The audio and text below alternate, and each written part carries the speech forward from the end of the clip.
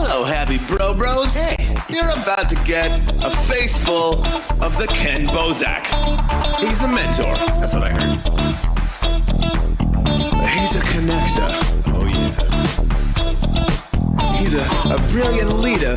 I've seen it. He's Ken Bozak. Oh, happy bro. You gotta get some Bitcoin and hold it. Happy bros. You gotta get those NFTs and you gotta hodl that stuff. You gotta hodl it. 'Cause I'm Ken bro. We got your Bitcoin, bro. He's an original. Buy some NFTs and hold them. How many times does he have to tell you? Going to the moon. Going to the moon. We're going to the moon. We're going to the moon. Going to the moon. We're going to the moon. We're gonna get real high. We're gonna get real high. We're gonna get real high. We're gonna get real high. Yeah, we're going to the moon. We're going to the moon. Bro, we're going to the moon. Oh yeah, we're going to the moon. We're gonna get real high. Real high. Yep. Real high. Hello, happy bros. Come get some Ken Bozak.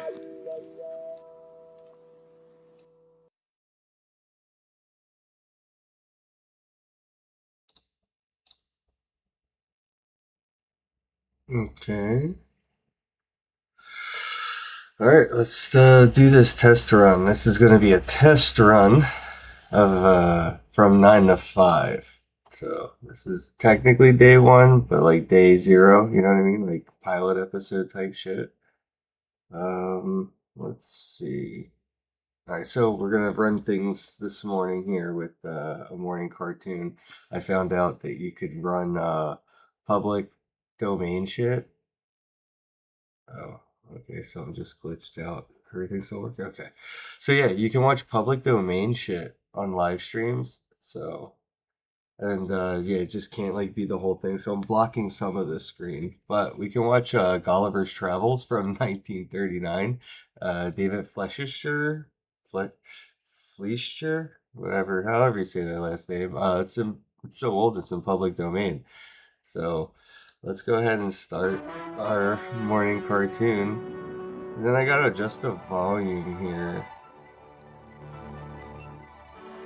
to make sure it's not too loud.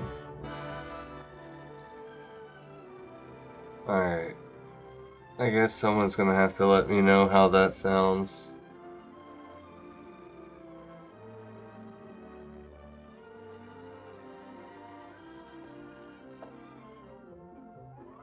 Alright. Gulliver's Travels, dude. What was it? 1939. This was like all hand drawn, dude. Like, they're never gonna do anything like this ever. I mean, they haven't done stuff like this in a long time, the way they did this, but like, they're really never going back to this type of shit. Like, fucking, what is it? Like, you had to draw, like, 24 pictures for every second of the movie type shit, right? Because it's 24 frames per second or something, like for movies. Or was it different frame rate for like the animated shit like this? I don't know. I just know that they had to draw each frame. I know there was static stuff, like sometimes the background was static. They had to draw different things, or like the person's static and they're just drawing the mouth moving a couple frames.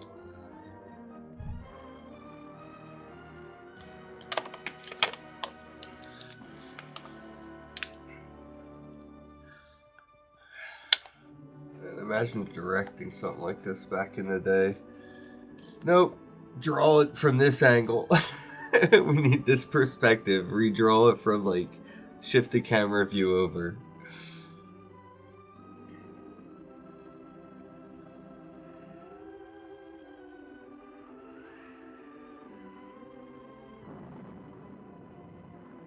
I guess I should have read that out loud. I didn't even make it through half of it, to be honest, so wouldn't have helped if I did read it out loud.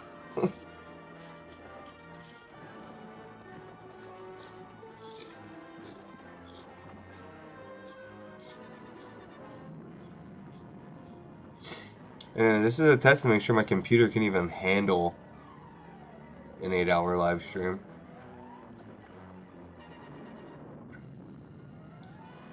I guess after this I'll edit some videos, see how that goes. I have a space at 2 p.m. Eastern. 2 p.m. Eastern with dial.wtf or at WTF dial on X.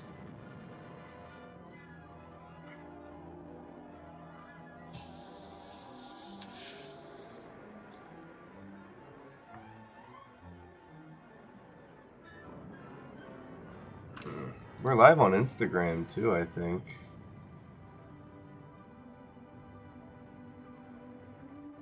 Oh shit, we are live on Instagram. That's crazy.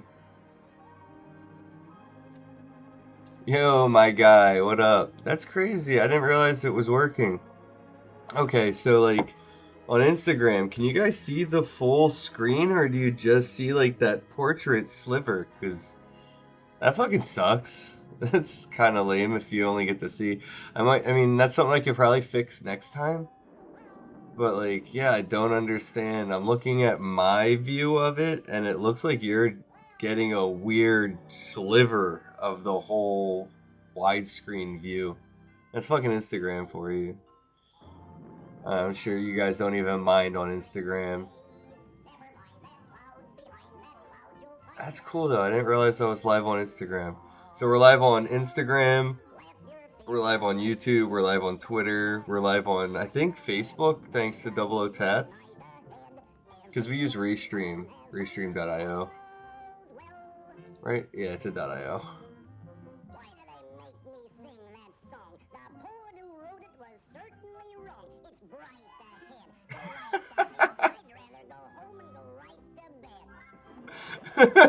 Me too, dude.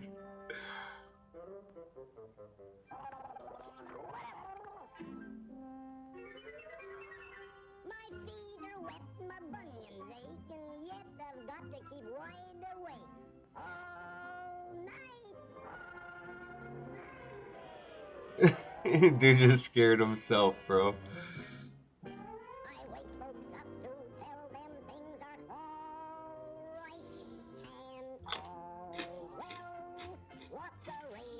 Well, how about you don't wake me up, and I'll just assume everything's alright. Otherwise, you know, wake me up otherwise.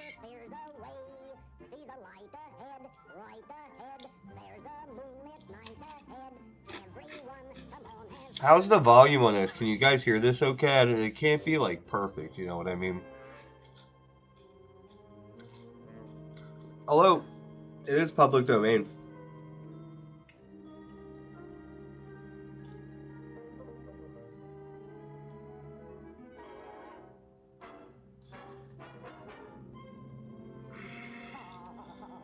Alright, let me see if the chat works on Instagram. I don't think the chat that shows up here on OBS grabs the chat from Instagram, though. Nah. Yeah, nah, just YouTube and Twitter. And Twitter's read-only. So I guess it really only works for YouTube.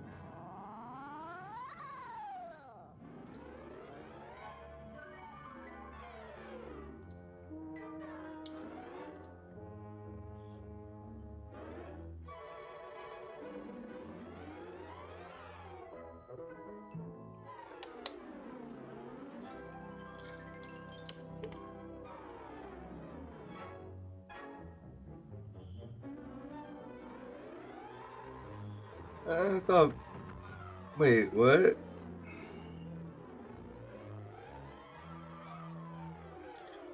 Am I wrong, or wasn't he supposed to, like, tell people what's up?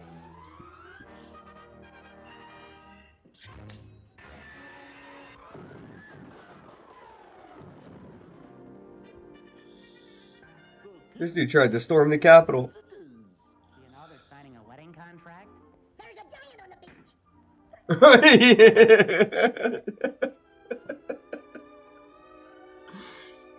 That's exactly what the fuck would happen too. Somebody started running around being like, "There's a fucking alien on the beach! Like aliens are landing. They're landing. There's an alien on the beach, dude. Just lock them the fuck up." Thank you, Your Majesty. Marriage contract. King Little. And I say that assuming like aliens did in fact land on the beach. You know what I'm saying? Daughter, Princess Glory. To Prince David, son of Bombo, King of Blefuscu.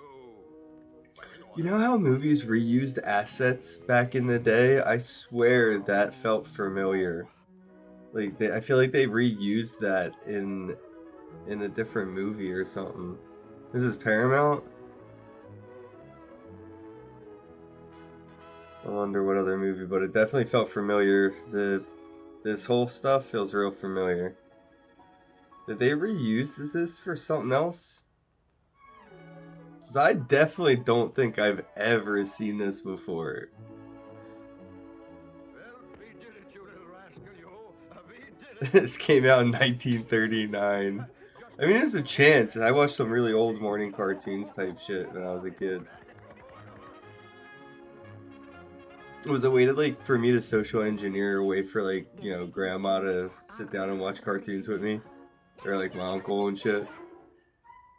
Like, I know if I put this shit on, or, like, Speed Racer or fucking Smurfs or something, they're down to hang out and watch this shit.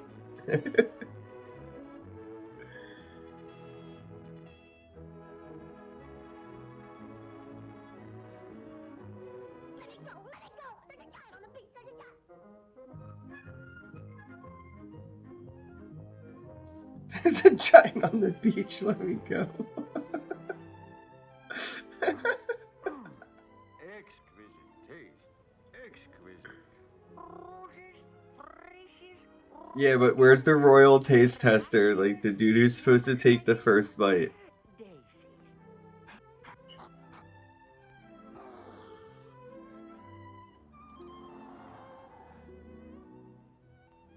Pretty posies, aren't they? Beautiful blooms. Beautiful.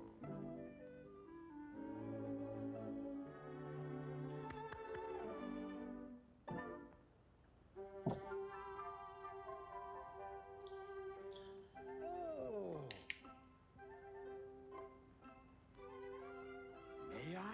Oh, please do.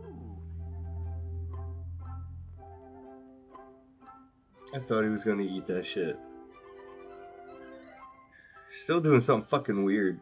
Magnificent.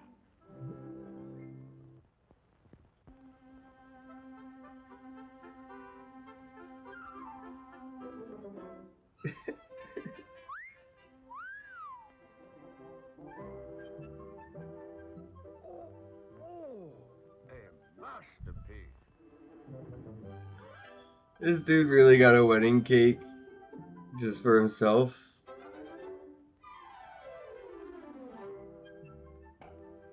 I ain't gonna lie, if I had it like that, I probably would. But fondant, like, they use that shit on wedding cakes. I don't like fondant. But I guess I could get whatever kind of wedding cake I want at that point, right? It wouldn't have to be fondant.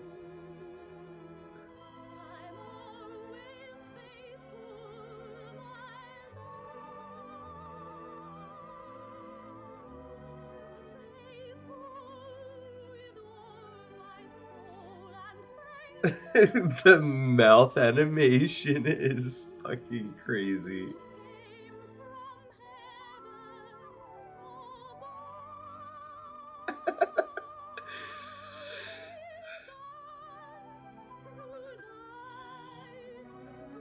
all the old movies back in the day had animals in it, like hooking up. All of them.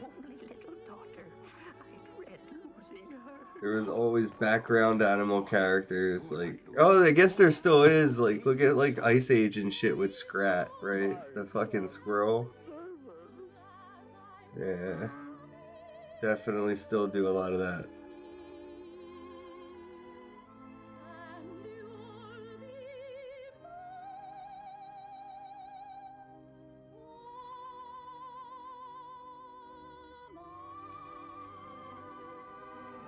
The fuck, did you see that flash? Hold on. No, where do I go? Here? What the fuck? There was like a weird... Like, right... Okay, it was just my imagination seeing some shit.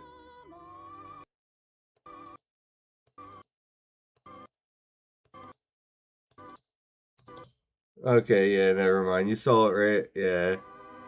I thought it was, I don't know, it looks something different in the, like, when you see it in the flash. I was like, what the fuck? It was like a ghost in the show. Yes, we like it. That is Faithful, the song of Lilliput. It will be played at the wedding tomorrow. Of course, of course. Oh, what? Okay, so there is gonna be a wedding tomorrow. Oh, no, I thought this no. dude was just about to eat a cake. The song of Blefuscu must be played at the wedding. But Bombo, Faithful is always played at our weddings. It's tradition, sir. And it's very pretty. Yes, yes, I know. Pleasant little Okay, so they are just gonna eat that fucking cake, right? But forever, there's a song for you. Ha-ha! Go ahead, take another bite, dude. Father. Yeah, I knew it. I fucking knew it, bro. Faithful. Just eat the cake. Faithful. Forever. He's gonna take another bite? No way. Alright, now I'm convinced this dude's getting his kid hitched just to eat the cake. Or there will be no wedding. No wedding, but the cake and the pretty flowers and... Oh, Bombo, you love Faithful.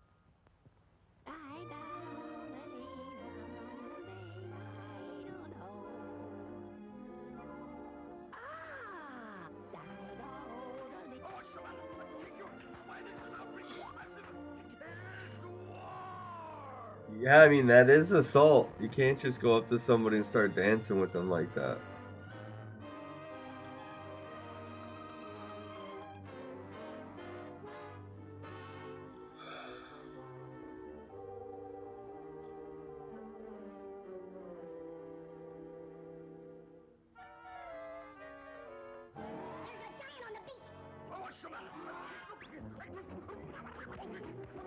What?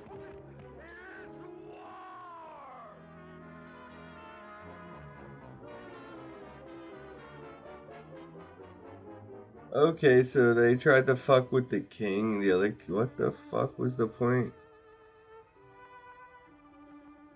War. Woe is me. Woe is me. I found the mountain, Your Majesty. I found it. It was a man mountain. War isn't nice. It was this big. No, it was this big. People are hurt in wars. He's as big as... Wait, Your Majesty. Bombo. Oh, this dude finally got in and nobody wants to listen to him. Speak up. Don't stand there like a nincompoop. I'm trying to tell you that there's a giant. When I get my dandruff up, look out. But Glory, poor little Glory. Alright, now tell me he turns around and goes, at least we got the cake.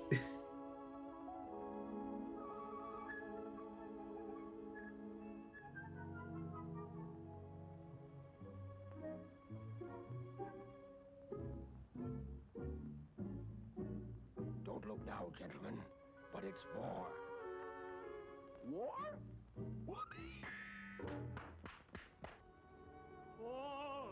Okay, that little dude might be a fucking psychopath.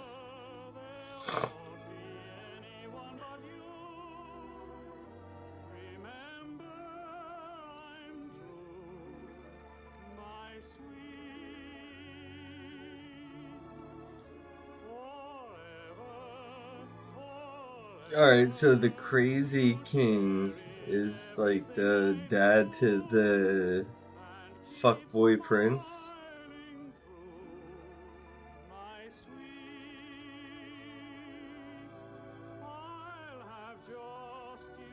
Now, is this king gay for the other king?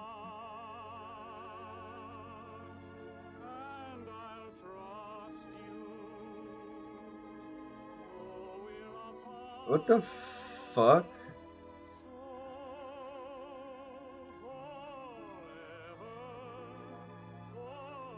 This dude's having like a fucking full-on breakdown.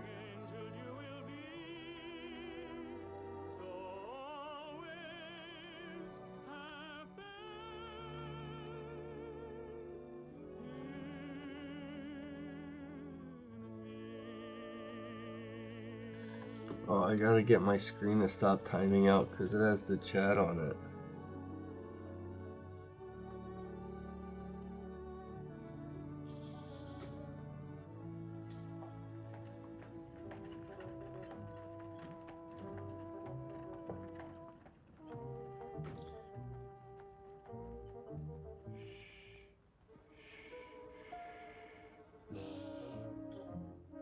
No, you shush. You little psycho. War. Rolls off my back like a duck. But I'm trying to tell you. I'm telling you, there's a... What's on your mind? Rolls off my back like a dud. Speak up, man. There's a giant on the beach. There's a giant on the beach. For heaven's sake, Gabby, button your mouth. Can't you see I have a war on my hands? Be off with you. Shoo, shoo, shoo, shoo, shoo, shoo. A war? Do you suppose he can be a spy? Or they bother me with pish and tush and who's a spy? Who's a spy? The giant on the beach. Giant, why don't you tell me these things? Do something. Don't stand there. No, stick the dogs on. Fetch them to me at once. Why don't you tell me fucking sooner, bro?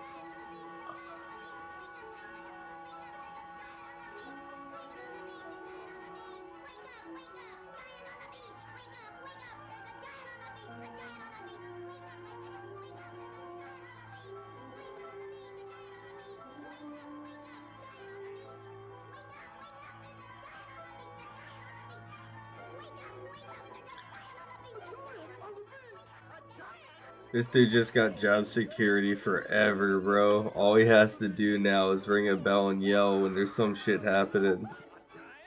And he ain't got nothing else to do until that time comes again. That's his job forever. Job security. Bring tables and tools. Bring horses and mules. Bring snippers and clippers. Ladders and stools. Bring derricks, a rig. Bring pulleys, a jig. Bring whatchamacallit. Little and big. A thingamathud. A thingamajig. And all kinds of things and stuff like that there. Follow me.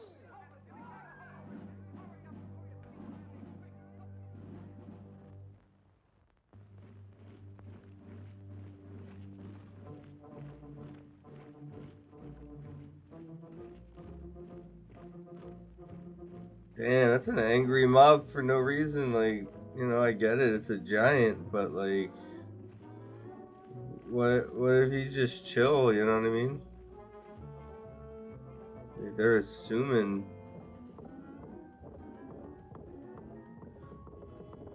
But I guess that's what you have to do, right? You gotta assume to survive.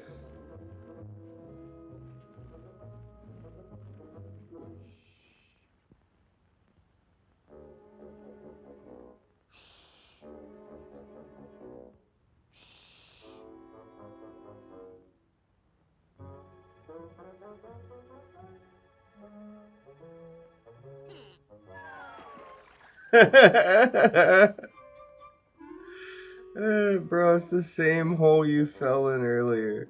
Quiet.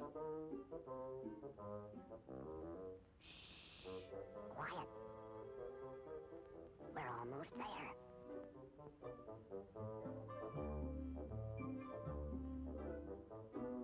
Oh shit, they're on him.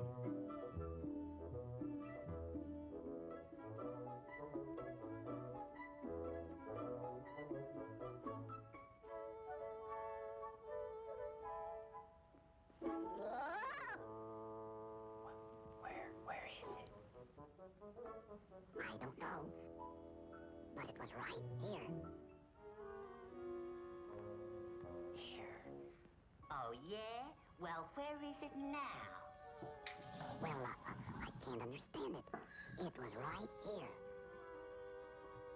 Honest. Giant. Dragging us out in the dead of the night. Yeah, chasing wild geese. Gabby must have been seeing things. Maybe it just got up and flew away. Yeah, and breathing fire. Look out, Gabby! Your giant's gonna bite you! Damn, it's a big ass chip. I guess it doesn't look that big, but I mean, it's like the size of my palm. Look, I'm a giant! I'm a giant!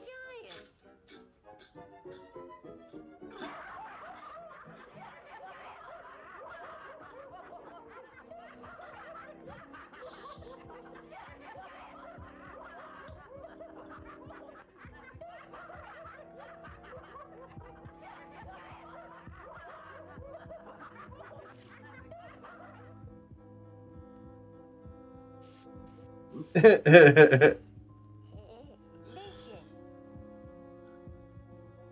Yeah, this mountain's alive.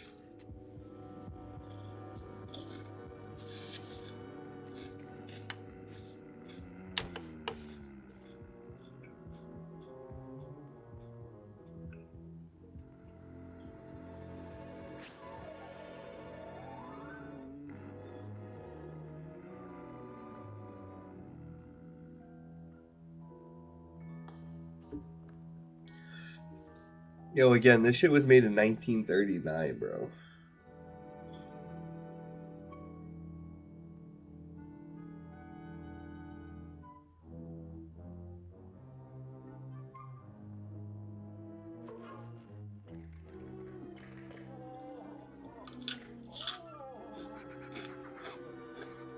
Told you that there was a giant on the beach, and well, there he is. He said that's the giant on the beach! They're over it with that old dude, bro. Every last man must do all that he can. Work with the greatest of haste. So bind up its hands, its arms, its chest, its neck, its feet. And I'll do the rest. Let's go! I'll do the rest.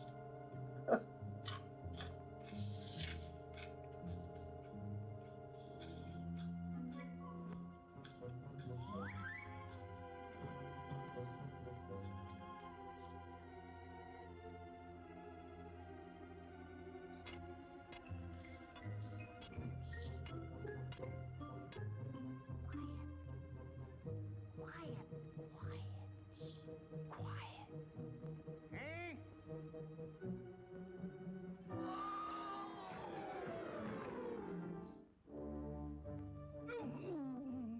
Just get a notepad, bro, and write it down. He might be deaf, but it looks like he doesn't need glasses, so that's a, you know what I mean? Work with him.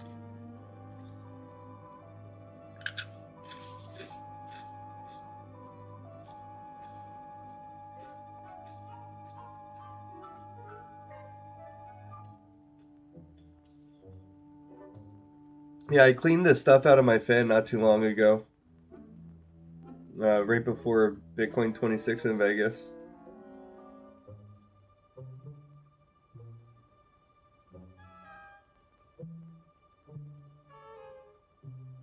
Although I guess it doesn't hurt to clean it like monthly type shit, you know?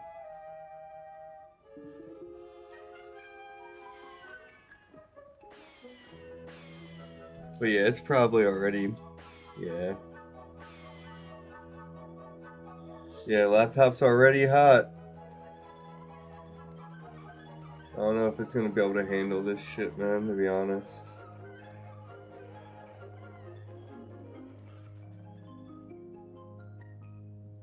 Although there is a lot of screens going right now, I could turn that one off, that one off. I could turn this one off.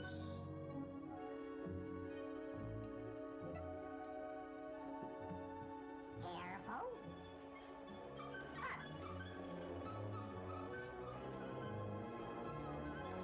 Oh, it's cool.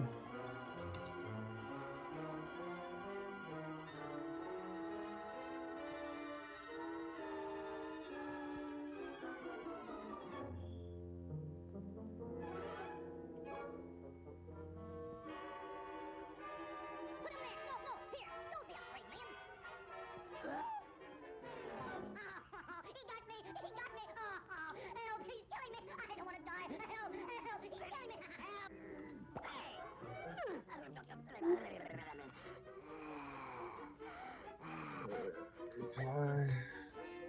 Yeah, Double O hit me up in the WhatsApp, man.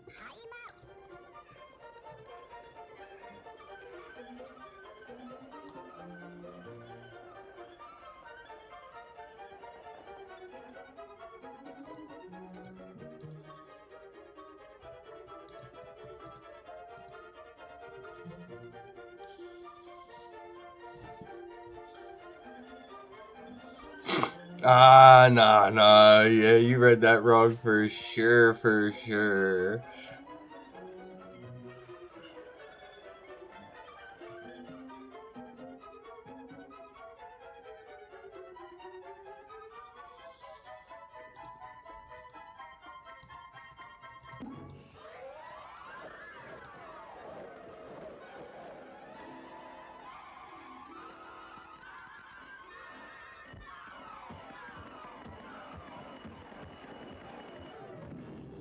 Yeah, I could put a fan on under this or something. But yeah, it's definitely getting a little toasty.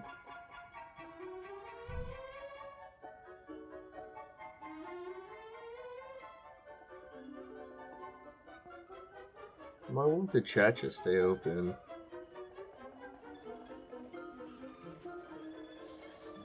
Oh yeah, 4 years, bro. That's a long ass time to go without cleaning your laptop.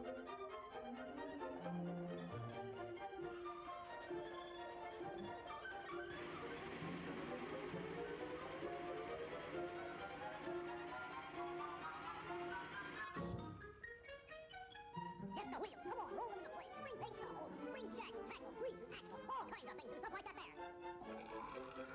there. He is doing everything else though.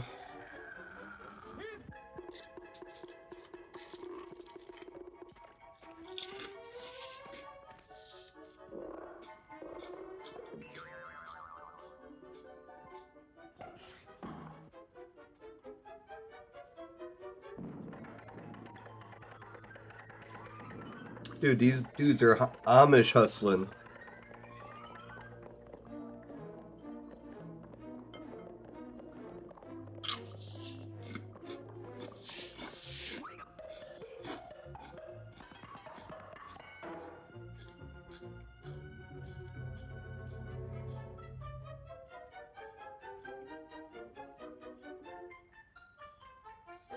Come on now, let's go. Heave-ho!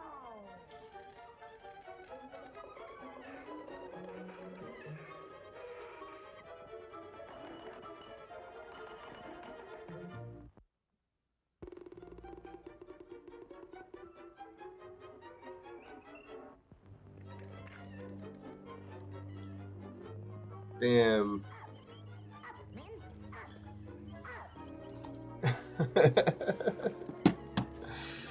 I can only imagine how we would act if something like this showed up on the beach today. They should do a more modern times. I guess they did, kind of. With Jack Black, right?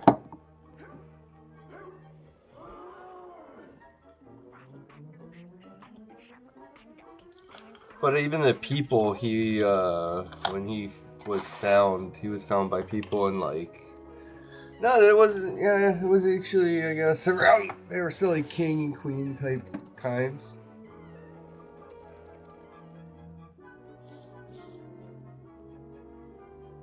Ready, Daddy-o? Let's go!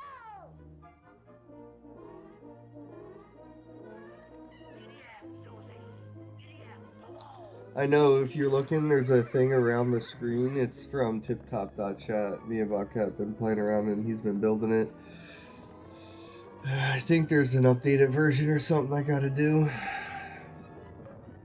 Bobcat, walk me through that if whenever. It's a little early, but it's Sunday. Whenever I see Bobcat in the chat, though, I'll see if he'll walk me through the setup today.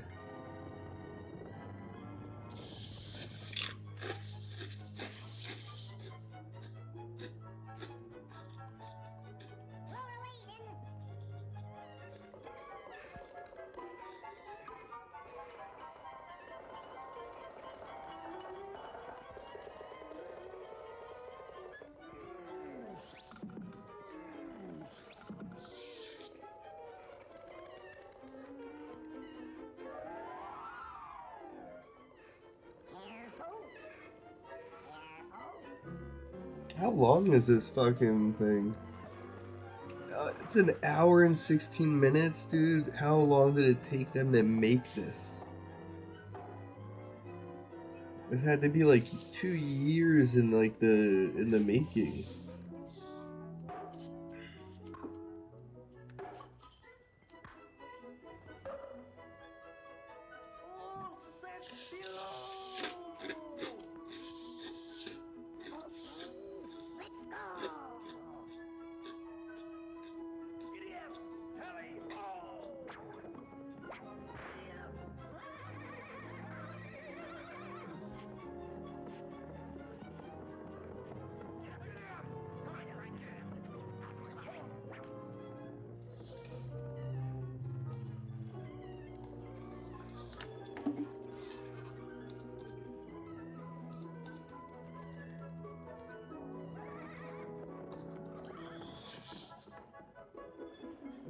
Yeah, Double O in the WhatsApp said I need to get a $30 cooling fan for the laptop. He ain't wrong though. I guess if I unplug it.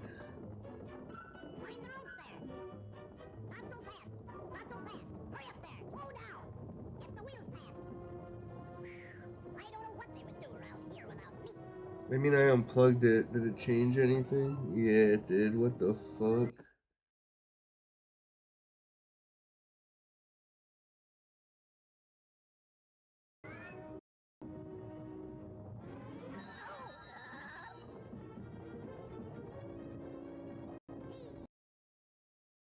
What the fuck?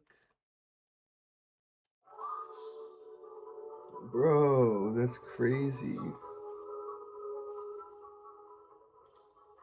All I did was unplug it and plug it back in.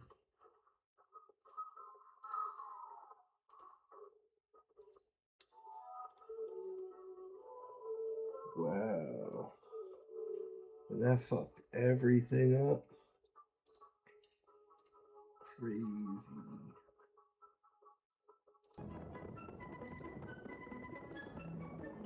Okay, yeah, I can't even unplug my laptop to let it run off the battery for a while. That's crazy. Not good. Not a great sign.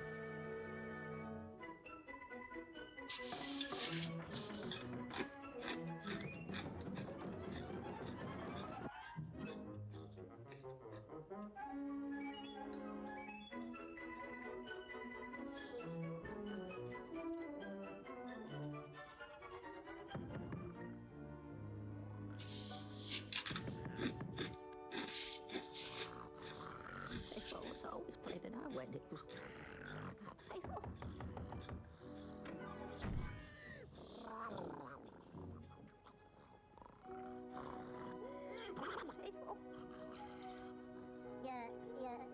Your Majesty. I've got the giant. The giant? Oh, yes, the giant. Well, bring him in. Okay. Your Majesty, I don't think he'd fit in here. Oh, you don't, huh? So it's not good enough for him, Well, where is he? Out there, Your Majesty.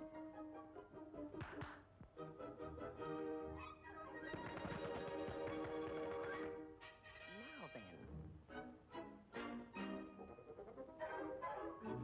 Not good enough for him.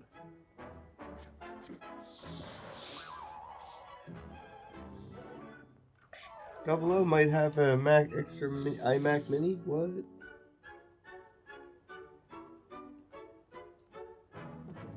Well,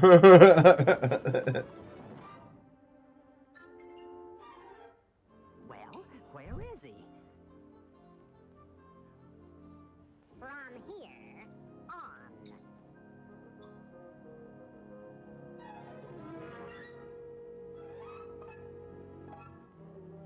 Call out the guards, the army, the navy, women and children first. I'll see you later.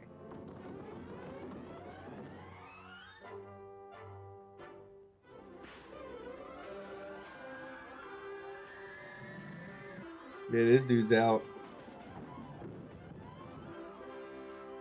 Oh, no, he ain't out. He's hiding under his blanket. Alright. I thought he was gonna hop on a ship and take off. Hey, y'all got it from here, guys. I'm out.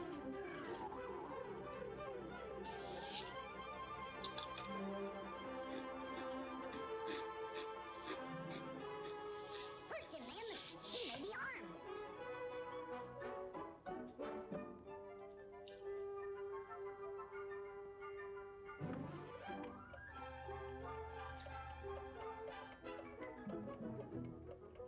Nah, yeah, it would be cool if Gulliver was found by, like, people that were, like, in our time type shit. Like, you know what I mean?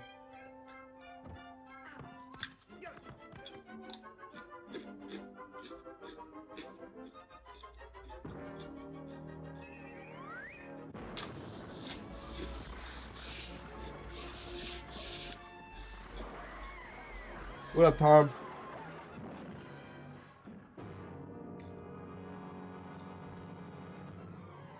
Yeah, you can burn Bitcoin. You can send it to a burn address. That's, I mean, essentially how people burn it. Like, you could always send some Bitcoin to, like, Satoshi's wallet, and that's, I guess, the way people consider it burned. But there's burn addresses that are, like, you know, specifically created to not give a private key, so there's no way to get the funds back, kind of shit. But there's no real way to, like, destroy, burn Bitcoin. You just send it to a wallet that has no way of sending it back out. Like a black hole.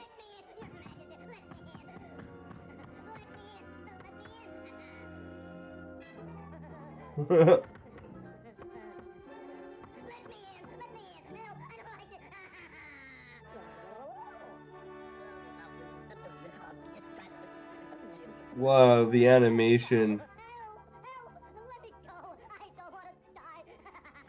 Dude, why does the big guy look so fucking weird?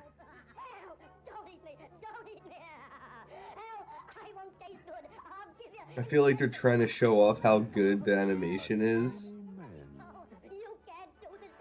See what I mean now? They have that still frame and then they animate everything else. Nobody's going to hurt you. Help! Put me down! Help! Help! Drop that! Drop that! Well, another one. Who are you?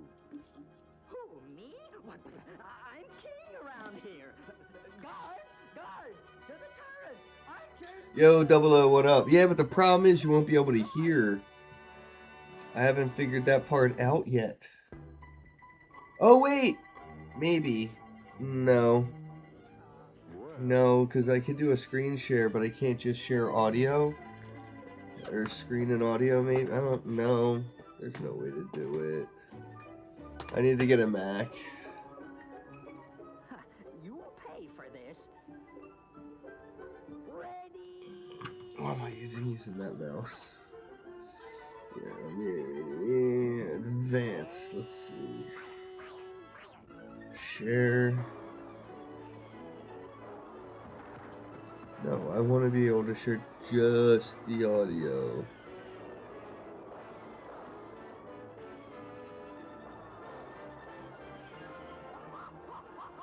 How do you like that?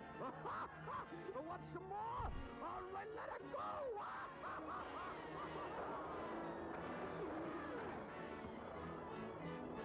It's Bob. That's stupid. Close the gates. Men are battlemen. Defend Yeah, if it didn't have to change what I seen, like what my view looked like, it would make more sense.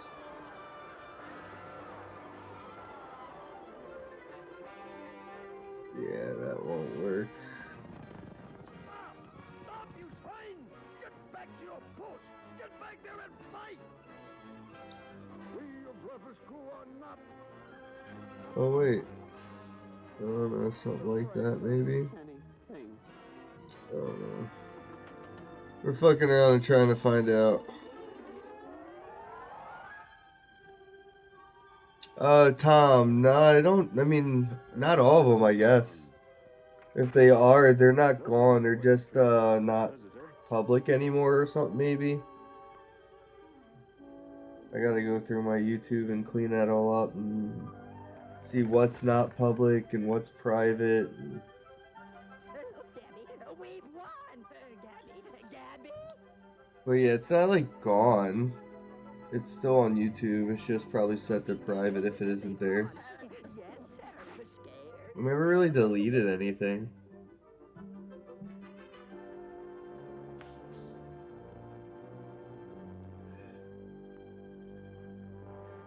No, I never lost a channel per se. Like, I did have one of my Twitter accounts suspended. Hello there. Or, like, it wasn't really suspended. I guess it got hacked. And then got suspended because it was hacked and they just didn't give it back to me. But, yeah, that's about it. Never really, like, lost a channel. Your Majesty, surely you are not afraid of me. I was on Library for a while. That was supposed to be my backup. Rest in peace, Library. Your Majesty, Lemuel Gulliver, a shipwrecked sailor. Dude, the art and the voice is just weird. Welcome to Lilliput, Mr. Gulliver. Everybody else sounds like a cartoon character, like the voice actors. And this dude sounds like a brawny paper towel commercial. My size. Ah, splendid, splendid. I don't think Bombo will give us any further trouble while you're around here. Sure. He's on our side.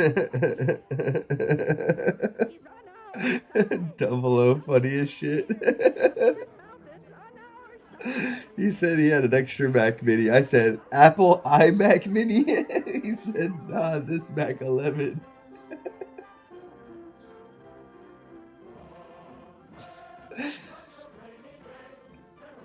This is like some Superman shit, you know what I mean? They're so lucky that they found him. Because, like, if he would have just washed up down the street, it was the other village that would have found this dude. Like, if Superman would have landed in Russia type shit, right?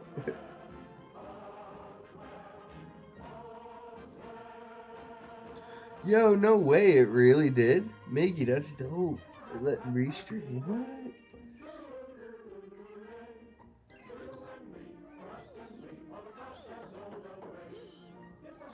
Okay, so Mickey's even streaming this.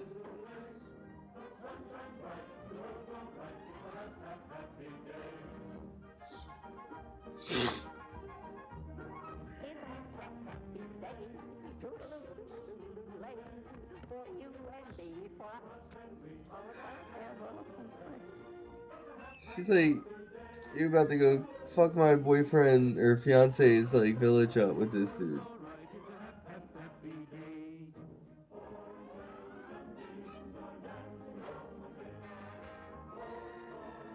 Come on, where are those buttons?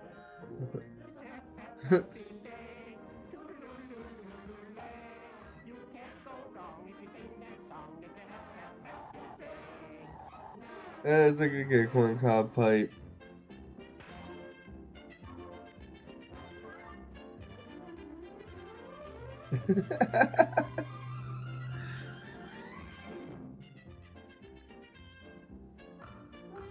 That was a fun little animated physics.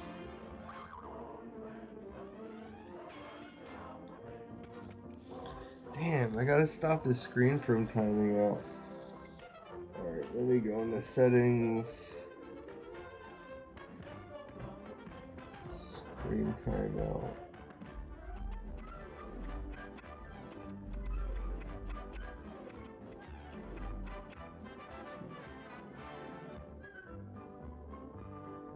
This is 10 minutes. Oh. Okay, 10 minutes is the longest. I can't just like not have my screen ever not turn off. That's fucking crazy.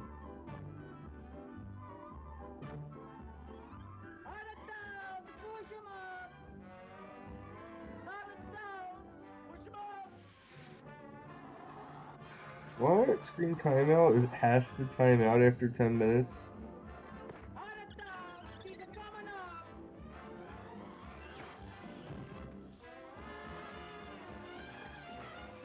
Hmm.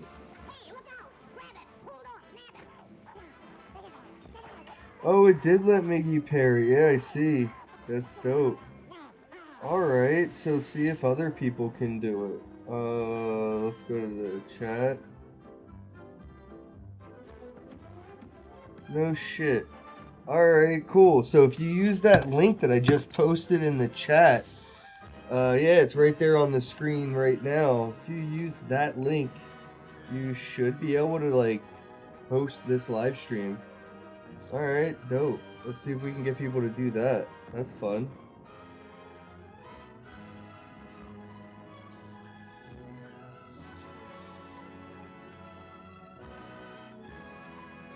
Dude, that guy trips and falls. He is taking out the entire civilization.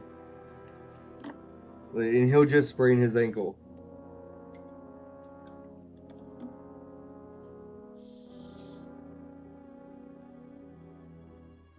You understand that not until that giant is removed can our forces taste the sweet fruits of victory.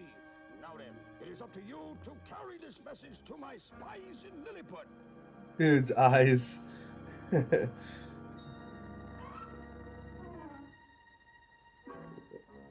That wasn't even an envelope. This dude's fucked up. Get going.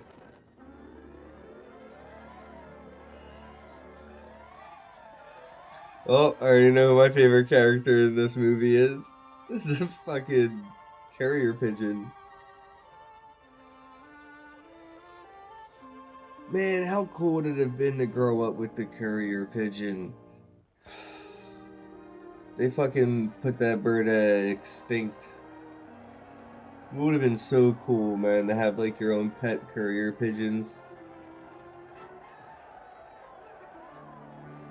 I swear the fucking post office or somebody like intentionally killed these birds off because that shit was dope. Your Majesty, I'm sorry. They almost sound like a mythological creature. Yes, too bad. Too much excitement for one day. Nah, for real though, carrier pigeons definitely feel like mythological creatures, like Pegasi.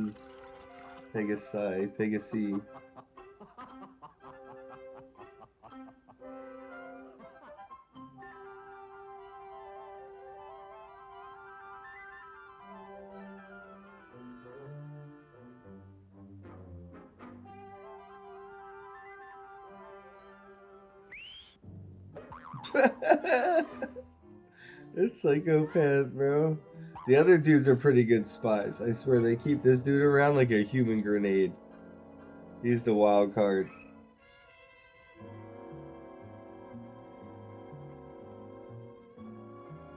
Get rid of the giant or else. Okay, good luck.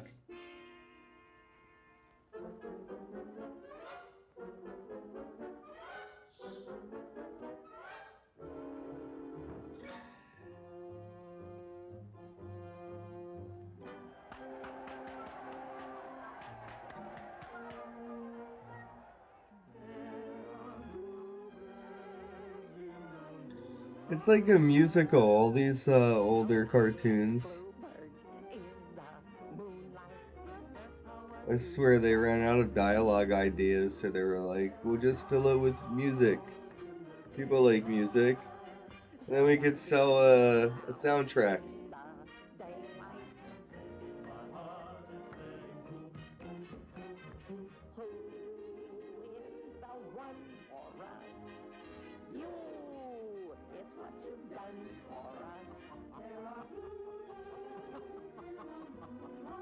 Yeah, I can't see my Instagram live stream chat, but I know it's like happening. That's cool.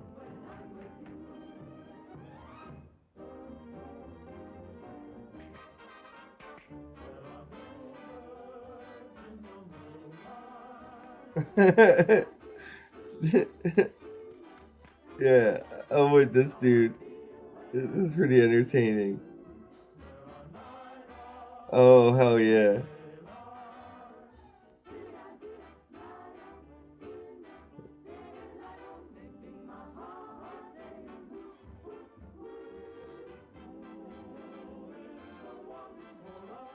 Yeah, I guess you're right. Looney Tunes.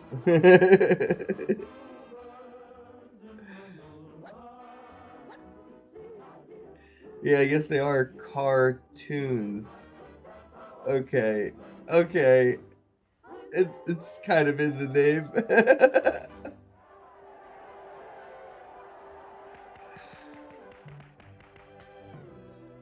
They got tunes.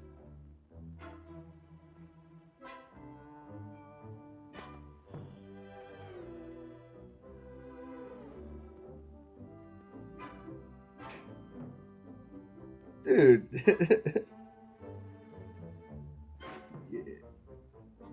Yeah, we'll take him down with a slingshot, you fucking idiot.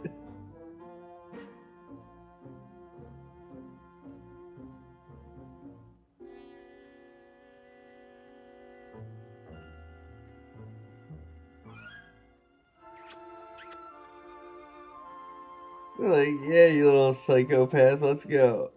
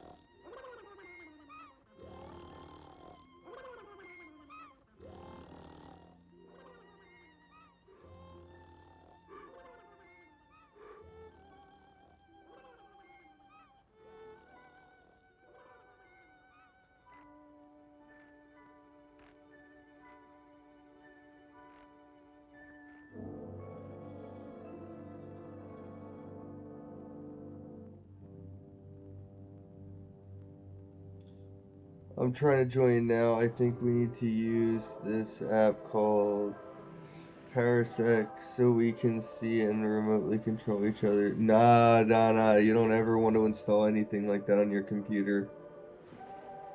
Team Viewer and what's the other one? There's other ones, but Team Viewer is a pretty popular one too.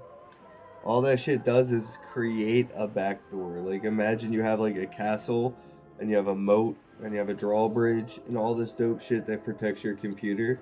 And when you install stuff like that, it creates like a backdoor that makes all that shit pointless. It's crazy. And like anybody can really take advantage of that shit.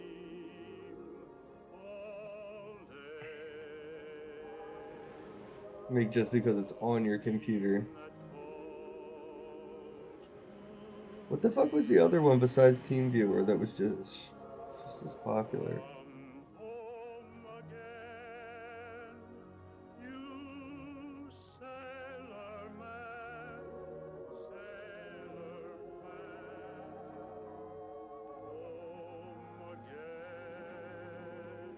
Yo, if I was this dude, I wouldn't assume I just washed up on a random island with little people. I would have assumed that, like, I was somehow went through, like, the Bermuda Triangle and ended up in an alternate dimension, and there is never going to be anybody as big as me in this world again. Like, I'm in a different world now. That's how I'd feel.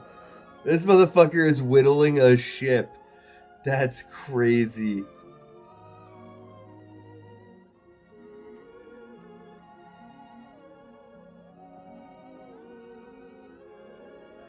Scary ass. Yeah, I mean, I'm down, but I'm just letting you know, it is what it is.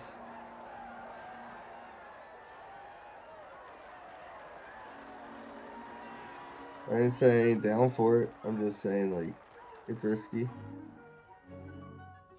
Oh, that reminds me. I can close some of these random things running on my computer right now. That would help. Yeah, see, Plex is running. I can exit Plex. Ahoy, mate! Ahoy, ahoy! NVIDIA shit, exit. I owned a boat, a beauty too. 50 times as big as your,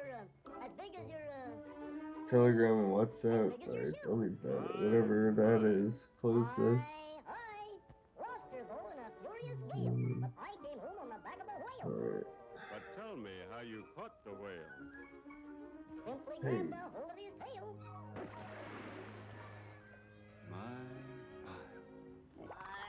I This dude just stays in puddles. poked my head against the sky. And there I was. Where was I? He fell in a puddle while in a puddle. I. My.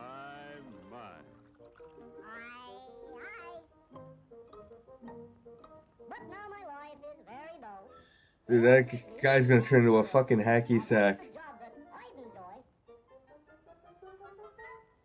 The Zoom link? I just posted it.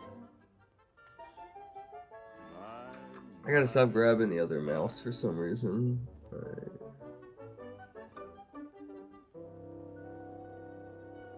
Copied. Yeah, I posted saying if anybody wants to hang out today.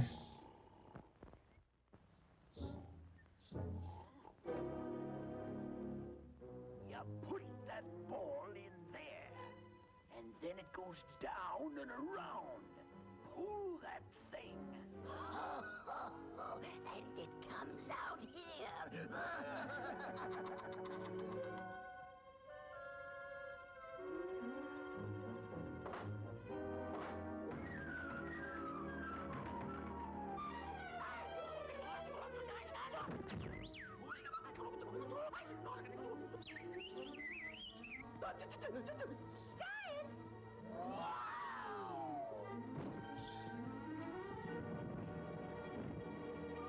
Oh, but I do have an idea. We could do a watch party. The light, douse the light. I think there's like watch party apps. YouTube might even do watch party where you can just like join and watch at the same time as me.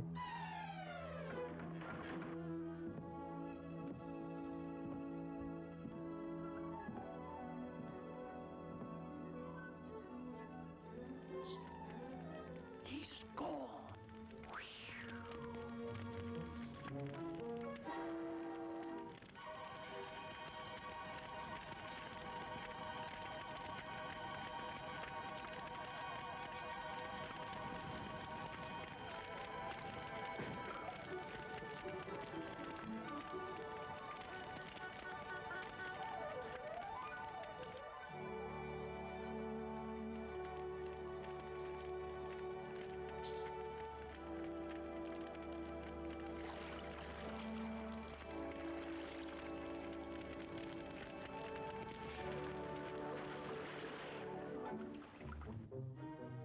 There he Yo, is. Anybody in there? What up? Nobody in cracking dogs. Chickens. They changed my name again. My. I got signed in on other accounts, so it don't. There's a setting in Zoom that it will like auto center and auto track your face. You should try to do that where it says like auto centering Alright. somewhere in there. Let me see if I can find it. Video settings, appearance. Yeah, right here. It's under appearance. It says auto framing. Okay, appearance. Oh shit, I don't like that. Yeah, I guess for me it does kind of work. Yeah, that works way better. Yeah. Hey. Yeah, that looks way better. I look like it's moving too. Maybe is it moving? Yeah, it moves with it'll move with you. I'm just trying to see if I could get it to look a little bit better, but That's like about as good. Like I gotta get the screen and the images to be straight lines. Like it's not really a good straight line for this. Type shit. Yeah. Oh well. Whatever.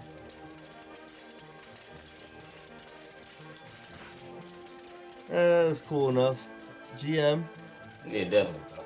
Definitely. What's happening? Hey, I got your internet money sweater over here and some shoes. I got a couple stuff else over here. Concealing Still, a yeah. spy. And in a time of war. Oh yeah, I did leave my yellow hoodie there. I thought I left that shit at the airport or something. I was like, where did I leave my yellow hoodie? Like, fuck. Thank you. Your father will hear us. Yeah, for sure. You know, I got you. That's peace of mind for sure. Cause when I got to BCH Bliss, I was like, there ain't no way I didn't bring it. So I thought I just left it somewhere because I didn't put it in a suitcase or something. I thought maybe I was carrying it and I put it down. Mhm. Yeah, that's what's up though. Yeah. Yeah, the only thing I really need to get my hands on is that wire. That wire that was with my controller. That shit was for Yeah. my headphones. Oh, okay. Yeah, that's here too. I see it. Immediately before 2 o'clock get here, I'm gonna get this homework you talking about. Yeah, you want to go over some of it? We can pause this and Oh, let me pause the put some. show. The cartoon. Yeah, let me put something else on in the background real quick and put some music on and we can jump into it.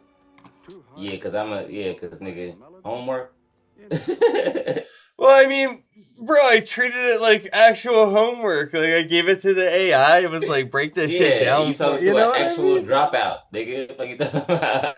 I dropped out 3 times. I'm a 3. I dropped out freshman year. I went to summer school, got my sophomore shit, went to school sophomore year, dropped out again, did some summer school shit, did junior year and dropped out again. I'm like, I'm done. And they're like, you got 1 year left. Why? I'm like, nah, I went and got my GED. Nah, for real. I But got I my got my G. GED like when I was 19. Or no, I think I was about 21. Yeah, I was 21. I was 21 when I got my GED. And nigga, I hadn't been to school since, I was 17, 18. And I was so like surprised that I'm like, wait a minute, this all came from freshman year. It's all easy. This is nothing. Like it's funny. Like I passed with flying colors. It was so funny because I didn't because it was a whole class that like everybody had to go to class first for like 6 weeks and then come take the test. I didn't go to none of the classes. I just took the test and still passed higher than everybody in the class. It was funny. The I teacher was feel like, that. "Wow, where did you come from?" Yeah, when I took my GED the first time I took it, I didn't even think I was gonna pass, so I didn't study or nothing. Like I was gonna go to GED class, but I was like, I don't know what I don't Yeah. know. So I went and took the test just trying to be like, so this is what I know I don't know. Like, let me make Right. sure I study this when I go to GED class. And I passed the fucking GED test trying to figure out what I should study. Like, you know what I mean? Like I did a test run and I passed and I'm like, oh. I Hell accidentally yeah. I accidentally got my GED. Like Type shit. for real. All right, I'm trying to find a background video because I found some good ones last time. Stationary camera. I'm trying to I figure don't know out. if I like this auto tracker thing because every time I move, it like if I look away, it's trying to follow me. I'm like, hold up now, hold up. I ain't tell you to do Yeah, I that. like it though. It gives it more. It gives it more animation. Like Yeah, for sure, for sure. we just have to fix the screen that you're in. So like the Mhm. where it looks like you're not in the fuzz. Like I want you to be perfectly Flush. Yeah, I know. square. I already know how you Yeah. get. Yeah. It's so annoying, but as long as I can keep you within like the black border, I think it looks good enough. We just can't like leak out that border Bro, too this much. shit tight, bro. I'm talking about when I was watching this shit on TV, nigga. I had company and shit. We was watching the fuck out of this shit, bro. Oh, God, nigga. That shit looked so good and it was funny as fuck, bro. I started got me in there cracking up.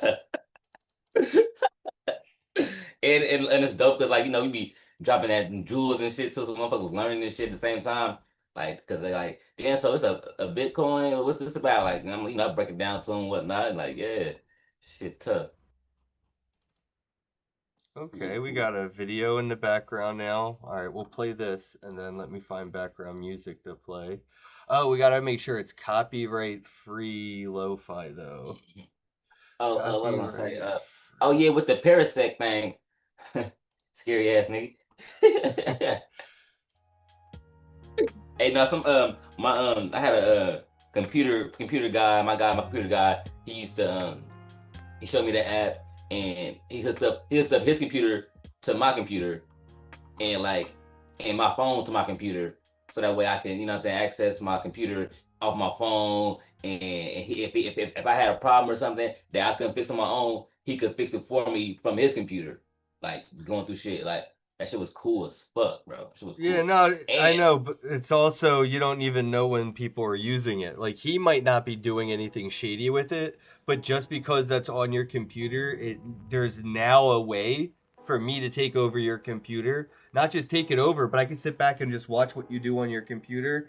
And then when you turn away or go away, like, because I can see the webcam too, then I can start Yeah. taking it over and doing shit. It's weird. I don't like that stuff. Like I just know too much, but. I know, like, I used to use TeamViewer. Like, yo, if you look on my YouTube, one of my earliest videos from, like, 2015, 2014 is how to use TeamViewer. And Splashtop, that's what it was. Splashtop and TeamViewer, bro. And if you watch that video, bro, watch how I set up TeamViewer and Splashtop.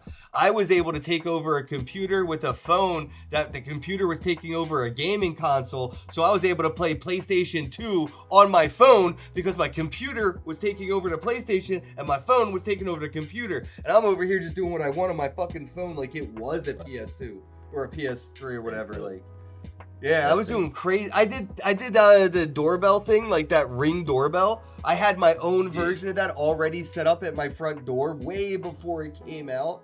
Like I had because of all this stuff I was playing with. Hey, you got a Avagachi shirt on. Yeah. Wow.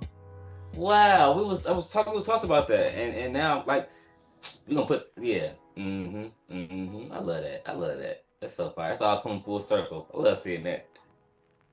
Cause I love the fact that I can identify stuff now. Like, you know what I'm saying? Like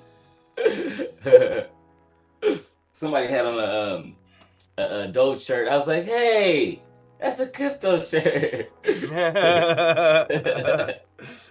I know when you're out and about in the world and people don't know shit about crypto, I do wonder what they think when they see some of the shirts people like us wear, because it looks weird as shit. Like, what the fuck is that? Like, and now I guess people don't even need to know what it is. If they see weird shit, they're like, oh, that gotta be crypto. You know what I mean?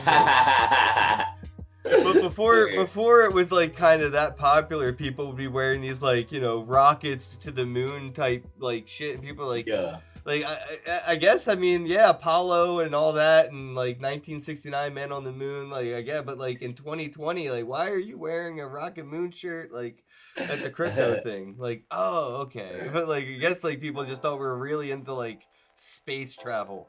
You know what I mean? Like, we look like NASA kids or space camp kids, like, wearing our Rocket to the Moon t-shirts.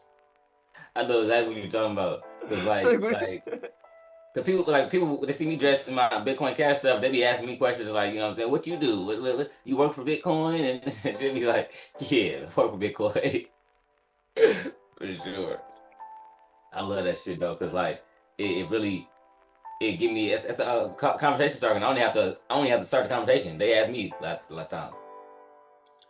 Oh man, how do I open this chat that I have right now with ChatGPT from my phone on the computer? I don't want a new chat. I want the chat that I'm in right now. What you do is exit out the chat on your phone. Oh, I found it. It was a weird title. It was titled GM, but that's just how I started my conversation with the AI. I said GM to it. You say GM to your chat? That's crazy. Alright, but I do have our homework here for us, so where does it start? Yeah, that's crazy. I said GM, it's like, so what are we doing today, Ken? I'm like, we're doing this. And it said, I can't read the Google Doc, so copy and paste everything. So I did. I sent everything. Wow. And I guess yeah, it's a lot. I'll go through the doc and then we'll go through what the AI said, because fuck it, right? We got time. Yeah, I guess. Let me roll up some weed. What's up? Oh, that must be nice. Oh, I'm sorry. I didn't say that. I don't think TipTop's working right now, but I wish it was so I could try to farm some tips out of people to get some weed. Shit. TikTok. Man, I gotta run up a bag or I'm gonna fucking get that damn it. Yeah, no worries. Fuck. Alright. Are you a lady boy? That's what I'm curious about. It's in my mouth. I'm gonna say it out loud. Made it by. It broke ass on a single board night. I'm trying to edit the way this looks.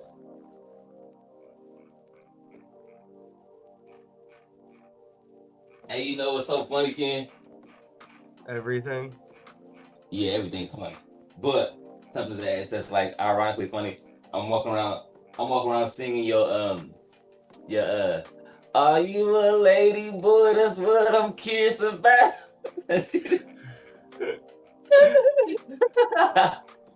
don't even know lady what boy. that shit funny. Oh man, this is alright. I'm trying to get this to look better, but it doesn't look like it's gonna work.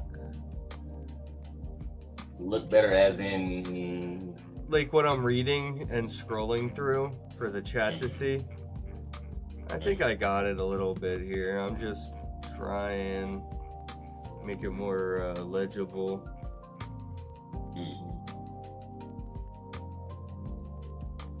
Are you a lady?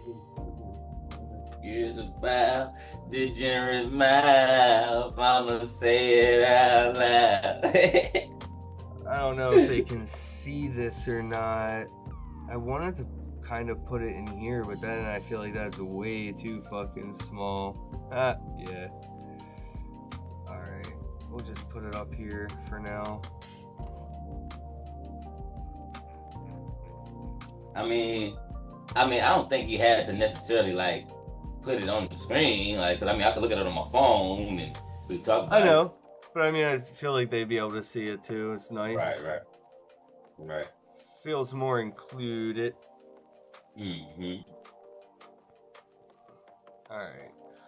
So yeah, the Ken Bozak AMA talking points dial, AMA prep sheet, AMA thesis. Am I supposed to be seeing it? I don't see it. You're not going to, but they can. And you just told me you could look at it yourself. So, but I'm saying you made it seem like you was about to go the extra mile to put it on the screen. So, I can't. So that's the thing with Zoom. If I do a screen share, it changes the way everything looks, and like I don't like that. Makes no sense to me. If I did a screen share, it should still keep Zoom exactly how it looks for me, and then just screen share for you. You know. But whatever. So yeah, we got Dial is building a peer-to-peer communications primitive for Web3, where wallets become reachable identities. So like, you know, you can call a fucking wallet, which is going to be dope. Well, it's dope. They do it. If your wallet can hold value, sign transactions, own assets, join communities, and represent your own reputation, like that's, you know, like you can see what people buy and sell and had in their wallets and when that wallet was made. All that's public. You don't know exactly the name of the person whose like wallet it is unless like they dox that, but all the other parts of a reputation are very public in your wallet.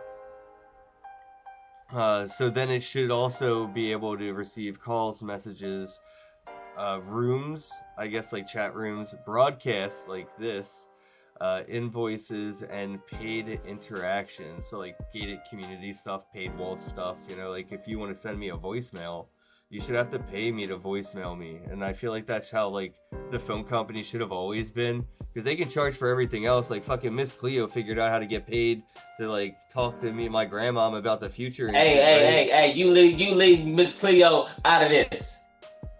Calm me down. Well, she was the best because she wasn't the only one who did it, but like she's the only one people remember. She was the best. Hey, dog, she cold. She goated on everything. Like you said, the only one I fucking remember is Miss Cleo. That name is like nigga, Miss Cleo. That's damn generational. Like, oh, bro, I know people that said they called Miss Cleo when they were in jail. Like they used their minute calling card type shit to call Miss Cleo. I'm like, that's fucking wild. Calm me down. Some Better Call Saul Hey, energy. she goated. Oh god. Nobody did it better. So the thesis is simple: Web3 upgraded money, ownership, and identity, digital upgrades, and communication. So a clean one-liner is Dial turns your wallet into your communication layer, call, message, meeting, stream, and transact through the same identity you already use and hold value. Alternative, sharper version. Your wallet is already your bank, passport, and reputation layer. Dial makes it your phone number too. And more AMA friendly. Wait.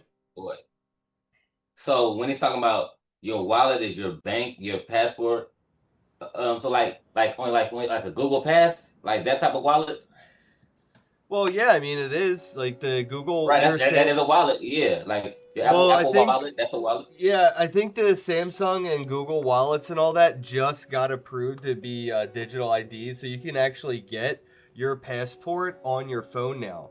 And facts. Yeah, I'm aware. Yeah, we do that on our phone. That's new though. Like you weren't able to show TSA a picture of your driver's license or a picture of your passport. You couldn't just do that. Now with the Google Wallet and Samsung Wallet and that shit, you can actually open that wallet and show them your ID in there. Yeah, I know exactly what you're talking about. It's only a couple places that allowed that before now. Colorado is one of those places. Cause I seen them pull out their phone and do the Colorado ID thing. Yeah. That was cool. Yeah, it's more convenient at like the bars and stuff too, because when you show your ID to somebody at the bar, especially like, you know, if you're a girl and the bartender's a guy and you might have shit that you worry about, like you don't need the bartender to know exactly where you live just because you need to prove you're over the age of 21 to get a shot. But like a girl giving their ID to a bartender that's a dude, he might not even look at the age. He just memorizing her address and boom, there you go. But now with the digital ID, they just scan it at the bar and the bar says, "Yup, the person that looks like this is overage." That's all you need to know. Yeah, see, yo, scary ass thinking shit like that. I would never thought of shit like that. Yeah, that's crazy. Dude. It is crazy, and it's crazier than that. Even like being on the level that I worry about shit. Like I don't even worry about. Oh, I hear it. I be hearing your ass. I be like, nigga, how do you think that deep and get that scared? Right. It's like it had nothing even do with me at all whatsoever, but I'm still thinking about it. I'm glad I don't do that because, bro, it's a lot of shit that wouldn't get done because the fear paralyzed me. Like, fuck that. That's why I'm this close to being what they call agoraphobic or having agoraphobia, which is like the fear of everything. You just don't leave your house type shit. Like, I only leave because the crypto conferences finally get me out the house and shit. Or like sometimes I'll make myself, because like again, you know me. Like if I'm feeling like a bitch, I'll just fucking fuck with myself. Like if I'm like near a pool and I'm afraid to go in, I'm gonna push myself in the fucking pool. Like, why am I being a bitch? So, like, I might get that way sometimes where I'm like, I don't want to go outside. And I'm like, well, fuck it. I'm just gonna walk to the dollar store and get something like to snack on. And for me, like, that's a real mission just because I don't like going to play. Like, I like walking. I like being but I don't like being in public. Like, I could walk on a treadmill just as much as I could walk outside. Like, you know what I mean? Like, but a happier, safer. Type shit. It's happier. I feel that. So there's more AMA friendly It version. followed me. Okay, I leaned back like this on a chill. Okay. So Web3 has wallets for money, but no native way for wallets to talk. Dial fixes that. So yeah, there's really no way in a wallet to message me. I mean, there's like a way, I guess, like not even really, because most wallets don't even actually use it. But like if you send me like a Bitcoin transaction or in like the Celine wallet, a Bitcoin Cash transaction, there's a way to send a message with it. So when you send me a Bitcoin transaction, inside the transaction is a message. And Satoshi did this way back in the way back with a screenshot actually of a newspaper article talking about the recession, the economic collapse, the banks being bailed out. There was a screenshot in a Bitcoin transaction that Satoshi sent to put that piece of history in the blockchain. And you could use Bitcoin and blockchain transactions to not just send the currency in the transaction, but you can send other stuff in that transaction, which is why like NFTs and all that shit are possible. So with the crypto transactions, you could send a memo, which is basically a message, but that means you don't always necessarily have to send money to send the memo, to send the message. You don't have to send somebody BTC to send them a memo, you know, but you do have to send a BTC and you get an option to send the memo with it, right? So they're just figuring out ways to like use the messaging and additional information features in the transaction that doesn't just have to be, here's $1 worth of Bitcoin from Ken and Double O got $1 worth of Bitcoin. Now, like, let's make sure the ledger, make sure the balance sheet's all balanced. No, it's a lot more than just money moving with ones and zeros. It's programmable money. This is like, imagine if you took $1 bill and you made origami art out of it, but that origami art that you made actually does something, you know? Yeah, it flew away. Right, it's a paper plane with a message written on it. Whoop, and there you go. Exactly. But it flew all the way across the world. That's fire. Yeah, it's money that actually does stuff, or you know, digital ways of doing stuff that can be monetized because of the way that it's done, right? Like, I don't like to say like Bitcoin's digital gold because it's so much more than that, but like I guess if people think of gold as like, you know, a thing that you can conductor, right? Yeah, exactly. facts, yeah. Then maybe it's a little bit closer to that than it is to just like only if you money. think of it that way. People thinking about holding money that's in gold, the value of gold. Yeah, but store if you think value. About, like, the utility of gold, then that is Bitcoin. You know what I mean? Yeah, I fuck with that. Yeah, but people just don't grasp that when you say it. They're just like, oh, it's a place that I can store money, or I could use it as like shillings to buy stuff at the store. Like, nah, I mean, yeah, you can, but it's also like, imagine if like HTML5 or JavaScript, like the code that people use, the language that they program technology with, was limited in how much the internet could store. So if there's like 21 million lines of HTML or Java, and all of the internet could only have 21 million lines of code written in it, then how valuable would each line of that code be worth? And that's crypto, so that's Bitcoin. That's heavy because when you now think of the contrast to that, the fact that, you know, it's an unlimited amount of fucking HTMLs or whatever, and now you got a whole bunch of fucking slop on the internet. If I like that concept, I like that thought process, because if the internet was 21 million lines of code or whatever, like you said, those lines would be a lot more valuable, and they would be doing more important shit with those lines. They wouldn't just be jacking them off. That's fire. Because they're just jacking off all the money, jacking off all the internet. So much bullshit on the internet. When I was like, okay, I don't know how old I was. I think I was like 10 years old. But I was watching, I was 10 years old watching Real Sex on HBO. Back in the day. You remember Real Sex on HBO? Hold on. Yeah, I remember Real Sex. Okay, right. Real Sex, all right. On Real Sex, they said that 98% of the entire internet is porn. Oh, yeah, I believe that. Bro, when I heard that, I was like, huh? And it broke it down, so it was like, yeah, so everything you see on the internet is only 2% of the internet. Like all the websites, everything you ever seen on the internet that exists, it's only 2% of the entire internet. The rest is motherfucking bitches getting fucked. And if you really think about it, like, look at all the users like YouTube and Google and all these like Facebook and Twitter, all the users they have, and there's still more stuff that is on platforms that aren't those platforms. You know, there's like, look at all the people that use Pirate Bay that don't use Netflix. There's so many, Right. but there's still a Netflix, right? Like, it's crazy. Right. Yeah, I mean, we're headed to a point where people are going to start wanting to have their own servers at their place where they serve their own websites. And like with AI, bro, the way you can copy and paste shit, like I'm going to be able to, like, product as a service is gone, man. Because like if you have like a service that's a product like Twitter, I'm just going to tell AI, hey, look at Twitter, make me code so I can make my own version of it. And now I have my own, you know, instead of x.com, it's just like ken.com or k.com or whatever, you know what I mean? And now I have my own version of Twitter. It's not just a website. I can make my own social platform now.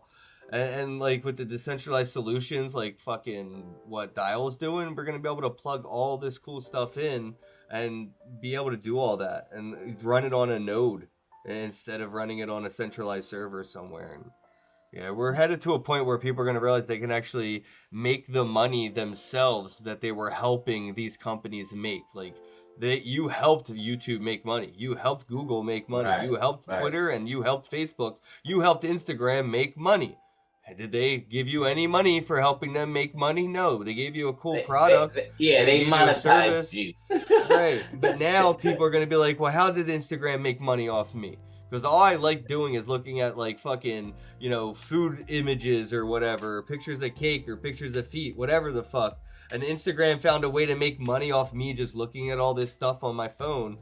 I could do my own version of Instagram and I'll figure out a way to get money from looking at shit on my phone myself. Like, and then, I could have other people join my version of Instagram and I could make more money, and I could join other people's versions of other things and help them make money. Like, that's about to be a whole new wave of people like making their own shit. Because like when I was first on the internet, bro, people had their own websites. Everybody had their own website. And then like MySpace came out, and then everybody started using MySpace instead of their own website. That is crazy. And see, like I missed a lot of that like transition period, because like I was going back and forth. I moved from Atlanta to Indiana and back and forth a couple times. So like I ended up missing certain aspects of culture. You know what I mean? Because like I had a culture shock going from Indiana to Atlanta, and I was fucked up. It was crazy. Going from like being, you know, in a small town where everybody knew me, everybody knew all my family, I knew everybody where I'm at, you know what I'm saying? And then going to somewhere where don't nobody know me, like, you know what I'm saying? And I didn't know nobody else. Like, it was kind of creepy. It was like, you know, I had to introduce myself. I ain't never had to introduce myself. Like, you know what I'm saying? Like, it was crazy. Yeah, I moved from the ghetto of Philly to the suburbs of Jersey when I was 14. So I know a little bit about like culture shock vibes, because my first encounter with the suburbs cops was me almost getting arrested because I threw a Hot Pocket sleeve into the rain gutter in the street. Like, and the cop saw me, pulled me over. He's like, "What are you doing?" I was like, "I threw out the Hot Pocket thing, like threw it in the gutter. I didn't just throw it on the street." And he was like, "That's still littering." He's like, "Does that look like a trash can to you?" And I'm like, "Yeah." And that was the wrong fucking answer. Dude gave me a ride home, which I was only like a block and a half away from home. But... He said a ride home. Did he put you in cuffs? No, but I got backseated for it, and I thought my mom was gonna get fined or something because I littered. But like, I was just like, yo, in Philly, like that is a trash can. Like a truck comes every couple of weeks, and they put a big claw down there and they pull all the trash out. I seen it growing up my whole life. Like, it's a trash can. Wow, that's crazy. That's kind of crazy. That's kind of crazy, bro. All right, let's jump back into this. Homework. Yeah, because the opening angle for the AMA, the best opening angle is Bitcoin gave us peer-to-peer money, Ethereum gave us programmable value, but communication in crypto is still stuck on centralized platforms. Ugh. Damn, I don't know why reading so much makes me gassy. Telegram, Discord, X, email, Zoom.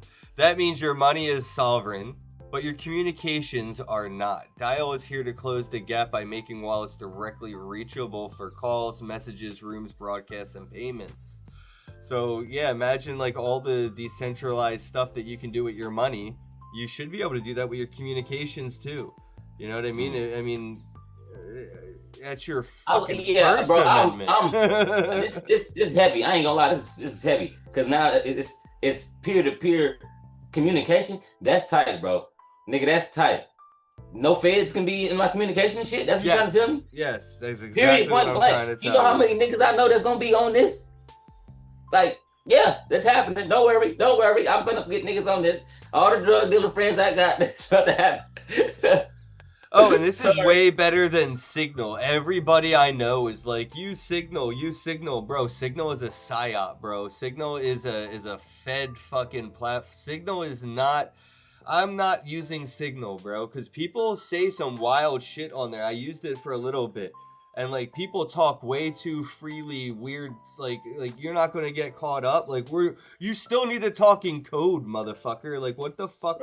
You know what I mean? Like I get it. Signal is this and that, but nah. You have a third-party keyboard. You download it, a keyboard from the App Store because you like the way the keyboard looks. Well, that keyboard knows everything you said in Signal. And you also have like a screen recording app, right? You downloaded an app on your phone so you could record the screen of your phone when you do stuff, right? So you could have a cool... Here you go, take a little... But I'm just saying that screen recording app and that third-party keyboard just made Signal completely purposeless, useless. Right. What was the point of using Signal? You know what I mean? And then, don't even get me started on the encryption stuff. Like, yes, that's why I don't like VPNs either. People are on VPNs, and I'm like, bro, like, you can use a VPN to like spoof Netflix into like letting you see movies that are in like a different country, but don't think you could use a VPN to spoof the internet to like, you know, you can't get caught ordering weird shit off the internet. Like, that's not how VPNs work, bro. They're all snitches, all of that shit. Hey, no, you know, I've been to court for like, you know, fraud charges and shit, and I seen how they access my VPN and IP address through my fucking Wi-Fi and shit. You feel me? Like they broke it down how they, you know, had to find a gain they probable cause against me to charge me, whatever. But you know, I still beat the case because I'm like way smarter than them, you know what I mean? But it was funny though, because it was like they literally told me exactly where I made the card transaction at, you know what I'm saying? Like based on the fact that I was on the Wi-Fi at my house, like I had the allegedly. Allegedly. Right. Oh no, I beat the case already. This man's like, you know, I don't give a fuck what they. And it's so funny because, like, mind you, like the probable cause that they, you know, they laid out, you know, they had to tell the judge exactly how they, you know, developed their case or whatever. And bro, I mean, if my alibi wasn't so tight, you feel me? It disputed everything that they said, but it wasn't disputing. It was like it was affirming it. Like, yeah, that happened. But this is the reason why, and there's no criminal intent behind it. And it was like, oh, okay, well, shit, he didn't mean to do that. You know what I mean? The whole time they like, he didn't mean to do it. I'm like, yeah, but no, exactly. So like the way that like there's no middleman in between, you know, you and Bitcoin Cash transactions, there should be absolutely no middleman between a DM from me to you. And that's what Dial.WTF is doing. They're making it possible for wallets that already exist to just integrate their technology. So inside that wallet, we can communicate as much as we can transact financially. Question. Do you think,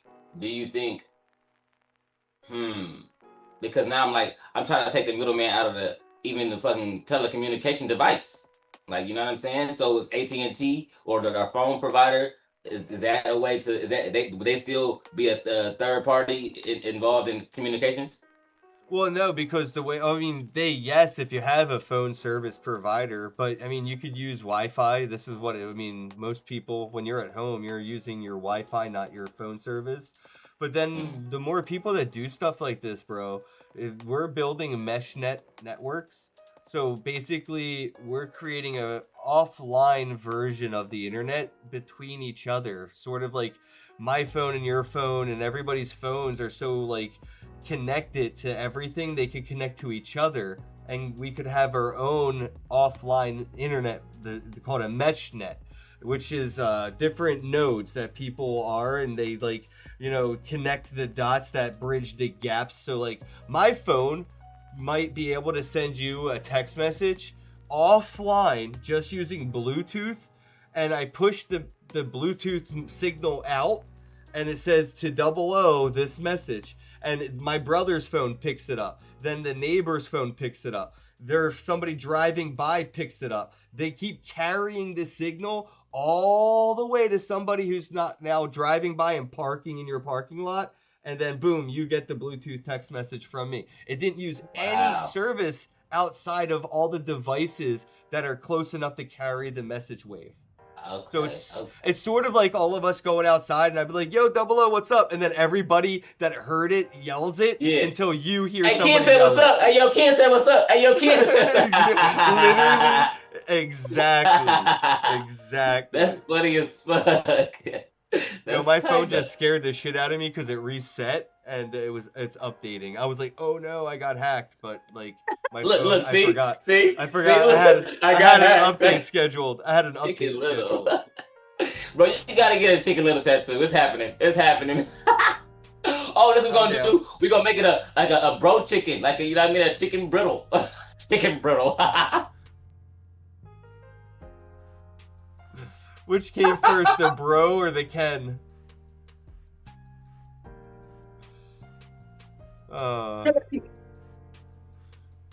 You broke your microphone laughing. I can't even hear you. Shit, was funny. That is fucking funny, bro. Oh my god, bro. Chicken brittle. Chicken brittle. That's fucked up. All right, you want to keep studying, or are we gonna keep procrastinating on our homework? Wait a minute, we got a couple hours. We got but yeah, let's go. I really wanna. I'm really excited about this, bro. Cause I know. Hold on, wait. Do you know anything about TextRP? No. I think this might have something. Excuse me. I think it's something involved. Something like that. Cause like my guy. Matter of fact, I'm gonna try to get him on the podcast. Yeah. My guy Asi Nasi, he know about TextRP, and he like it's something about this text TEXTRP. You say IC Nazi? Asi, you remember Asi? You met Asi at the you met Asi in Vegas. Yeah, you funny. Oh yeah, we did talk. We did get to talk a little bit at the table. Yeah, we talked for a little bit about it. All right, so yeah. Then land the simple point. If I can send value to a wallet, I should be able to call that wallet, verify that wallet, and transact with that wallet in the same flow. The main ethos points: peer-to-peer money needs peer-to-peer communication. Bitcoin solved the need for permissionless value transfer, but the moment people need to coordinate, navigate, ask questions, do support, host communities, or close a deal, they leave the sovereign stock and go back to centralized communication platforms. For sure. Nasi, what up, my dog? Just here chilling. What you doing? Shit, you asleep? I was scrolling, bro, looking through Larry Reels. I'm scrolling. Okay, for sure. Look, now, I want to talk to you about TextRP and some shit. All right, cause look, I'm about to send you this link to the podcast. All right, join up. On the podcast? Yeah, we good. I'm gonna send you the link, and you can join in. You'll be a remote guest transmission. Yeah, that's my dog. But yeah, cause we talking about this shit called what the fuck dial.wcf, and it's like basically peer-to-peer communications, and I think that's like TextRP, right? Yes, sir. All right, cool. Yeah. I sent you the link. You tap in, join up. We're finna chop it up. We're gonna talk about this shit. All right, that's Yeah. My motherfucking dog. I see. That's what I was with in Virginia. That's my dog. He's the homie. He's the homie, bro. I fuck with bro. I love his energy. His energy was just you know, certain motherfuckers I fuck with. I'm like, you know what? I like this nigga. I like this nigga. Fix your face, bro. You sitting there looking crazy. I was reading. I'm reading, Oh bro. yeah, he was looking like. Oh man. Anyway, all right. The next mission, the next missing parameter is not another token. It's the wallet. Oh yeah. Okay. So what's missing isn't another token. It's the wallet native communication. Talking points. Money became peer-to-peer, but communication stayed platform-owned. Web3 still depends on Discord, Telegram, X, email, and Zoom. That creates a contradiction. Sovereign money, centralized coordination. DIAL brings communication back to the same ownership model as the wallet. And then there's some questions that people are going to have for me. What bullet point are you at, brother? Man, eat those points. Because I was with you for a second. Yeah, all right. So if you say main ethos points, I'm about a paragraph or two down, where it says talking points, and you see money became peer to peer. All right. So if you go down a little bit, it says good question for Ken. Mm-hmm. So crypto gave us peer to peer money, but do you think we underestimate how important peer to peer communication would be? Yeah. Hell yeah, we do. Hell yeah, we do. We ain't even thinking about peer-to-peer communication, and that shit is like, soon as I realize what the fuck that really is, like I'm like, hold up. Well, I mean, I want to talk about this more on the spaces, but I'm gonna come at it from like peer-to-peer communication, bro, has been demonized the same way peer-to-peer money was. When Bitcoin first came out, bro, it was just for illegal shit. You're a criminal. It was just for, like, you know, mobsters, gangsters, drug traffickers, human trafficking, and all these really bad people that were the only reason that, you know, peer-to-peer crypto money ever needed to exist, right? And now that you have Michael fucking Saylor and MicroStrategy involved, and now it's a whole different story. I see, there he goes. Yo, what's up? That's the Budsy. Yeah. Hey, man, you can change your name, twin. I know you don't want to be doxxed like that. I can hide you until you... My bad. Whoa. Let me see. It's okay. Actually, I don't mind. I am doxxed. I'm already doxxed. What's going on here? Wait, it's okay. Okay. I was like, hold up. Wait a minute. What's it going on, man? I like this. I like this little type of view. Yeah, that's the shit. But wait till you see it on YouTube. Like, wait till you see like the production of it, because you looking at the green screen right here and shit, right? But on YouTube, when you watch it on the video, you can see like fucking immersive ass fucking video in the background and shit. And like it be going crazy, bro. That shit hard. That shit. I was watching it yesterday. Like, this shit is tight. Oh, this joint looks cool, man. It's like a whole little vibe in here, man. I feel it. Yeah, for sure. Well, what we sitting here, so we doing this space today at about 2 p.m. for dial what the fuck, dial WTF. I'm just trying to say what the fuck. It's just not WTF. It does not mean what the fuck, but it does. As long as I know, that's been what the fuck. I know, and then I started seeing people use WTF in gaming, and it just means for the win, or well, no, it means something else. What does WTF mean in gaming? It means something different. But I saw. You mean FTW? No, there's for the win. Oh yeah, for the win. There's that one too. Fuck the world for the win, FTW. Yeah. And then there's what the fuck, and then there's another one. So like they made it PG versions of like FTW, WTF. I ain't never heard that. I know, and I'm like, I only know like fuck the world or what the fuck. Like I know the other ones. Dude, that's fire. But yeah, we talking about that, bro, because how it's like peer-to-peer communications with no middleman. Shit like that. And I remember you talking about TextRP, and I feel like that was kind of the same. I don't know, but it's just clicking. Something clicking, and I'm like, you know what? Let me holler at Asanasi, because I feel like he gonna know something about this, and I feel like, you know, he just a Budsy, and he always in Web3 everything. So yeah, my dog, give him a round of applause. Hey man, yeah. I mean, what TextRP is, it's federated chats, which means it's peer-to-peer encryption. So we're built on the Matrix protocol. So we're basically leveraging events and built on top of the XRPL, which is our settlement layer. So basically using the matrix as our sign-in, we're basically leveraging that as our SSO. So that means basically like social logins for Web3. So we're pretty much integrating all wallets from the XRPL, and then we're going to move on to other chains as well. How much does it currently cost to send a message? And like what size is the limit? Oh, well, right now it's basically free to send messages. But when you guys are using our bridge from other apps as a hubs, as basically TextureP to be the hub for all the other messaging, that's when we start charging per message. But we have that in a way of M credits. So that's using our TXT token, and also it's a way to bring revenue to the platform. Oh shit, Crypto Blood's in the chat. How goes it, Blood? Nice to see you in the chat. Everybody should go sub to Crypto Blood. He's been doing a lot of fucking work. I've been seeing a lot of his YouTube shorts, man. He's been going crazy on the shorts recently. But so I guess how's it free though? I guess like is this something you're fronting for right now? Like is there no? like So far, right? Yeah, so TexRP is pretty much inquiring the cost right now.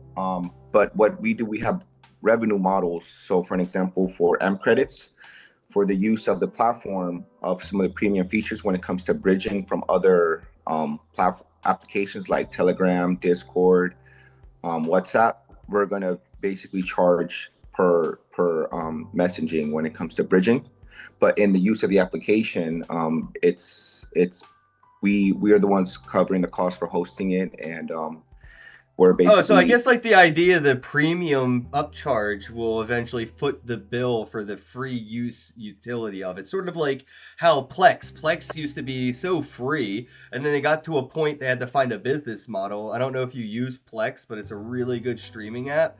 And now there's like a whole bunch of stuff they're going in this like more legit business route to make all the free stuff still free, but they have all these other things that they're charging people for that people are willing to pay for that covers the use still for the free side of the platform. 100%. What we're trying to just pretty much convey to everybody else that TextureP is a product of Verge Digital Labs. So we're pretty much offering developer toolkits for other projects so they can offer communications to their communities.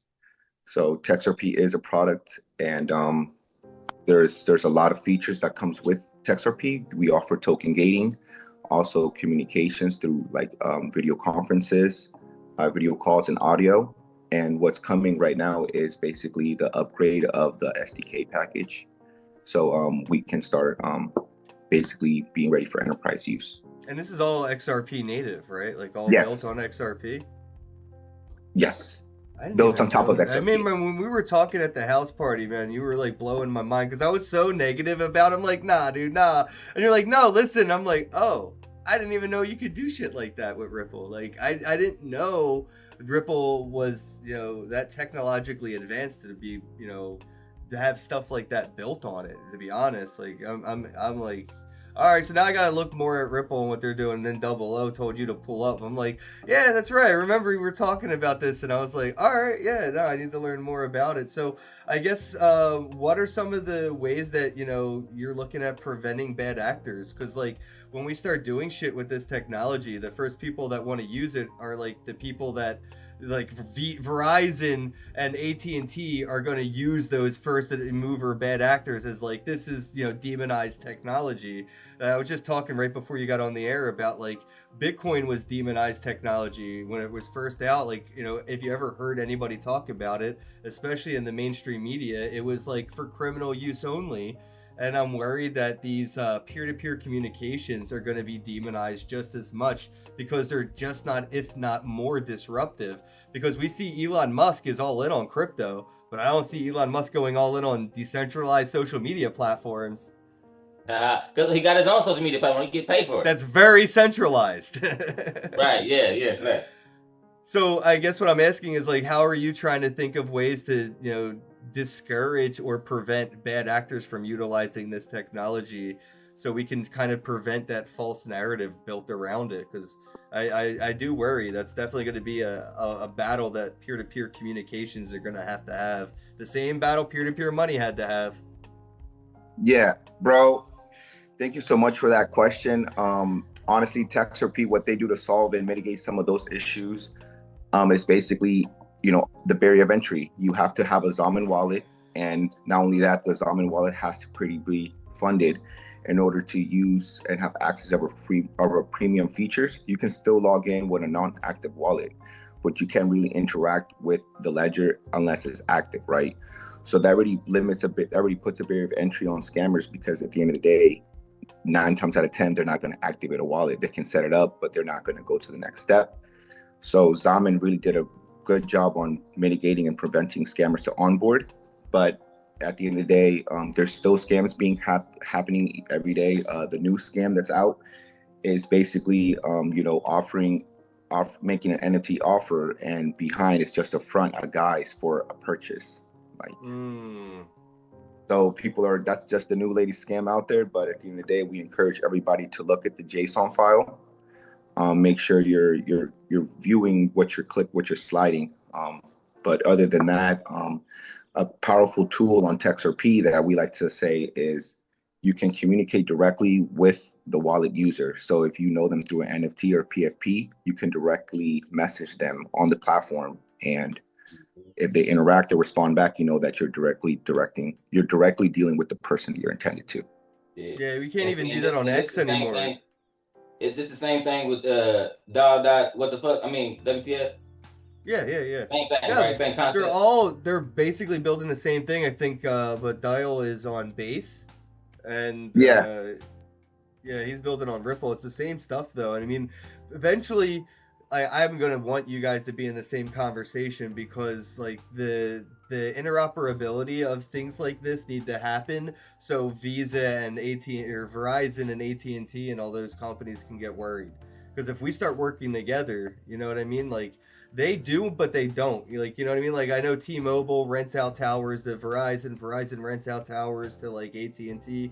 They kind of do work with each other, but like, not really. And if we could get, platforms like what you're doing, what Dial's doing, and everything like that working together, we could have an actual like peer-to-peer movement for communication. That part right there is silo chats. We know that chats is coming, but TextRP has definitely been taking they've been leading with communications since 2022 for the past 4 years. So it's a whole well-developed platform, and they're just building upon that layer. So we encourage anybody to, come and check us out, use our tools. We're here to offer any sort of, help we can. And it's amazing when what's crazy? Collaborate. I know Double O ain't even visioning this. He's not even thinking of it. But I ain't thinking. So what he's building isn't just like an app or a website or a wallet itself. It's a feature or input, a plugin that could be in anything, like Facebook, Instagram, WhatsApp, Twitter, Phantom Wallet, MetaMask Wallet, TD Ameritrade, Robinhood, fucking GameStop.com. All of these things could incorporate these chat applications without having to go through centralized alternatives. There's a lot of money that Facebook pays for serving server fees for like their messaging for Facebook Messenger, and all that could be offloaded. It could be done decentralized, and it could be, they could completely just opt out of what they're using now and opt into these new peer-to-peer communications.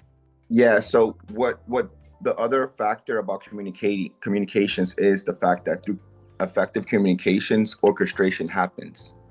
So TextRP is a great platform to capture these communication events, and you're able to basically create value and even events and commands around those events that you just basically captured. So it's a way I like to say is POP, proof of presence, proof of participation.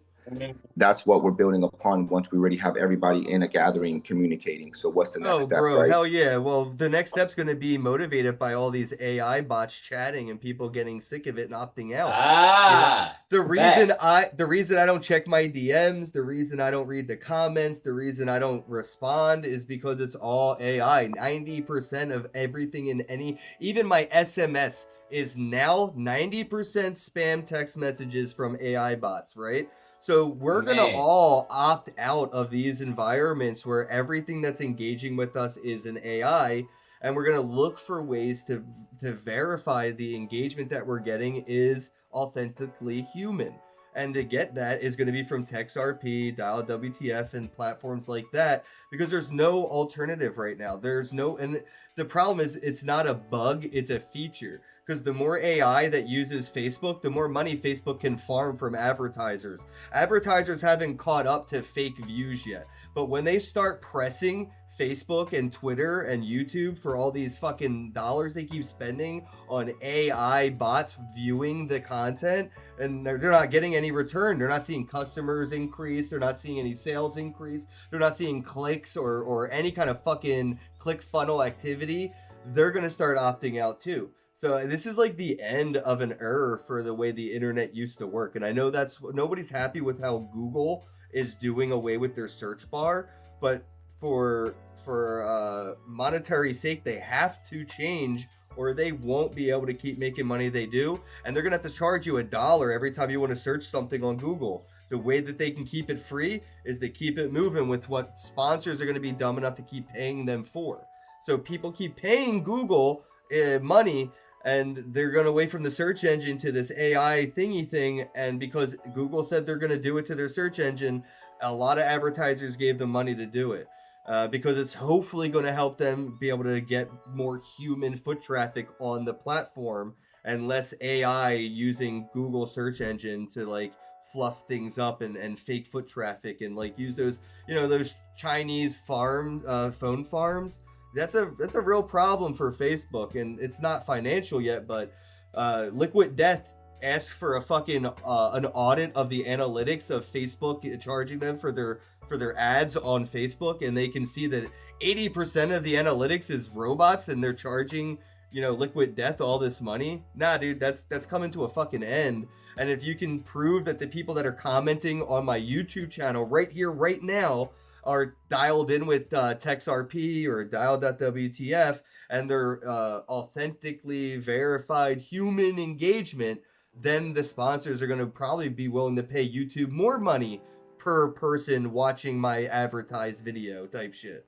And that's what I mean. It's inevitable, bro. These solutions, it ain't a problem yet for the solution that's here. Like when Bitcoin was here, it was too early. And now we see the solution, right? Like, oh, there's a problem. Here's a solution. But nobody was aware of it. Right, yeah. Exactly. Nobody was aware of the problem because so there wasn't one. But now so many people are aware of the centralized financial problem that they see the solution. Oh, Bitcoin. Now they're going to start seeing the problem with centralized communication. And it's not just censorship. It's dead internet theory. Censorship will be sort of like the real reason, but dead internet theory is going to be the actual motivator that gets people to actually give a shit. Mm. And what's dead censorship? What's that? What? You said dead censorship?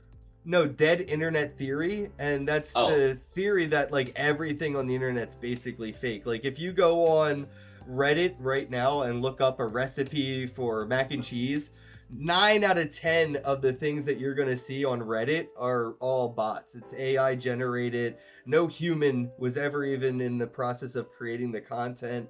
If you go on YouTube and type in, funny cartoon video, you're probably just going to see a bunch of AI slop now. Or go into the comment section of Mr. Beast videos.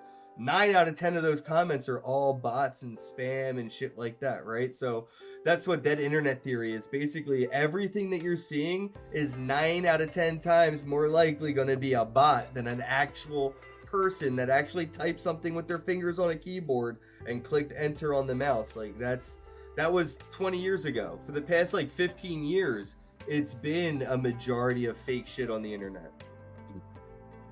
Type shit. Okay. But that's because well, all shit. these companies are farming sponsors for money, bro. All of them. So Type it.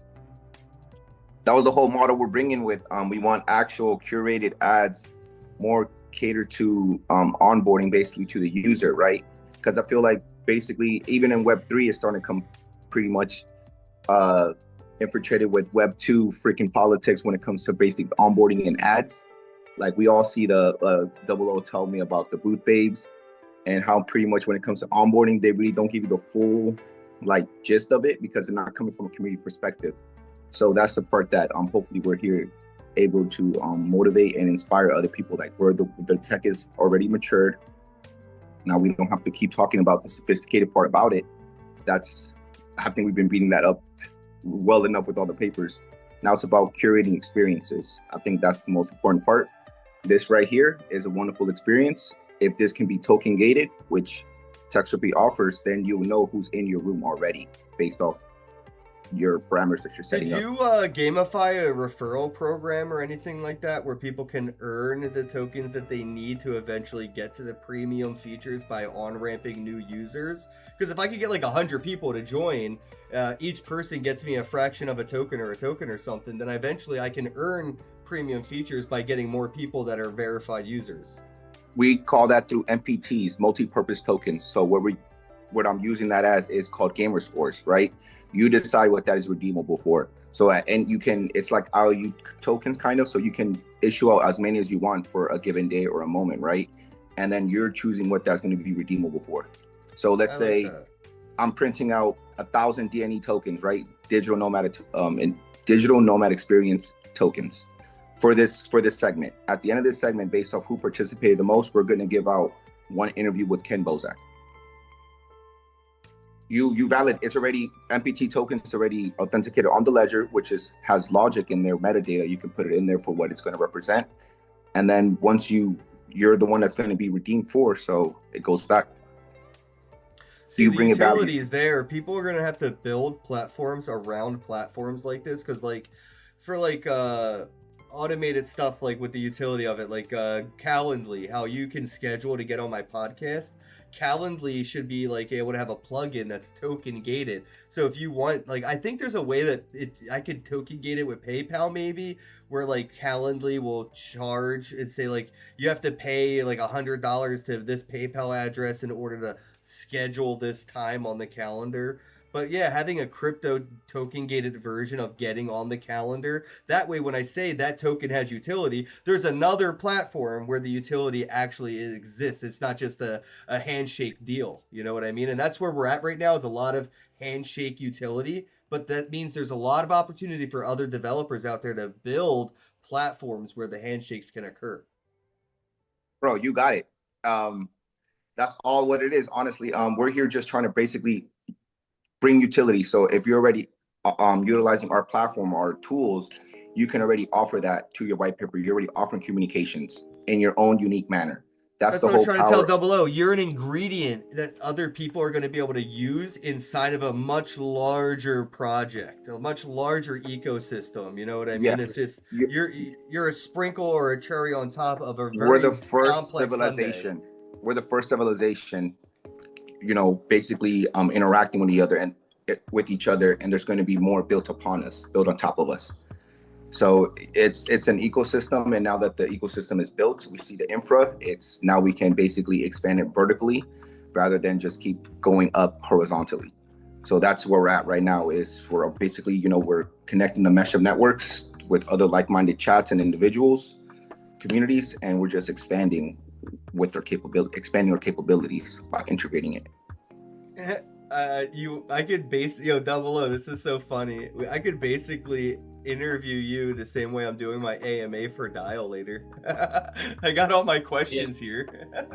Bro, this feels like I'm in the news. You got the teleprompter in front of you, bro. Like, this is lit. I love this experience. Thank you. You got to see what I see, because I have 4 monitors in front of me right now. One monitor is OBS, the other monitor is ChatGPT, one monitor is the YouTube video that's being played behind me for the green screen. One monitor is the whole Zoom call that you see, but in OBS, I'm grabbing the Zoom, I'm chrome keying out the green screen, and I'm superimposing a video of somebody on YouTube driving for 3 hours on the highway on a rainy day. So it's just like behind me is a car driving on a highway view, and then people are listening to like lo-fi, no copyright music playing. So it's like really chill. Like Double said, when you see the YouTube environment, it looks sick. And then around the border, me and Bobcat, we built this thing called TipTop.chat. And TipTop is a way for you to donate, so you can see like I have all this stuff around the live stream on YouTube. Plus, we're not just on YouTube, man. Actually, 00, send him the link for Restream, because Miggy said it let him connect it, and I wonder if you could try this out. It would be a science experiment, because I am only aware that this link works before I go live, but Miggy said it worked after I was live. And it makes me be able to go live on any social media account that you connect. So when you click the link that 00 gives you, it'll ask you if you want to connect YouTube or Twitter or Facebook or whatever. And you connect whatever you want and you turn that on. And then you'll be producing this live stream. This live stream will be on your YouTube channel as if you're streaming it live. That's fire. That's fire. So we're live right now on like 6 different accounts. We have 00 Tats, Bobcat, Miggy, and then we have their Facebook, their YouTube, their Twitter, all these different accounts. So we're live on, I think, altogether 12 social platforms, but I think 4 of them are different. And then there's multiple streaming from different accounts on the same platform. So all of us are streaming this exact same live stream at the same time on 4 different Twitter accounts right now. Yeah, I just sent you the thing, I see. And, all right, and Kozak, I also got the developer. Kozak, I like that. I like that. Hey, you know I'm illiterate, bro. So if I was mispronouncing your name, bro, you were only off by 1 letter. It ain't even that big of a deal. 1 letter. But it's Ken Bozak, Kozak. That's hard. Yeah, no, it works. Yeah. Yo, hey, shout out to you, man. I guess it was made here on live, man. Yo. I got a tattoo of broken on my arm with 2 N's because I spell my name Ken with 2 N's and I say the word bro all the time. And broken with 2 N's is bro Ken. Broken with 2 N's, and it's tattooed on my arm. So Kozak is probably going to be another tattoo in the making. I was about to say it's coming soon. Kozak Black, bro. I don't know what it was, bro. I just saw the K and the O. I just KO. I always wanted an alias. You know what I mean? And Broken was cool, but Kozak I feel like actually is an alias name. That motherfucker hard. I ain't gonna say Kozak hard. It's just natural, bro. It came out, bro. Oh man. Yo, bro, if you can interview Will, bro, he'll definitely talk communications. He's the dev. I'm just an ambassador. I'm the one utilizing like 00. We're going to be one of the first. If you want, tell him to set up his spaces, because that's what we're doing today. If he wants to set up a space for next Sunday, we can do the same thing I did for Dial. We'll promote it all week long, and then we'll jump in the space and we'll do an AMA live. Bro, because we got the remember the Atomic Swap, the merch platform went live, and it actually is doing what we said we were going to. It did what we expected it was going to do. Basically, it gives buying pressure while burning the tokens, because we're using the tokens as a redeemable it's the redeemable product currency to purchase our product. So excuse me, Scud. I was trying to tip the podcast, bro, and it's not what? Yeah, we need to Bobcat needs to wake the fuck up. I have to do a new login. He updated the entire website. Like, he basically rebuilt TipTop.chat. He incorporated a merch option so we could sell t-shirts and mugs and shit now, and we could do a bunch of cool shit, man. And we're gonna be able to, like, when we go live, we're not just gonna be live on YouTube. We'll be live on TipTop. So you're gonna have a link that you can send people that's like TipTop.chat/00tats. And that's going to be your live streaming website. Every time we go live, we'll be live on your TipTop.chat. That way you don't have to worry about Facebook and Twitter. Like, we'll be there, but even if they delete us, like, we still have our own shit. Like, Right. you know what I mean? Right. And that's what I'm saying. Like, even if we can't do what we want on them, we can at least be live on TipTop, and then we could post clips of stuff that we did in the live stream that's safe for the other platforms. Yeah. So basically, what you were saying though, he got to like fix the little. No fix. I have to fix it. So I have to log in, and yeah, I actually shouldn't even be using this right now, to be honest. It's not working because of me. I was gonna say, yeah, because I was trying to tip you right now. I seen I'm watching on YouTube and shit. I'm like, oh yeah, I'm gonna tip you right now. That's gonna be tight. Let's do it. Yeah, I have to go on to TipTop and do a new login and stuff, and he's gonna have to walk like every time or something. Well, not every time there's a new login. He created the bro file, so you have to log in with the creator bro file, and then with your bro file, you need a wallet to connect. So I have to connect my wallet. So I have to get the. I don't think I have MetaMask on my computer on this one anymore. So let me see if I already have a wallet. All right, I understand. Let's see. But yeah, I don't know. There's something I have to do, and yeah, see, I'm already lost over here. Supported networks. I don't even know what wallet I'm using yet. But yeah, so I have to figure out what I'm doing for the new login system, the verification system for dial.wtf because of the bro files. You got to get a bro file, brofile.app. Because we have @bro on FIO, which is like ENS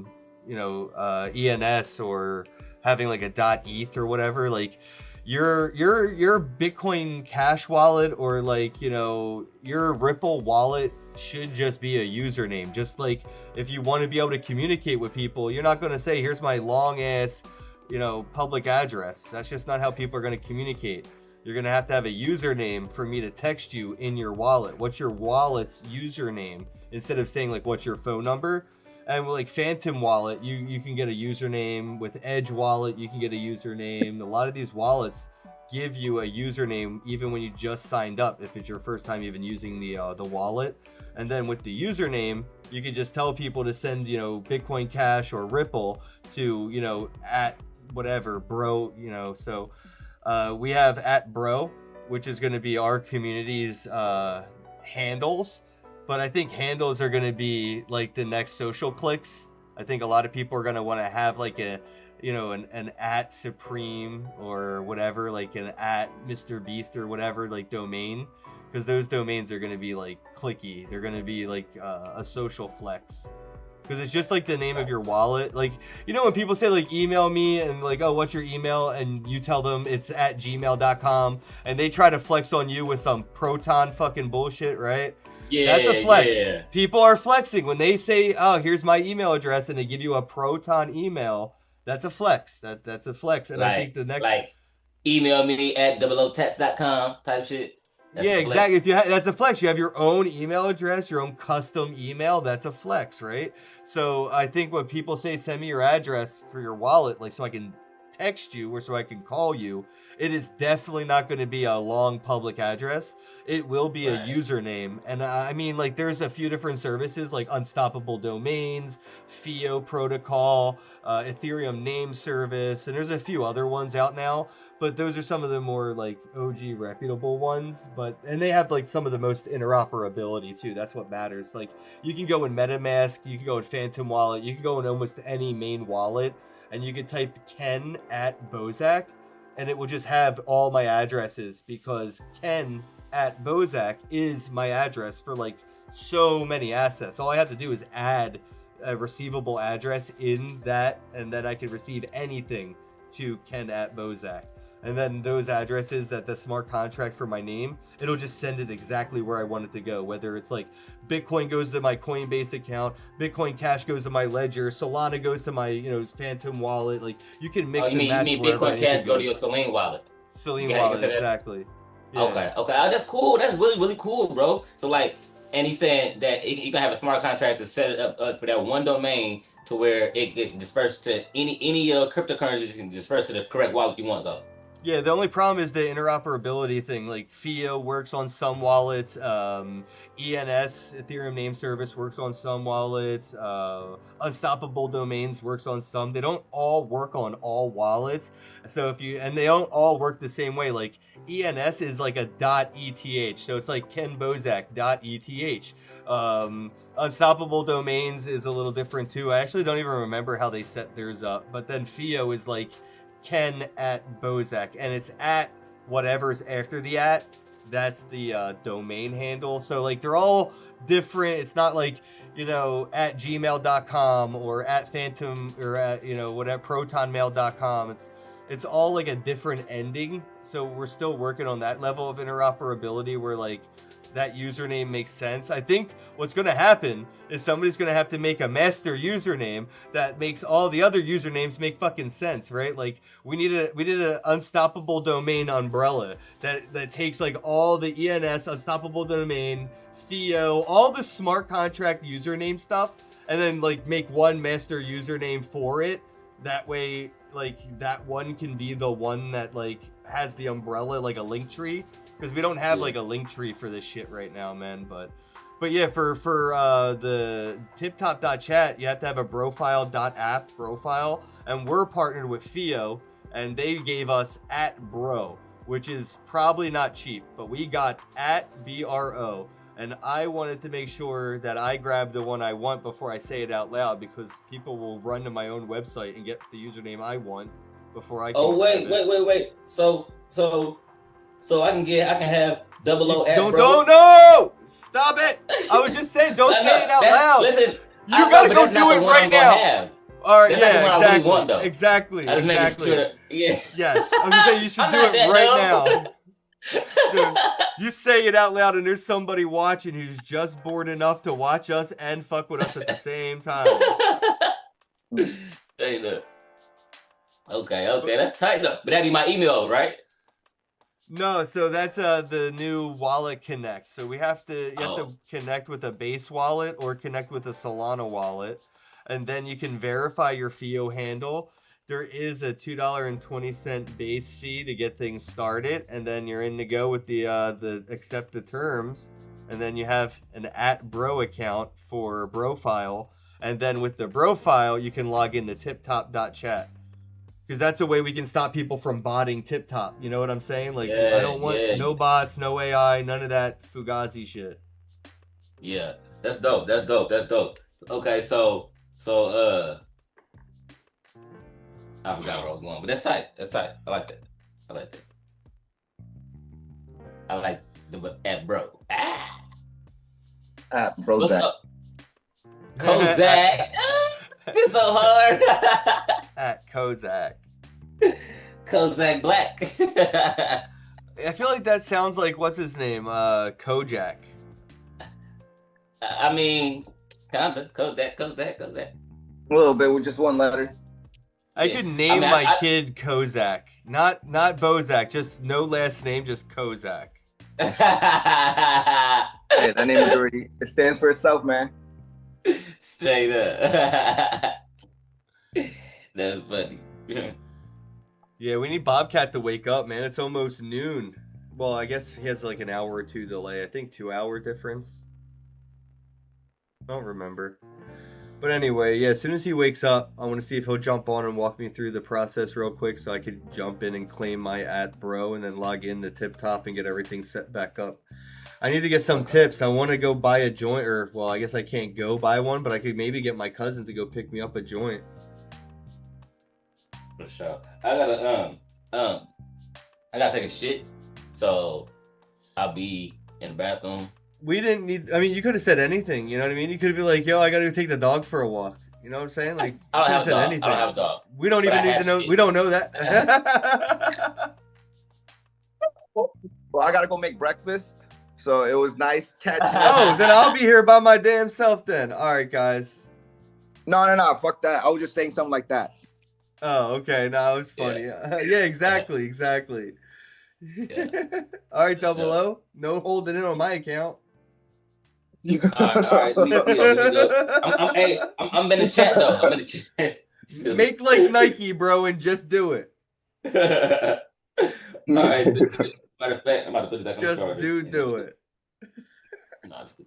Yo, Bozak, can you tell me a little bit about your trip over there to across the pond with the Bitcoin Cash? I'm seeing you making waves, bro. Yeah, I gotta edit some of that content. That's actually what I was gonna do in a little bit while I'm doing this live stream. I was gonna edit some content live. But yeah, no, it was an awesome conference, man. I mean, well, first off, the place is beautiful. Slovenia, nice place, crazy looking castles. The town that I was in looked really old school. It had a lot of like, bars and restaurants and outside eating spots. It was just such a nice vibe to be in like an Eastern Europe environment. Um, Everybody was really polite too, like especially if I didn't even know like the language or whatever. As soon as they knew like, oh, English, like I got you, like so everyone was super nice. The conference itself was crazy cool because like everybody knew each other. So I felt like the new kid at school type shit. Like everybody already knew each other, and I was just like the transfer student type shit. Like, and sort of like I was a transfer student from a school where I got in trouble, so I was popular enough that other kids at other schools knew me, but I didn't know them. So like when I showed up, people were like, "Oh, it's Ken," and I'm like, "Hey, who are you?" And you know what I mean? And so it was like that was a cool vibe too. Like everybody knew who I was. They helped me get there, so like the community funded me to be at the conference. So like I mean, yeah, they all knew who I was before I got there. That was really a different vibe. It was very intimate. There was probably 100 people all together for the conference, and it was mostly like a seminar lecture kind of a style. It was just like 9 to 5, a lot of talking, a lot of panels, mostly just like listening, taking notes kind of energy. And then at the end of the day, people just broke off into different kind of vibes, and there was like organized entertainment towards the end of the day. Like there was like a video game tournament for Street Fighter, there was karaoke, there was trivia, so there was like a lot of community gamified entertainment. And you know what the worst part was? I couldn't find weed anywhere in Eastern Europe, and then when we found weed, it was like CBD from a fucking vending machine at like 2 a.m. in an alleyway, and it was like I don't know. I guess because I didn't smoke nothing for over a week, it did something. But it was literally like we didn't find nothing to smoke until maybe 4 hours before we all had to get ready for our flights. So we were like, I guess like I'm thinking to myself like, yeah, but in like 24 hours I'll be back home where there's dispensaries and shit. Damn, like all right.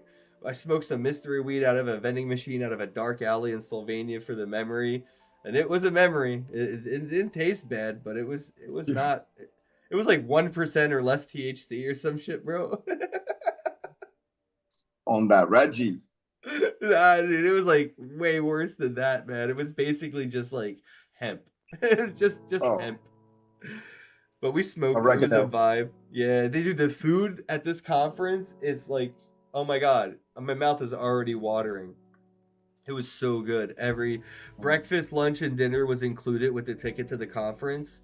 So I got to eat at the hotel where the venue of the conference was in the restaurant, and it was like a buffet smorgasbord of all the craziest, deliciousest stuff. And they had like dessert for like they had breakfast desserts, bro. Like I get it, like Pop Tarts and fucking honey buns or whatever, kind of like American breakfast dessert, but like, dude, when you see how Eastern Europeans do breakfast desserts, you're like, that looks like a dinner dessert, like from a 5-star restaurant, and you're eating this at 8 a.m. Like, what the fuck? But it's all like breakfasty. It's not like, super desserty. It's just like breakfast stuff done in a dessert way. It was so fucking good. All the meat was so good. The only thing I didn't like was they have a weird version of balsamic vinaigrette, and I couldn't find a balsamic vinaigrette that tasted right. It was just like really sugary and sweet. But other than that, man, everything, that food, oh my god. It was the best part of the whole fucking conference, bro, was the food. I feel like everybody was with me on that. And then, bro, I can't eat around people that are like talking. Like I can't eat in a cafeteria. Even in high school, I couldn't eat in a cafeteria. I would get like in-school suspension just so they would give me a room to eat my lunch in type shit until they like eventually learned if they just let me leave with my food and eat my lunch in a different room, I'm good all day. You know what I mean? So even as an adult though, I had to like, so there's a sign that says do not take your food out of the restaurant, but the restaurant was right underneath my room. So I did it anyway. And people were like, you can just do that? And I'm like, well, I kind of have free will. So I decided to try it out. And I inspired a bunch of those people to take food to their rooms, which was pretty funny. Like, because it says right there on the door, do not do it. And everybody saw me doing it for like 2 days, bro. I did it for 2 days, taking 3 meals to my room type shit. And people were like, oh, and they're like, yo, that's pretty clever because then you have food for later. I'm like, that's why I piled on a fucking bunch of food for dinner, because I have a bunch of food now to eat throughout the night. Like, I'm good. Clever. Yo, power to the community, man. The fact that Double O told me Bitcoin Cash got you out there, I was like, bruh, this guy's literally has motion, powers and numbers. And are you also going to Toronto? Yeah, same way. Futurist Bitcoin Cash community is going to help me get there, because I asked Futurist if I could get a booth at the conference, and they said yes. So since I have a booth, Bitcoin Cash is going to represent at the booth I got, and they're going to help me with my flight and my room, sort of like a way to barter. But yeah, it's cool. I got a booth at a conference. I could have done anything I wanted at the booth. And I was like, hey, Bitcoin Cash people, do you want to like help me get to this conference and we could have a booth for Bitcoin Cash at Futurist? You know, like if that didn't work out, I would have hit up the Ripple community and said, hey guys, you guys want to help me get to a conference? We could have a Ripple booth. That's like my vibe kind of thing, is like just, again, free will maxing. Kind of just do whatever you want as far as you can. You know what I mean? Like, I want my own booth at a conference. Well, ask if you can have one. I asked. They said yes. Okay, cool. Now what? Like, just keep rolling with it. Hey, man, if you got some real estate space, we got some product, we got some swag we can put on there, man, that talks about privacy. That's what I'm saying. Exactly. We'll figure it out. Real estate, bro. Keep... Now you got opportunities now for other people, man. So yeah. Exactly. I'm gonna be fighting in Singapore at Token 2049. I boxed last year. I did my first boxing match against the 7-0 heavyweight champ. Needless to say, I did not win. He was now 8-0, but I was 0-0. I never did a boxing match before in my life, and I decided to box their heavyweight champ, who's been fighting for like 10 years. And I lasted a lot longer than anybody else that fought him. So I did better than anybody else he beat up, which was good enough for me. Good enough for me. You know what I mean? Those that got heart. And they asked me if I wanted to fight again in October in Singapore. So I'm going to be looking for sponsors. You know, I have to wear a shirt when I or whatever. I cape when I walk out, a robe. I can get sponsored logos on that stuff. I'll be doing content training and doing stuff that I can shout out my sponsors.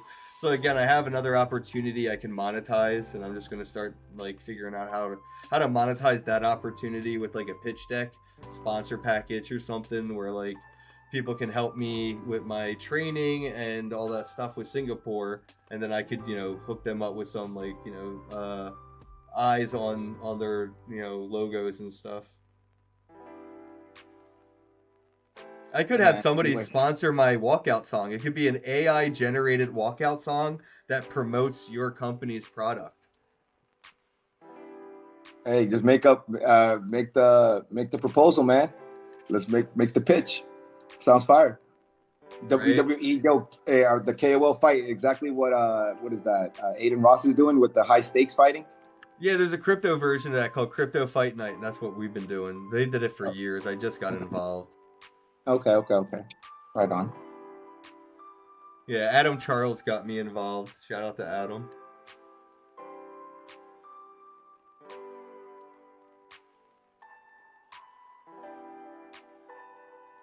But yeah, this time I'll be doing the knocking out, bro. I didn't even care about that fight. Like, it was weird how like negative fucks I gave. I don't know. It was nothing. Like, it was weird. But now you got the knockout reel?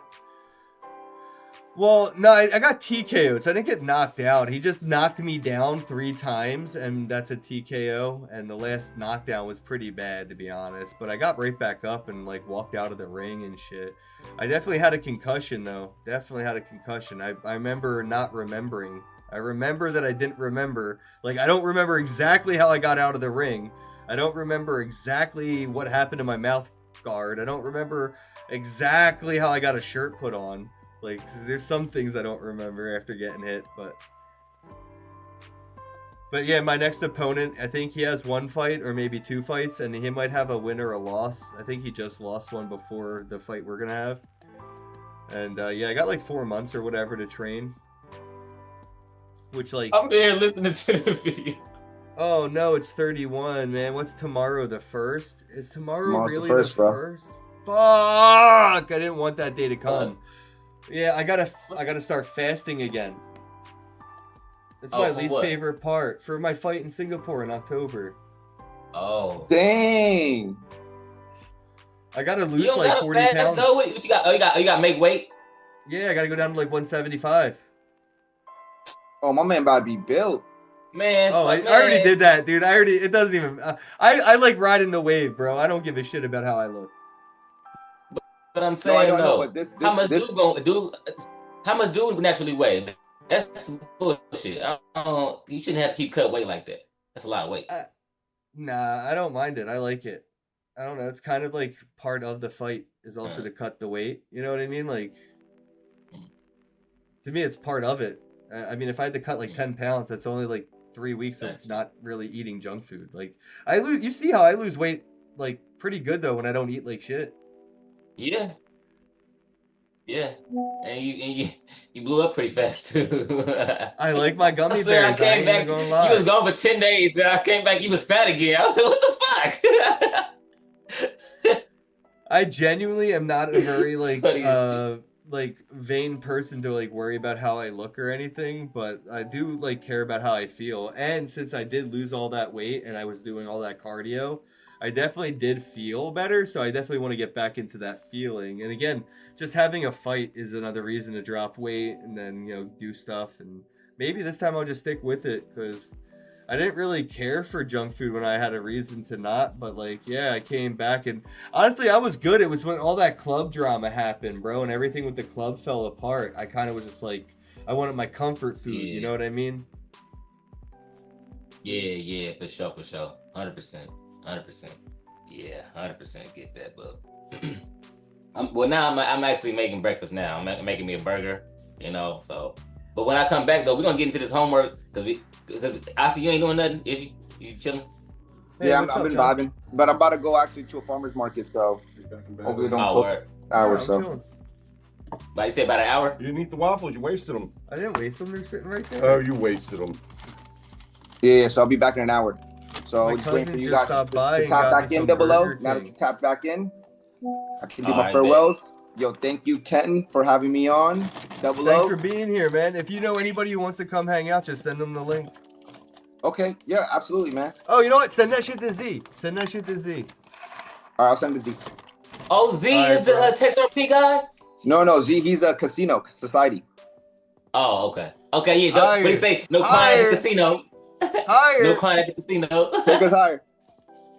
Yeah, send it high. It's cool as fuck. With his James Dean looking that ass. That whole fucking house was, dude, I can't tell you. I was seriously like talking shit before. I didn't know nothing about nothing other than it was an XRP house or whatever. So I told people, I'm like, yo, like text me in 15 minutes so I have a reason to leave this house.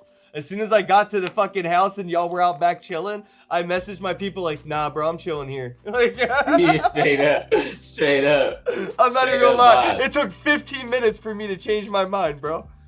Hey, man, it's a vibe, bro. Hey, we made it into the vibe house. So thank you for coming in there and making it an experience too, bro. And Double O leaving your mark on everybody, bro. You definitely literally. Peace. You already know. Peace. All right, buddy. That's the bros right there. My cousin got me a burger from Burger King, and wow, they just, I mean, I guess you could eat this. Are you fucking complaining? No, I'm just saying, like, the way they threw it together, I'm like, fucking, nobody takes any, like, there's nobody has, like, pride in their fucking work.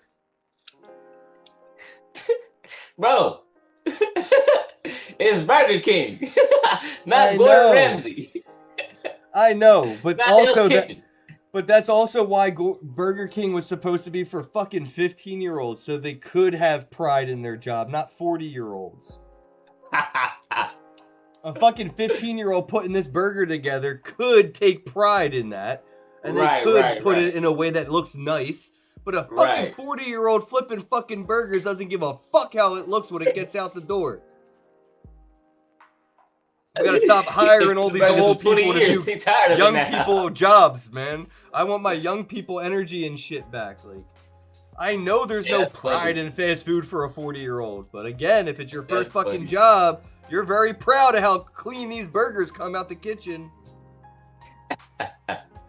Hey, my first job was McDonald's. I was 14 years old, bro. Same. How much did you make an hour? I think like $7.25. Oh, I remember. $5.15 an hour, bro. Yeah, I don't even remember, bro. Honestly. I hear a cat. Looking ass. Come on in is crazy. It's my cat. That nigga said, "Come on in." He heard a random cat. And they said, "Hey, come on in." This nigga's crazy. Bro, it's my cat. It was at my window. Oh, now it's your cat. Ain't that a bitch? He told us to come on in. I thought it was a random cat. That sound like you anyway, though. Hey, hi, random cat. You cute. Come on in. 100% I would do that. If there was a random cat at my window, there would have been no difference in that interaction. You're dead ass right. That's funny as hell, dude. You funny, dog. Hey, you gonna put the memes back on TV? That shit is tight. Yeah, well, no, I want to, but no, my computer's really hot, and the more stuff that I have it doing, the harder the. Yeah, I mean, I guess I could close OBS. I don't have to keep my eye on OBS. That would help. I could close my monitor, but then I don't know how things would. Whatever. I'll be right back. I gotta take a piss. Luckily for me, my bathroom is like 7 feet away from where my computer is. I'll be right back too.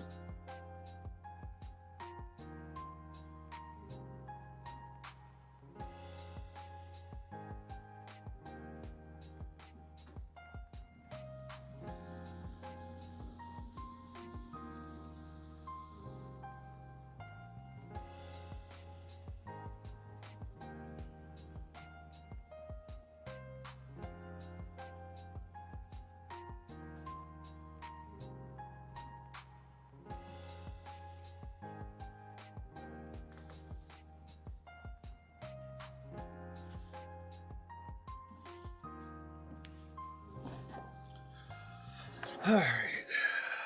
Let's see.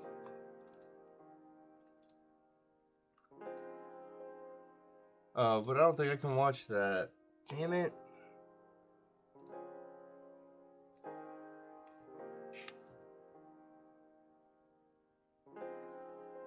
Okay. Public domain. Cartoons? Okay, these are public domain.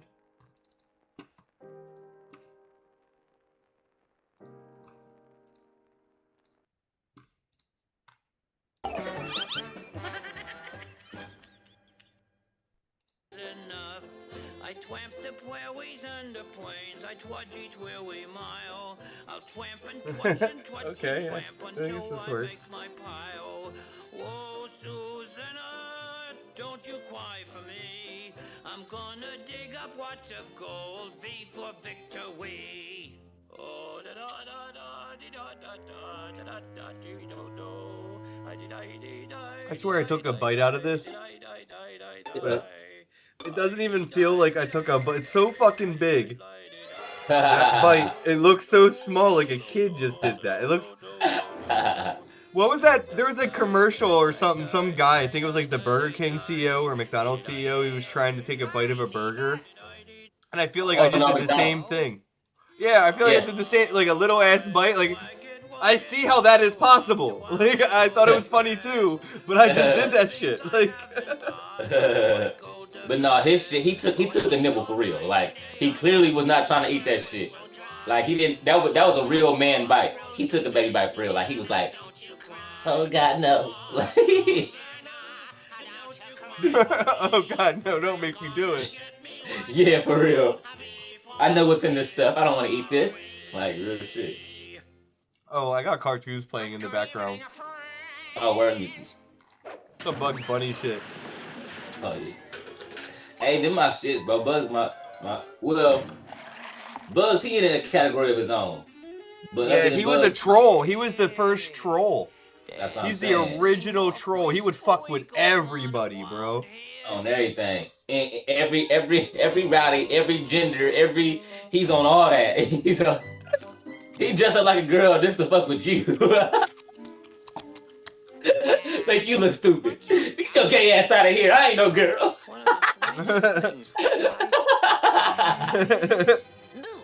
Bugs is so funny. But next to Bugs though, it's something. But I can't get enough of Porky, bro. Porky, it's his he country and he stutter, and then like he gets stuck on the same word so much he say fuck that word and do a whole nother word. That cracks me up every time. Oh my god, that shit has me fun. Swear, bro. He'd be like, he said, I need a, he said, I'm about to write a letter. I need a writing utensil.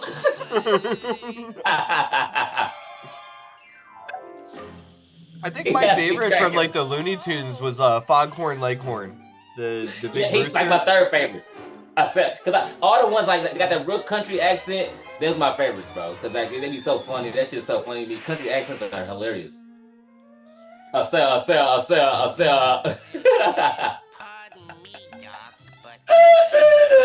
That shit, but him and Yosemite Sam, he got a real country accent too. It's kind of like a Southwest country, but it's country as well. Oh, how did I forget? He's Looney Tunes. My main number one is Marvin the Martian. I forgot he was Looney Tunes. Yeah. That dude's fucking hilarious. Yeah. Spaceball. And then that big red hairy thing. Yeah. I think that's called. What's that called? Let me think. It has a name. Everybody has a name.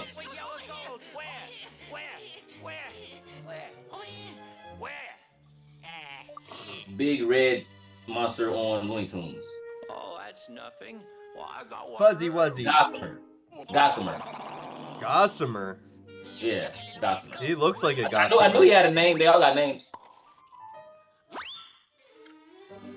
Even like the randomest, littlest people you think don't have a name, they be having a whole damn name. First and last sometimes. The Simpsons do that too. Yeah. Everybody got a name. Get that stupid ass mustache. I see you wiping it off. It's so annoying. Every fucking bite, bro. Every fucking bite, bro. It's like, bro. Yeah, bro. See, bro. Yeah, bro. When you get here, I'm cleaning that up, bro. Like you can keep the beard and all that, but we're gonna just line it up so that way, feel me, you can be, yeah, bro. Cause what the fuck? Do you see how long these whiskers are? They touch my chin. Mustache, stupid. Look at this. I could definitely have a cornrow across my upper lip. I should get somebody to cornrow my upper lip, bro. Hey, no. Hey, that definitely be hard though. I ain't gonna lie. That definitely be hard, especially on you. That shit'll be hard. I ain't gonna stop. Cause it'll clean it up. It'll be flat across your shit. Like, you know what I'm saying? That would be fucking hilarious. I'm so about it. On everything, about to make that happen. That's like some dumbass Tony Stark kind of like style too, like the goatee right into right into the braid down here. Straight up. And that's crazy because I just seen somebody with a braided beard, like it was like braided all the way, and then like that was I seen that before though, kind of, you know what I mean. But the mustache though, that's gonna be trim. I ain't gonna lie. No, not that. I can see it now. Not that. Anything but that.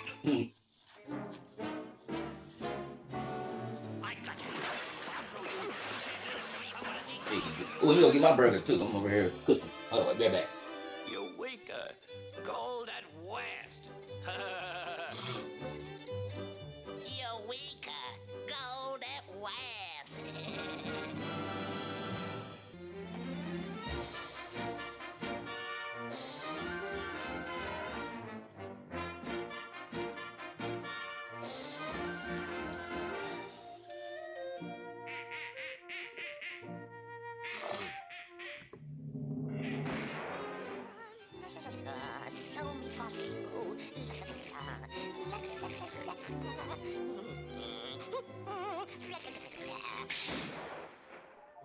duck shot. More duck shot. Confidentially, those hunters couldn't hit the That's so broadside of a stupid. duck. So my Samsung updated, and it was just for the new AI user interface. Hey, Bobcat's finally here. Yipe. Bobcat. Yeah, we want you to help us set up this bro file. We tweave him. We tweave him. Take it easy, Rover. That's no way to retrieve a duck. Look. That's no way to retrieve a duck. See, Larimore? I'll be right back. See if I can do a dab. Hello. Sorry I had to plug you, Mr. Duck, but I'm a sportsman. A great, great sportsman. A great sportsman, eh?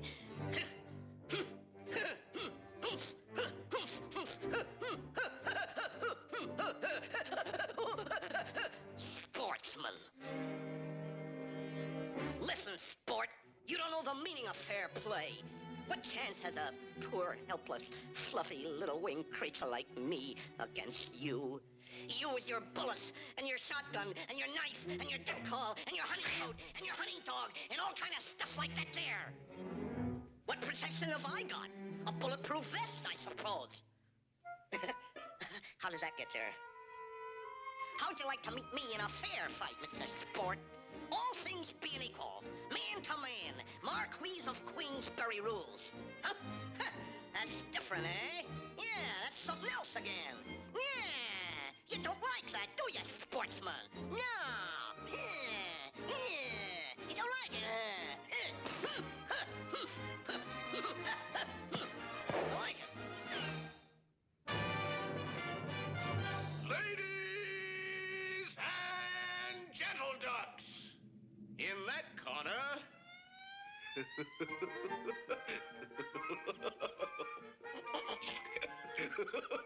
In that corner. He's a dog. You can have him. What a tramp.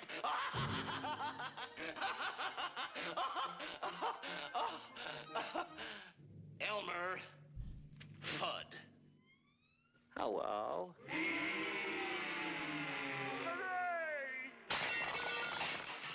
And in this corner, a duck who needs no introduction. That outstanding exponent of clean sportsmanship. That champion of champions. Your friend and mine. Our own, our beloved Daffy, good to his mother, Duck.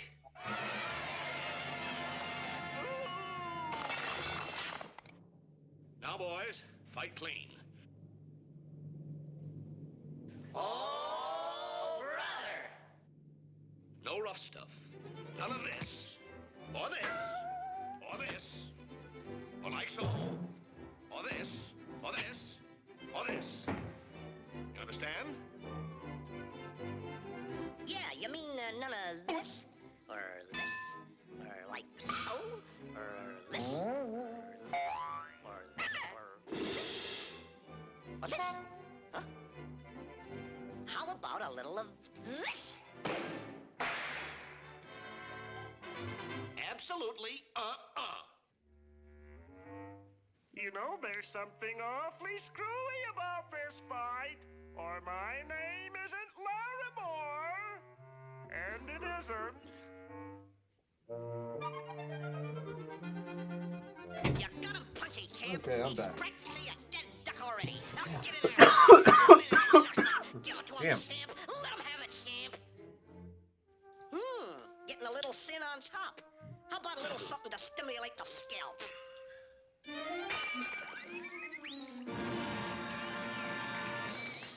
Now shake hands.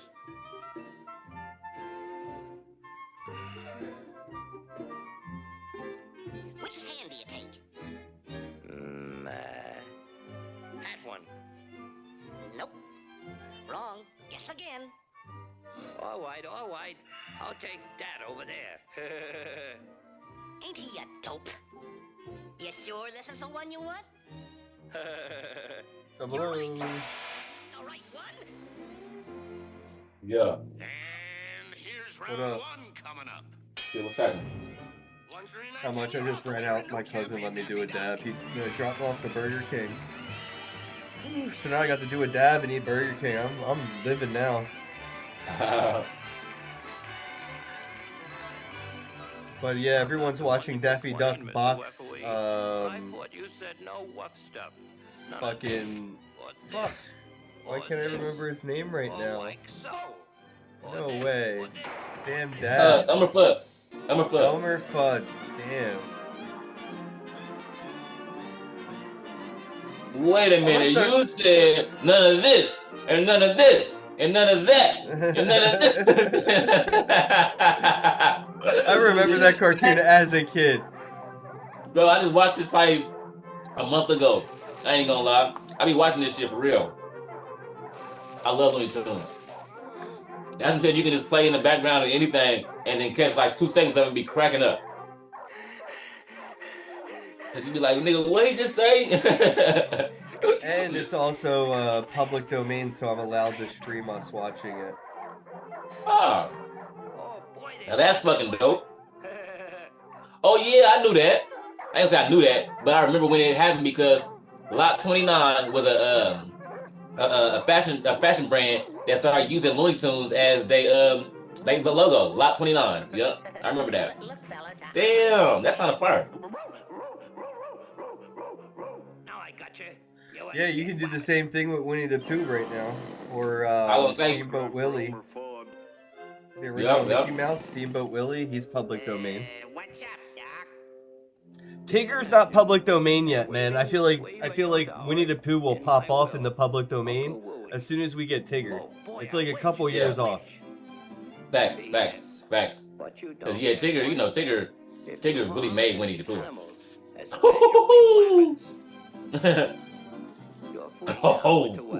Winnie, he was so funny. If they would have thought of Tigger first, it would have been called T-I-double-G-R instead of Winnie the Pooh. T-I-double-G-R. That's what he be saying. I fucking loved that as a kid. I was like, no, but that's how you spell it. T-I-double-G-R. Yeah, Tigger. Oh my god, he's so right. That's how you spell his name. I was like, double G was... I loved that as a kid. Yeah, he's funny as hell. He's funny as hell for that. That might be why I love the double O shit so much. Double O tats. It's like double G. Very Tigger energy. That's funny, bro. T-I-double-G-R. He was down there Diddy, bro. That was Diddy. Hell no. They got a lot of zest in it. Hell no, it's cool though. Well, you gotta think, he wasn't trying to get no bitches. Like, he couldn't. He was the only one. Because I'm the only one. So it's not like he was trying to get no bitches. Hell no. Bouncing up and down on his tail and shit. Back to the forest where you belong. Be nice with the rabbit. Yeah, what kind of tiger bouncing on his own tail like a pogo stick? That nigga's a tiger with an extra G, and the G is for gay.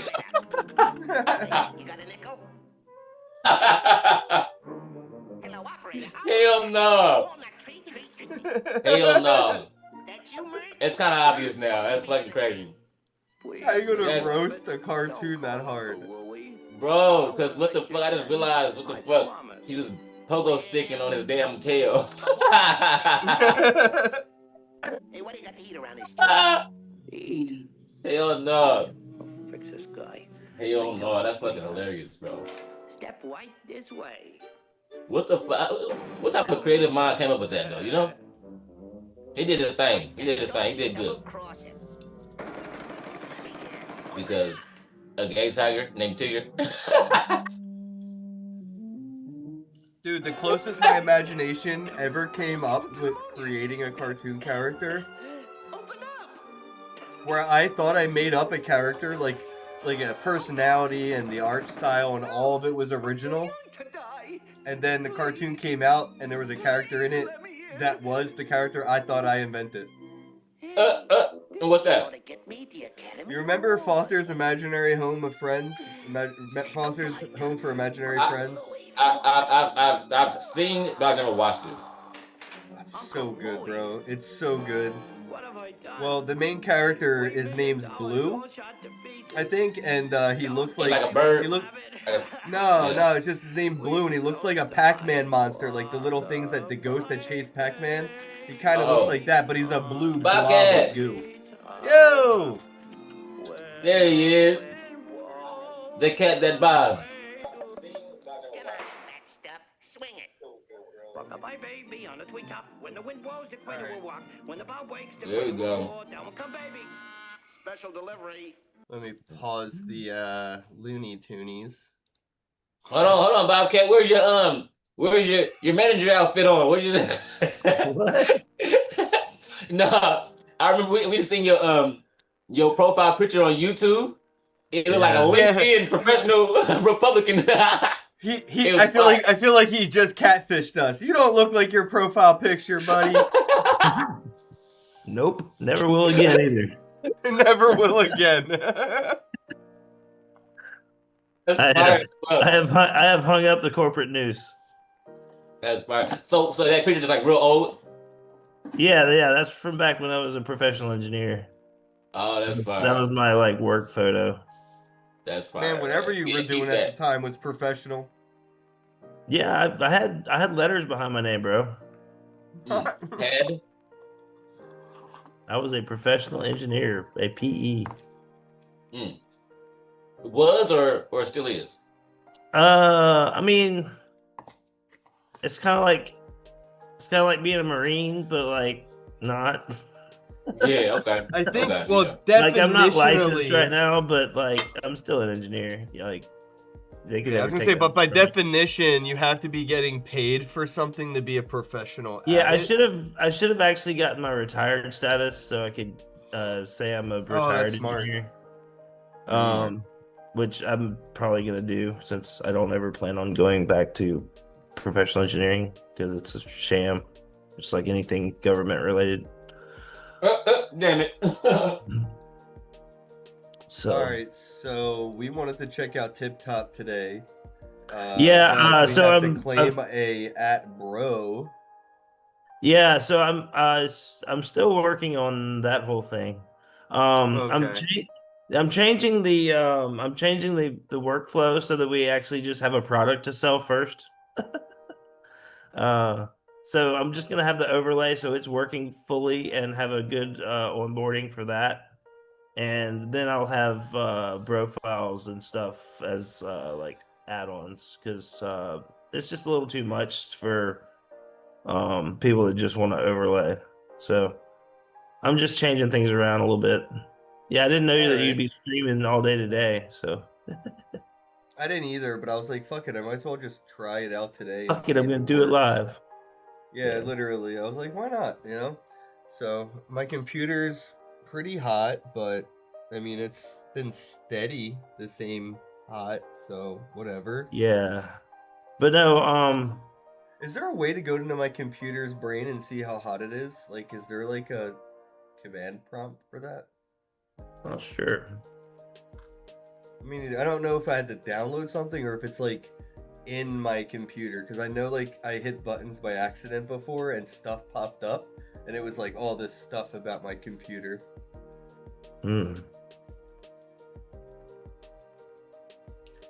Yeah, that's weird. I care more about the hardware than the software of these things. Again, like if my computer breaks, I could fix it.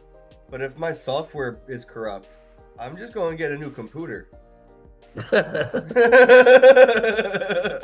don't know. I did I re-imaged mine not too long ago, like I've said before. It wasn't too hard. Like that was the first time I'd ever done it. I've flashed fresh OSs onto computers, just not ones that were like somehow corrupted like the BIOS or corrupted Yeah. the kernel. I've never had to go and patch that level, but I've had to get into the BIOS to like do. My favorite was Jolly OS. Jolly OS was like my favorite dual booting OS, because like if anything ever happened on Windows, I would just like pull the plug and then boot back into Jolly, and through Jolly OS delete whatever virus I just installed on Windows. Yeah. Now, if I had any of those type of problems, I would call my buddy Jimmy, because yeah, he's like a C programmer. He can write firmware and shit. So I used to try to be in the code stuff, and Apple broke me, man. Trying to learn Swift, I was trying to like learn how to develop apps on Swift. Oh, Apple's the worst. Yeah, it is, dude. It broke my spirit. Totally, 100% broke my spirit. But then I just trying to become a like back in the day, I wanted to put my apps on the Apple App Store, of course, because I could build Apple apps. But you can't become I couldn't afford to pay the $100 a month to be an Apple developer. Like, it's so gay. You have to pay to be a developer on their platform to have your stuff hosted. Well, you have to do that on Google too to be on the Play Store, but I mean, you could have third. You didn't used to. It used to all be open source and just upload. Really? I guess I paid. I don't know why I paid, but I paid. No, there was like back in the day, you just were a developer on and you could upload your apps. They did change some of that. But I guess viruses, viruses. Yeah. The last great app, or I don't know if it was an app or a widget, but there was I think it was an app. It may be. The app, there was a widget that somebody was charging like 10 grand or something for, like to get a widget on your phone screen back in the day. I don't know if you remember that. And then there was an app, there was a dating app. I don't know if there's still a dating app, but it was for like really, really rich people. And it's like, it was before Tinder, but it was basically Tinder, but for really rich people. And it was like, I don't know, a weird, expensive dating app. And the guy made it was making bank. But then Flappy Bird came out and made so much money, the guy deleted it. Imagine making so much money on something, you just delete it. Imagine, like, he was seeing hundreds of thousands of dollars go into his account every couple hours, bro. He said he was making millions of dollars a month. He got so afraid of money, and he was getting death threats by people who were so addicted to his game. And he made all that money through ads. He didn't have anything to sell. I think the game may have been $1. I'm pretty sure Flappy Bird was free. But there was so many ads. People were sending him death threats because of all the ads. That's crazy. I know. And yeah, if you come from a gamer perspective, you like imagining yourself sending somebody a death threat because there's been too much ads on the game. That the vibe. Wow. Yeah. And well, they were also just addicted to the game and not really happy about it. Sometimes there would be glitches in the game where you're tapping your bird and it didn't flap right, and I don't know. He got a lot of hate, man. It was like a lot of random hate, but he got so much of it. He just was like, "Fine, I'm so set for life, bro." I just deleted it, and then people started selling their iPhones that had Flappy Bird on it for like thousands of dollars. Damn, that's people crazy. Will fucking buy anything. Not for real. No, like that's the thing. Like people are like, "Oh, people will sell anything." Well, that's because people will buy anything. Like a girl sold bottles of water that she soaked in a bathtub and filled. She sold y'all bottled bath water, and she bought a house with it. People or will like buy anything. bottled farts or something. Yeah. Buy my fart jar. Cheech and Chong could sell their ashes from their ashtray, and it would pay their fucking mortgage every month. People would do an Ash Wednesday with Cheech and Chong's ashes and do some like fucking football markers on their face and do bong rips with it. I can already see it. It would be it would be a whole thing, dude. I'm waiting for Double O to get back. We were supposed to be preparing for the space, but he keeps getting sidetracked. The moment we start learning, he sidetracks. But I do have some questions for me to ask the who is coming on the dial? Is it Adam or somebody else from the team? Who am I asking? Looks like you're asking Jacob. Okay, yeah, because I saw he had some questions for me or something, but yeah, I am also going to ask questions. That's how I figured it was going. Oh, I watched your interview with Sal and Mike Edge. That was good. Or Mark I didn't Edge. see it. Yeah, Mark Edge. I didn't see it. It was good though. Thank you. Yeah, they made it short. I didn't know how much time they were gonna let me talk, and I was like, "What do you mean, tell you about myself?" Like that was like, there's a lot, dude. I got a list of questions for me to ask them. I got lines that I need to make sure, like, that I want to say type stuff. And then I got questions and answers right here. So, like, what is dial in one sentence? Dial turns your wallet into communications layer, allowing you to call, message, meet, broadcast, and transact through the same identity you use to hold value. And Double O just brought on somebody. I never say his name right. Asi Nasi, the Nazi. The Nazi. Nazi. But yeah, he was just on talking about Tex RP, and it's very similar to Dial WTF kind of vibes. But you say, but Text RP, that's on Ripple, right? Yeah, and they're does looking Ripple have- for. They're building does Ripple have bridges anything to for do with Solana? interoperability, though. No, but he's building the bridges for that interoperability, and that's where the premium features are going to come in. So Solana and Ripple are gonna be able to work interoperable. You said.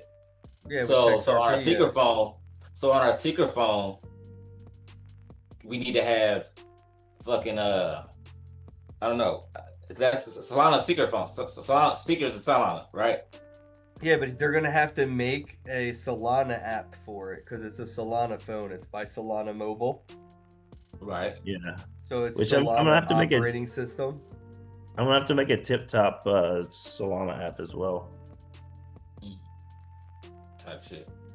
Yeah, for sure. No, for sure. That way we can all be using it. Yeah, because I ain't gonna say I'm ready to use my phone or whatever, but I've been thinking about it. And you said something like airdrops and free money through that motherfucker. I'd like to get a couple dollars. Yeah. Cause I feel like we missing airdrops as we speak, ain't we? No. Possibly. You never know. I was like, yeah, possibly. Well, unless there's like a claim period or something. Well, no, I mean the token that the phone generates itself is like on airdrop lists randomly all the time because they're active wallet users, active accounts, and Yeah. it's just a weird thing. But each phone generates a unique token, and that token is what most of the airdrops are like looking for. Gotcha. You can see how many Solana Seeker phones, and I forget their other one that they did before the Seeker, but So you have to have it activated before you start getting airdrops. Yeah, exactly. Yeah. But that's the phone I would want to use my Dial WTF and Text RP stuff on, right? Yeah, and TipTop and all that, exactly. Yeah. And like I said, like TipTop.chat, when we go live, when like the way I use OBS and Restream and stuff, when we go live, you'll see the live stream on TipTop.chat, not just like YouTube or Twitter or whatever. So like that app, like TipTop.chat, could be like a streaming app, like or more like a personal profile app or a personal website app. But it could be a streaming platform if you wanted it to be. Yeah, the idea is to have that as a viewer app so you can view on mobile and interact with the stream from your phone.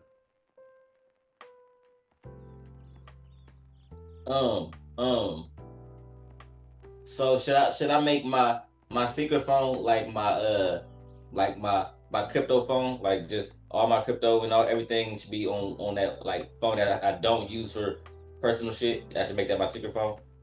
Yeah, I don't see why not. Yeah, and just if you're gonna Yeah, I mean set it up, that really makes sense to not have it as your daily phone, but have it as your crypto. Yeah. Yeah. And yeah, that just makes use sense to your me. phone as a hotspot. Don't ever connect to Wi-Fi unless you're connecting to your own Wi-Fi, which is coming from your phone.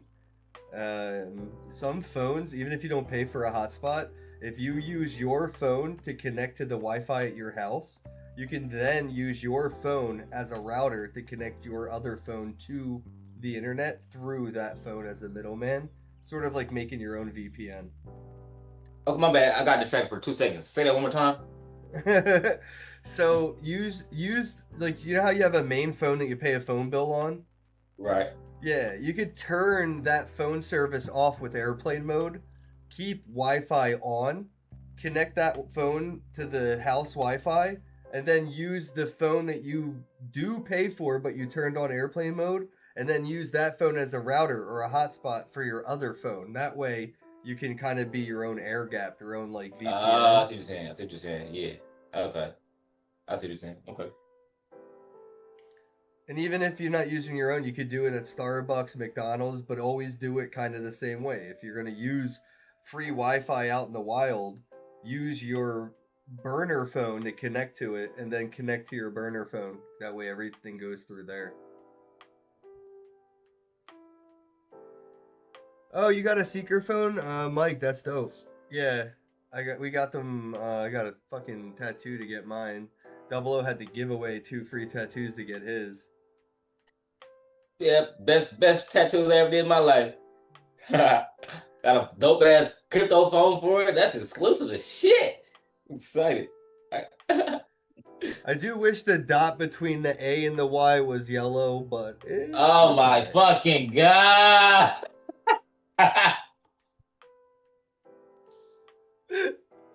Trying to be on brand. Thing crazy, man. I just like trolled him, dude. I got like 2 unfinished tattoos on my body and one unfinished stencil. Oh, your penguin. That's so funny. Oh, you know what though? I am that guy. I'm this guy, but I'm not going to be the guy that wakes you up at 8 a.m. to give me a tattoo type shit just because I'm sleeping on your couch. Bruh. I'm not that guy, but I am this guy. The guy that I'm acting like right now. Yeah, that's totally Right, facts. It's so funny because you got so many tattoos that don't even like, they're not even shit for real. Oh, I need you to do a you got the cover nerve. up. You got the nerve to complain about the tattoo that I get. Oh yeah, no, I need a cover up like ASAP. The first day we get out to Vegas, we got to do a cover up video, or like on a live stream type shit like this. Like I can make a virtual tattoo studio, and I can have it Yeah. set up to where we could do a tattoo in a virtual tattoo studio, just like this. Hell yeah. That's funny. Oh, All right, so do you want me to go over some questions and answers for the AMA? Yeah. I'm in the middle of making me some tea. I'm brewing some tea right now, and I'm waiting on my ice cubes to. Oh, that's funny, Bobcat. That's funny. Yeah. Making some tea. So yeah, I'm brewing me some tea right now, player. You don't sun brew? Nah. I ain't that deep in the trenches. I don't like that kind of tea. I really don't. I never did. But I've tried the sun tea or whatever, where it's just like in a glass jar and the sun like does its thing, and that definitely tastes different than I call that tea, the tea you're making, teabag tea. And iced tea is iced tea, and that I don't know what magical chemicals are in it, but it ain't the same tea. Swear. I fuck with Lipton. That shit was my shit. I got kidney stones. That's how much I drank that shit as a kid. I drank so much Lipton powdered iced tea. I got kidney stones before I was even like 18, bro. Like it was crazy. That is crazy. That's mad wildin'. Yeah. Chase it with some That's lemonade. Yeah, I'm gonna say nigga, Arnold Palmer, nigga, goddamn. Well, no, when I was skateboarding a lot as a kid, all I would carry is a giant Ziploc bag, like the biggest Ziploc bag you could get, and it would be full of like the whole container of the big powdered iced tea thing that you can get, the big like Pringles can looking thing. Oh, the powder tea. Oh, yeah, no wonder you got the fake yeah, that's exactly. But like, yo, I swear when I go to people's houses and they're like, "You want some iced tea?" That is what I'm thinking, and I'm like, "Yeah." And then people give me the shit you give me, and it's like that tea bag brewed tea that's just cold, and I almost die. Like my gag like. What the fuck? Where's the sugar? Your I'd rather not. Your kidney stones are craving the fake tea. Yeah, I'd rather have kidney stones all day than have whatever that fucking teabag tea is, bro. That Man, shit, all you gotta do is illegal. put some. I'm about to put some lemon in it. Hey, look, check this out though. Look, okay, so I got some honey. I did some shit. I did some exclusive ass shit the other day, and I'm talking about this tea was good as fuck. I took like 2 fat ass scoops of grape jelly in this shit, bruh. Mix that shit up, bruh. While it was still hot, so it melts. You know what I'm saying? And it's just like it's just a consistency. New kind of grape drink, huh? Hey, grape drink it up. I was thinking as soon as he said that, I was like, really? You had to add grape fucking jelly to it? That's crazy. Yo, I want you to make a cookbook, Double O's cookbook. Like I would read the cookbook, and I would probably try a few recipes out. I stayed at your place for a couple of nights, and there was 3 different times food that shouldn't exist existed, and it was like Rick and Morty. Like I went to a fucking total different multiverse, bro. Rick I enjoy and Morty my pancakes. meals. Oh, Bobcat, you didn't see my mama's spaghetti though. Yes, No. You mean spaghetti casserole? Spaganza? What? Like those 2 words don't even legally go together. Niggas when they make spaghetti, we put it in the oven and cheese and shit on it. You know, we do the most after, you know, and it's not like spaghetti sauce and then noodles and then you like mix it together. No, it's almost like lasagna for real, but just spaghetti. And bro was like, "What the fuck is this? This ain't no spaghetti." Yo, what up, I'm like, chat? that shit fire. He wasn't fucking with I gotta it. keep an eye on the chat. I suck at the chat, man. Hey, but no, you crashed that. We'll make that chicken with the vegetables. That shit was fire with the rice and shit. That shit was fire. You had a fat ass plate of that a couple times. Yeah, we be getting down. I come from a long line of cooks, real like on my mom's side, her brother and sister are both cooks type shit. You feel me? And like they kind of raised me. So like I was always in the kitchen, always, you know what I mean, just. Like the kitchen was a kick spot. Made some country fried steak last night. It was pretty good. So you like it's country fried steak? That's like basically like deep fried steak. Yeah, basically. Well, it was hamburger patties that I made thin and then breaded them and fried them. Ooh. 3D in the chat said, "Good to see you streaming again. Nice setup. Thanks, bro. Yeah, the setups are a vibe. I got some cool different ones. 3D Douglas, my bro. But yeah, so I got some other ones. I used my master. I tried to build a new master prompt for the backgrounds, and it took like 14 iterations to get it to where it's at. And I used up all my image generation on a paid version of ChatGPT, which I didn't even know. I didn't even know you could reach a limit on the paid version. I didn't. I generated like 50 fucking images. So I have to wait like 12 no more wonder hours. You be like, hey, let me see what you guys make, because I can't make anymore. I got you, twin. I made a couple of. I just did. I copied and pasted the master prompt, and I added the 2 pictures that was attached to the master prompt. Did I do it right? Because I put it in the comments. I did it right. It was looking right. I didn't see what you sent, but yeah, all you do is you in one whole chat, you can select the 2 images, and then in the same message you can post the master prompt. So when you hit enter, It's the 2 pictures and the master prompt in one. And then after that, all you should have to say is like Nightmare on Elm Street version, and it should make a version about that. Okay, yeah. That's well. I did that, and the first thing I said was dial what the fuck version. Okay, yeah. So it knows you just posted- research the thing that you're wanting a version of. It knows to do research on whatever the word is before the word version, and it does research on like dial.wtf before it makes the image. I was gonna say, damn, I just forgot what I was gonna say. Damn it. It's gone. Damn, I want a blunt of that. I ain't even hit it yet. Shit. Okay. Well, I mean, maybe you should cut back. hey, that's crazy. Somebody said the same thing, bro. Somebody told me, they was like, bro, you need to like detox or something, bro, because like you damn near fried, bro. And I'm like, well, fuck you. The doctor said I'm a healthy kid because I smoke broccoli.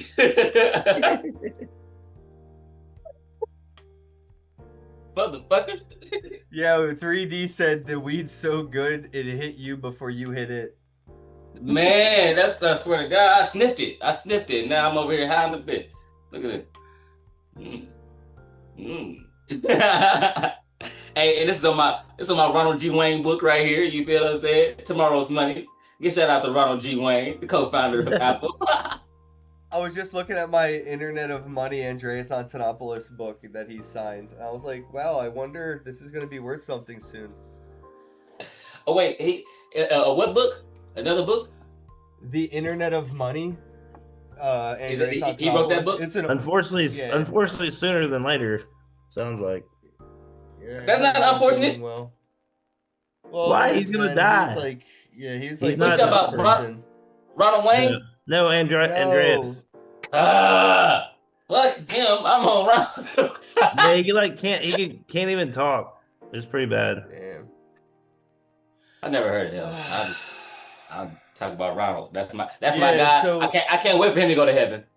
Honestly, though, if you want to learn some shit, watch the Joe Rogan podcast with Andreas Antonopoulos. I think he was on that podcast like 3 or 4 times talking about crypto. Word. Yeah. Yeah, and he does a lot of other shit, but those podcasts are really good, actually. Like, Joe Rogan asks all the right retarded questions. I was gonna say Joe Rogan that's a good. Ain't that like the number 1 podcast on Spotify or something like that? Yeah, he's like the biggest in the world. Yeah. The Joe Rogan experience. That's kind of where I kind of got the double tax experience from. Cause like, not to say like I just like, but like it had to come from somewhere in my brain. You know what I'm saying? And I remember that when I seen that, I said, hey, it's probably where I got that from, you know? Because I don't know any other experiences that, you know what I mean? Do y'all? Yeah. Me and Joe Rogan, the only experiences you're gonna get, baby. I'm trying to think. Yeah, I really don't know like what used that in marketing. But that's why I kind of, Not Another Teen Movie is kind of the inspiration-ish behind Not Another Bitcoin Podcast. It's not like directly, but it's also like, well, yeah, because there's like a teen movie came out and they're like, not another one. And so they were like, yeah, we're just going to be not another teen movie. And I was like, that's hilarious. Hell yeah. But it was parody though. Right, and I wanted to do a podcast, and I was like, yeah, but I don't want to be like another. It was the same thought that they had to go through type shit. And I feel like this podcast kind of is like a parody of like other podcasts, other Bitcoin podcasts. This is a joke of podcasting, bro. Like, but it's like a good fucking joke. It's like it's like a fucking Dave Chappelle joke though. A well articulated joke, yes. Yeah, bro, it's a fucking genius joke. Professional joke. Actual joke. Well, like Weird Al Yankovic, you know what I mean? He makes as much money as the people he makes fun of now, type shit. Apparently he's like 66, still dancing around in a fat suit. Talking about just eat it. Yeah. Just eat it. I saw someone posted a concert of him like 3 nights ago, and he was still like wearing his fat suit and stuff. Crazy. Man, once you do fucking immortal songs, I mean, like, what you expect? Yeah. Like, It's Michael Jackson. You scored. You fucking scored. So Bobcat, I can't create my profile and set up TipTop and stuff today. I have to do it tomorrow. Like it'll be ready. I was tips. planning on having another day. Okay, yeah, no worries. I just want to be able to see if I can get tips tomorrow. Yeah, because I tried to tip him today. I'm making a lot of. I mean that it should work if you have your. But I've been making a lot of updates, and there's some things that are broken right now. I just need to. Yeah, the QR code. I tried to use my my Celine wallet to do it. It didn't work. I tried to use Paytaka. Yeah, like I said, there's some things broken right now because I've been making a bunch of updates, trying to change the onboarding so it's a little bit more. It's more easy because I want it to be easy for people to get on the site and use it and all that good stuff. So yeah, we need to get a link made that we can share with people that like can use it for free and beta test it for us, like for Misty. And shit. So I'm pretty sure I have in there, or I will have in there that you can use it for 7 days for free, and then after 7 days it upsells you for the overlay.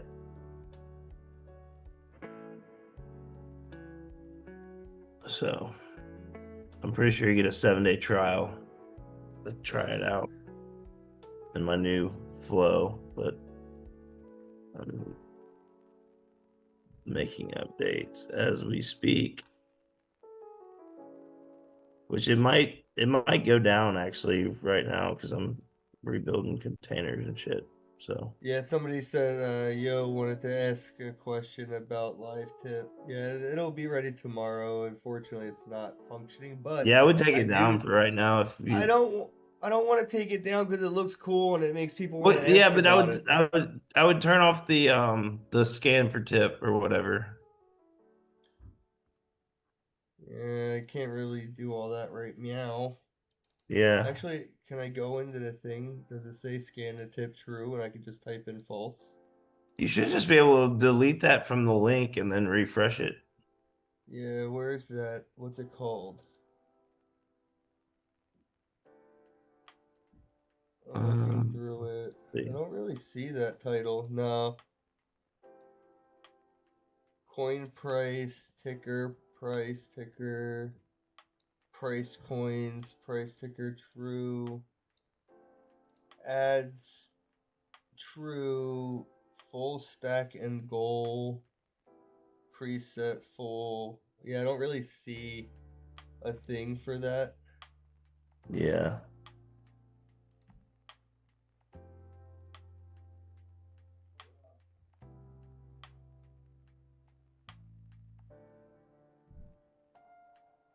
Okay, just But yeah, this is like a pilot episode of what I'm going to be trying to do hopefully every day. Hopefully my computer can handle this. And today's going to find out. In about an hour and a half, we have a space coming up. I actually should probably get that. Oh yeah. Damn it. I was so distracted by this, I forgot to make posts. We were all supposed to make posts. You guys suck.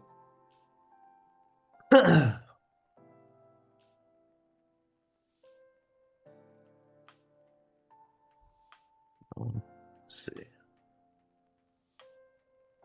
Bro, have you seen? Well, of course you watched it. You've seen this podcast on the TV before, right? No, I don't ever watch my own stuff. Well, you gotta watch it on TV, bro. It looked fucking good, bro, and it's a fucking good ass show, bro. Like, I was watching. Mind you, when we in the show, it's kind of hard to be. You don't realize how entertaining you will be as you watching it when you're in it. You know what I'm saying? It's like, okay, it's a good show. I had fun doing it, but then when you turn around and watch it, it's like, wow, that was fucking funny. Like, for real, and like not only funny, but learning shit too. Like, you know, we always drop some good ass jewels and shit. Like this, like that last night, bro, I was watching that shit, and he was talking about motherfucking getting your hand jobs for Starbucks. That shit was so fucking funny. I was rolling, It came out of nowhere. I'm just like just sitting there. I think I was texting somebody, and I hear a motherfucker say, you got to be a what do you say? You got to be professional dick sucker. Something about sucking dick professionally. I I was don't even know cracking what the up, hell I said, dude. That's funny. bro. I was rolling, bro. I had to hold my laugh back because I was recording. That shit was funny. I was cracking up, nigga. Funny than a bitch. Woo. Alright, there we go. I'm making another post. We were supposed to be posting stuff all day. Oh yeah. I'm posting somebody. Yeah. Because to get prepared for here we go. I got a new. Oh, the one we post with all of us, right? Yeah, I just posted it. I posted one earlier and I posted another one. You know, I like that motherfucking Straight Outta Compton one. That motherfucker's stupid. The stupid Straight Outta Compton, the Dragon Ball Z one, the ones on the on the fucking payphone. Them all go crazy. I used the Dragon Ball Z and I just used the payphone one. So all the other ones you can pick through if you want. Okay, yeah, you know I'm going for the Straight Outta Compton. Straight Outta Crypto! Hey!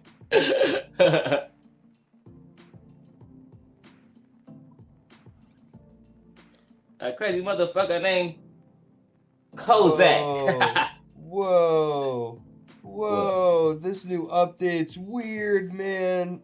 My phone updated, remember earlier? I thought it was hacked.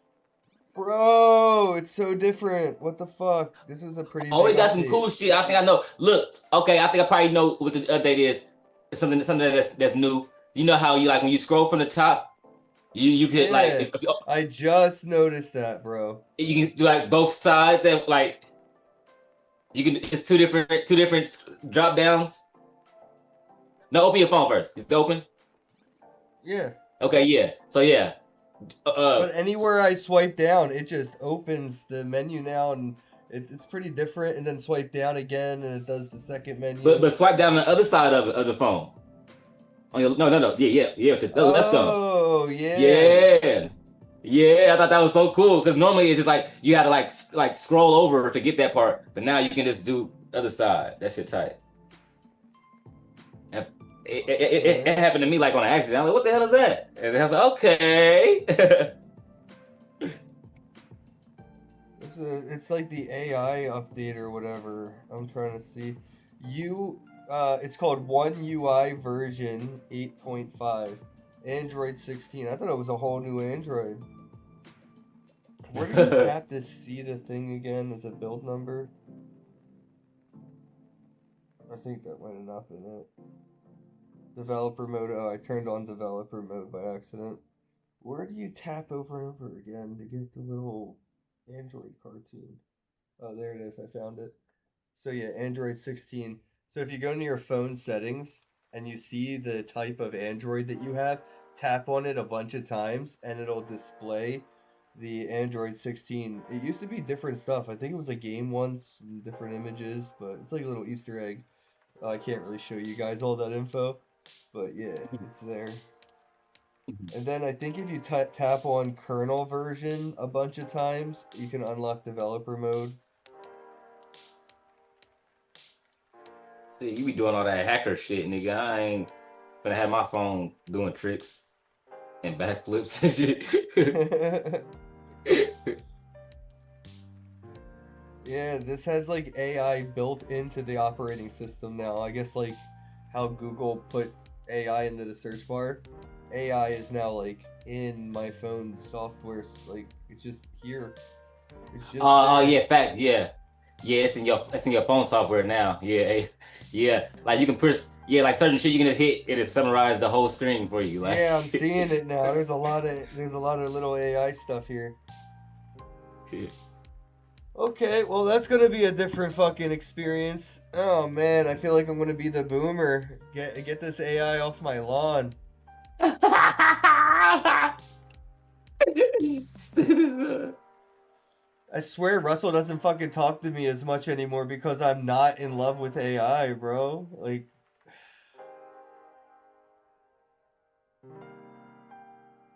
that is so funny to me.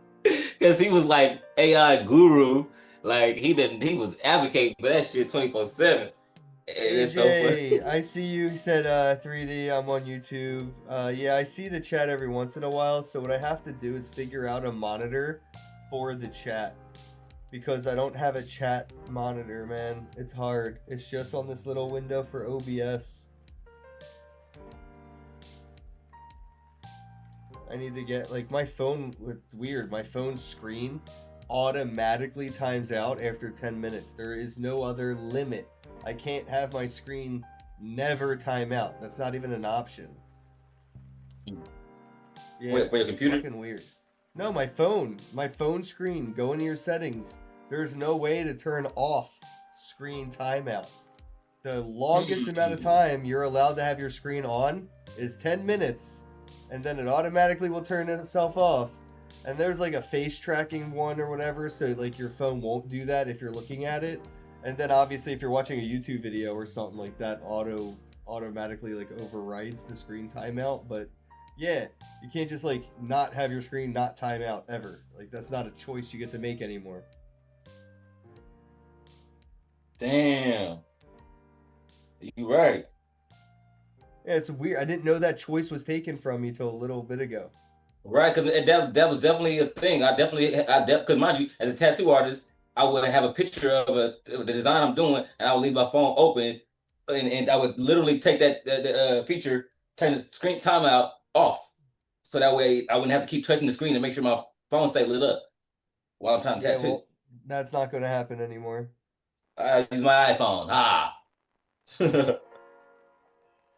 Yeah, 3D's right. The phone needs to be constant interaction to keep proof of user engagement, so that all the advertisers who pay for all these things can prove that you're actually still on it when they're being charged. Yep, again, that's what I was talking about earlier. Everything is about a way to get paid for something from somebody else. And like Facebook has all these fake fucking bot accounts, but that's so they could get paid by Coca-Cola and Nike for ads that all the bots see. The fucking analytic tool that charges the sponsors for money isn't dead internet theory proof. So they're just farming the fuck out of these people, bro, for like with fake ass accounts, man. And I know the phone companies do the same shit. There's probably like 100,000 phones that are spoofed onto Verizon's network, probably by like fucking Sprint or AT&T, just trying to congest the network or whatever, right? And they're probably all doing it to each other.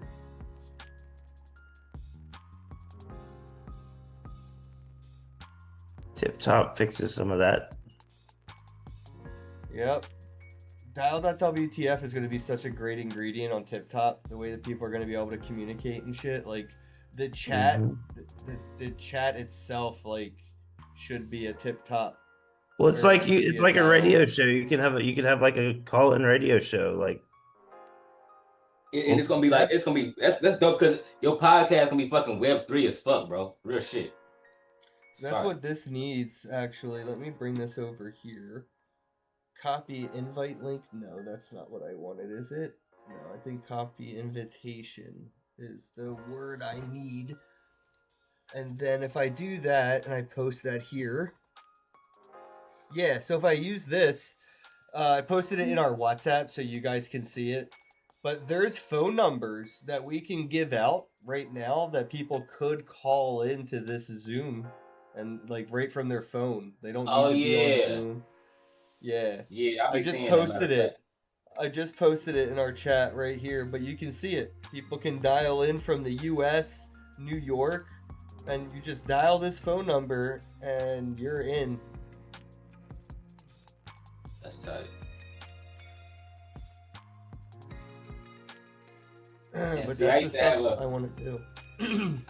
Like where I had my podcast set up, I had a podcast machine, a roadcaster. You know what a roadcaster is, and like they Bluetooth compatible to where I would Bluetooth my phone to my podcast machine. So when somebody called I put my phone number on a ticker, and somebody called my phone, and it'd be live through the podcast and shit.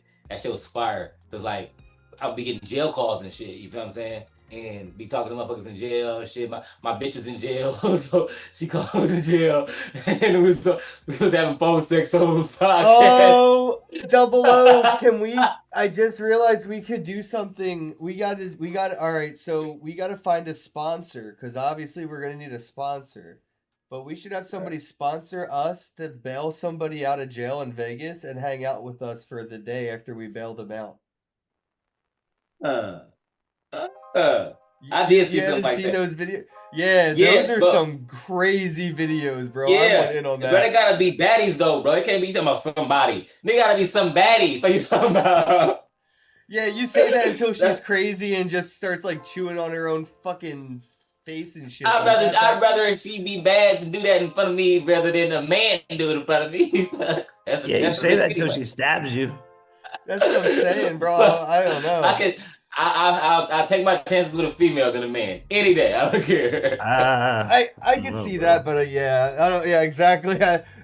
There's a lot of female killers out there. I mean, as well, but I think I'd be more physically prepared to deal with a woman than a man. You know what I mean? Just like, loudly speaking. I see that. I see that. Yeah, we got to get some pepper spray and shit for sure. But no, I want to Yeah, bail. I want to bail somebody out and then like smoke and hang out and shit. Like make an interview. They're gonna be on probation. Like, They're they're gonna be out on bail. They ain't on probation yet. Not facts, but I'm saying it wouldn't matter anyway because marijuana. No, it definitely matters. I don't think marijuana. Huh? Yeah, you can't smoke if you're on probation. You can't drink either. You can't do none of it, even if it's legal. That's part of probation. Doesn't matter if it's legal or not. I don't get me wrong, but I think they took THC. I read somewhere because look, that had something to do with me wanting to come out to Vegas because I was on probation, and I'm like, if I can still be on probation and smoke weed, then I'll go type shit. I think I researched something that was like they took THC off of the fucking piss test thing type shit. They might have just done that in general. Yeah, for sure, because that makes more sense. Yeah, but don't get me wrong. I ain't trying to lie to you, but I feel like I remember seeing that somewhere. You know. Man, I acknowledge the law so much it doesn't really even matter. Like I might be on probation right now. I wouldn't even know. I don't know. I got off probation for the first time in shit since I was fucking 18 years old. Like on 421. Well, 420 is the day they filed the paperwork, and 421 is the day that I was officially off probation. I think I got put on probation on my 19th birthday. I'm pretty sure it was my birthday. At least I went to court. Yeah, it was supposed to be. So I went to court, and then after court, they told you to go to probation and shit, right? Like you have to go like sign into probation right after court. Well, Right. I mean, nobody gave me like an address or time, so I just went home, bro. And like the next day, people were on my ass about it, and I'm like, oh, Right, your ass got a warrant. Right. And I'm like, well, they told me, yeah, to go to the probation office, but they didn't say like right now and here's the address. They just said go. And I just did this, so I figured I'd do it tomorrow or the next day. Like, what the fuck? I didn't realize it was like right after you leave here, cross the street and go to probation. Whatever. Yeah. But I would be that guy, bro. Like, I'm so him. I've been him. I'm still him. That's so funny. I've been to court so many times, so it's like I know, like, right, and I've heard the judge tell somebody that's getting put on probation, all right, soon as you leave here, go right across the street to the probation office. I heard it a million times already, and you just like, well, I ain't going. I'll go tomorrow. Hell no. Look at rat. So I've But I made mean, some updates to TipTop that we can show on the. I've You changed should the. be able to screen share. Okay. I Well, you think do might that need too, to I guess. ask for permission, but Oh yeah, I think when you screen share, it's gonna go into the TV too, like where your face is, Bobcat. no, it might, but it might take over my whole screen. Let's see. Cause I remember somebody was showing it on the TV before. Yeah, we're gonna see because I have an option right here: enter in the full screen or maintain current size, and I have it scale to fit. So we'll see what happens. And then I could make it full screen. There's a bunch of little options I have here. But I did it. Did it work? I gave you permission. At least I think I did. Yeah. I'm just gonna share my entire screen. Okay, so it does take it over. So let me see. I have some options. So I could do this or this. Ooh. I don't know what Everest is supposed to do. Oh, this is when I share my screen. Oh, I might be able to do stuff with when I share my screen. Hold up. Share all windows from application. Show green border around my shared content. Share my entire. Nah, that's not what I wanted. Anyway. So can you see my screen? I guess. Yeah, I'm just trying to see if there's ways that I can. I'm just playing around with the way that it all looks right now, like on my end. The immersive doesn't work with the custom immersive, but I do have an option here for the other kind. I want to see. Oh, okay. Hey. That shit tight. I knew there was fun options to play with. So you can see my screen? Yeah, and we in front of it. That's tight.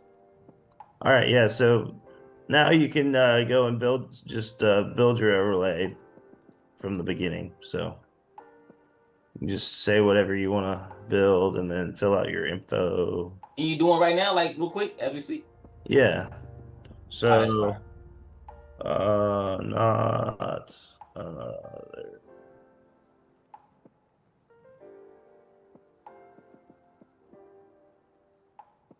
Forgot the hashtag. Color. What color you want, bro? Purple. Purple. Oh, I was gonna say orange. For orange. Yeah, for Bitcoin. Bitcoin orange. Bitcoin green.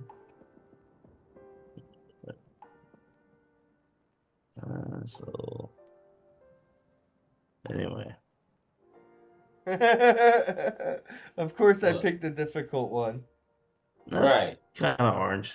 We'll go with it. Yeah. You forgot the hashtag on Not Another Bitcoin Podcast. Yeah. Okay. Mood. Let's see. Brand name.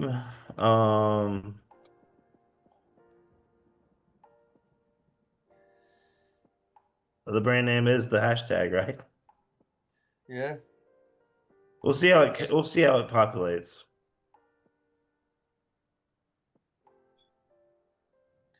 It's this crazy is cool. how We're doing this live on the air. This is cool. We have about 1 hour left we'll go until our chill. space with Dial.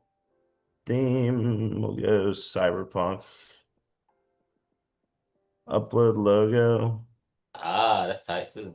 Let's see. See if that works. It doesn't look like that's working right now. I just built this, so we'll see. Okay, your overlay forge is ready. Now, why are all those things there? What's up with all the packages?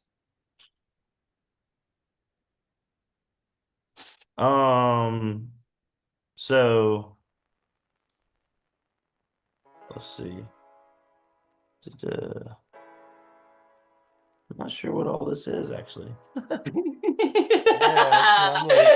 I'm immediately like I said, why would I download a JPEG or a WebM? Yeah. I'm gonna have to figure this out. Like I said, it just built this, so. That was funny how you said that. I don't know what that is.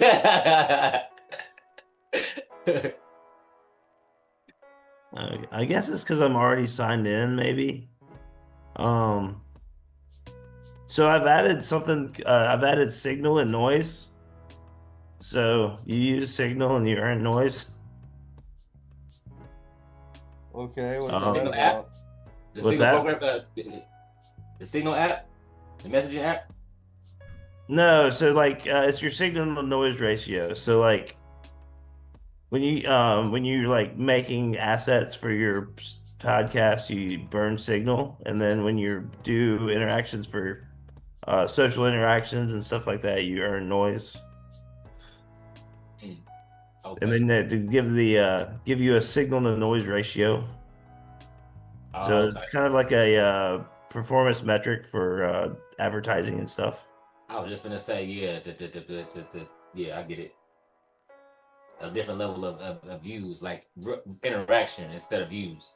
Yeah. So the Damn, you got a lot of tabs open, Bobcat. I know. Man, his OCD is going crazy right now. He exile all of them, right? Yeah. It look A lot about of like stuff mine going though. on. You see But you anyway, see my tabs on my phone. I got like 70 tabs on my phone, and it's funny as fuck. None, not one tab is open on my browser. Wow, that is crazy because like, bro, I be all the saving shit. websites are there. Yeah, your phone does that. The browser saves it all. You just type in the first 2 letters, and it's all right there. Yeah, but sometimes what if you forget the 2 letters? Like I don't even remember. Sometimes I'm like, But I need then something to there's a show me. little Oh, thing that's what I was where you doing. can, but then you can download it as an app. Every website, if you go to the little 3 dots on Chrome, you can, or Brave browser, all the browsers, you can download every website as an app on your phone. I got browser apps. I got a bunch of apps on my phone that if I hit it, it'll take me right to that website that I would have opened as a tab. Yeah, make the tabs apps. It says it like save as app or download as app, but it will turn it into an app. It might just say save to phone, even like save to the home screen or something like that, even. Yeah. But anyway, this is going to be the kind of the new layout. A little cleaner. I like it. But looks really clean. So that's for the buttons and overlay everything. forge. That's just for the overlay. The Studio Forge will actually do the backgrounds and everything like you have. And then we'll have the integrations, which are the dial WTF, other stuff. And then we'll have profile if you want to save your work and track your reputation and stuff. Yeah, I won't have to log in and do all that, but I can do it tomorrow. I'm hyped. Yeah. Like I said, I have quite a bit more work to do today. But I think this will be a better onboarding. Should be a little less confusing, hopefully, when I get done. I would like to add more, tweak more little things into like a referral program. If people get like somebody to sign up, and if they pay for a month, you get a free month type shit. Yeah, for sure.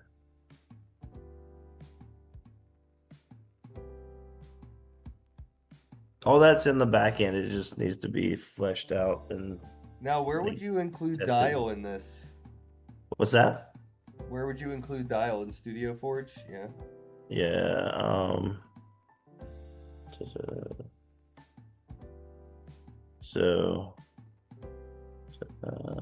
And that shit tight.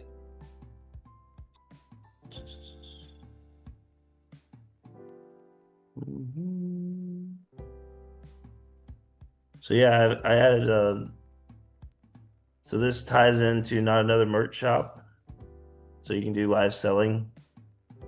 Gary V likes this. We should definitely be doing this, 00. It should be doing this like how like having our merch on this site. No, not even our own merch, but like stuff that you sell live streaming, like Amazon products. Like, bro, people make bank just like talking about shit, like reviewing it. We don't even need to have it in our hands. It's like QVC. Just find shit. Yeah, you just find shit on YouTube or find shit on Amazon to talk about, or find something on eBay to talk about. And while you're talking about it, people buy it, and like since you're talking about it while they're buying it, you get a cut. Oh wow. Or even like signed merch. Like there's probably a market for that. Signed merch? Yeah. Oh yeah, facts. Autographed merch. What about escort? Some autographed stuff.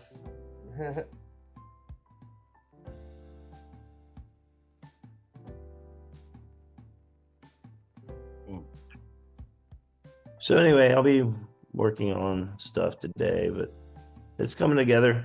I also added Edge, which is for the idea is to try to fix the bandwidth issue that we always have at conferences. So what you can't live stream out. So it allows all that to be basically processed through a node and then broadcast through a single feed, so it can help bandwidth. That's dope. Man, so damn, Bobcat, you made this motherfucking website? Yeah. You cold, bro. That shit raw. Yeah. It's coming along. Made a lot of noise, bro. Yeah. Oh, yeah. It's a lot of noise. That's dope. So. Yeah, we need the dial.wtf overlay so people can call in and shit. It's gonna be lit. Yeah, I need to talk to them a little bit more, and of course, I've still got to do my, I guess, demo to them, and figure out how that exactly is going to integrate, because I still haven't gotten an API or anything from them, but we'll work that out. It's not a big deal. Well, we have our space in about 1 hour. Yeah, I'm probably gonna get some food and get ready for that. I gotta make some posts.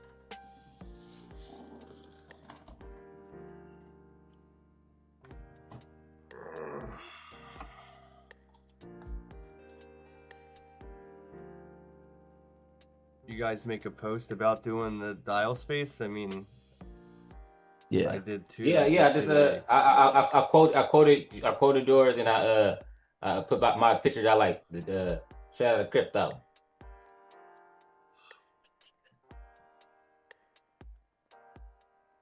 But did you guys? Yeah, motherfucker, I did it. I just reposted yours. Yeah. That shit hard. That shit hard. I ain't gonna lie. That was hard. We got a bunch I really of like that. We got a bunch of X accounts now. Word. Yeah, we gotta start engaging with them. Well, yeah. Well, I mean, soon I'll have it all set up to where we can auto post to all of them, and it'll be a whole lot easier. Hell yeah. Bro, this motherfucker hard, bro. What made you think of that? That was hard. The fucking not without access. That shit just tough. I ain't gonna hold you. I mean, shout out to Randy. It was her idea. For the niggas with attitude? Oh, I don't know. Oh, no, he's talking about the background that I made. So what made me think about the NWA? No, yeah, he's talking about the thing I made for dial.wtf, the flyer. Oh yeah. Yeah, no, I got inspired because of that picture that Bobcat posted with all four of us, the way we were chilling in that one picture. Yeah. It just had NWA vibes. I was like, yo, AI, like, go with this flow. And that's hard. Yeah, no, I really liked it. Everything. That was split out more than the Dragon Ball Z one to me. I ain't gonna stop. I was like, oh, that was too tough. I really like the one with the backs where we're all on the payphones. Just yeah, that too. Yeah, I like that too. Not gonna lie.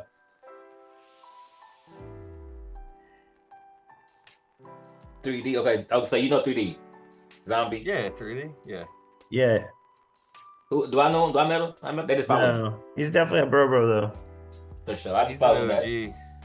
Yeah. O to the G. I see he joined Twitter in 2020.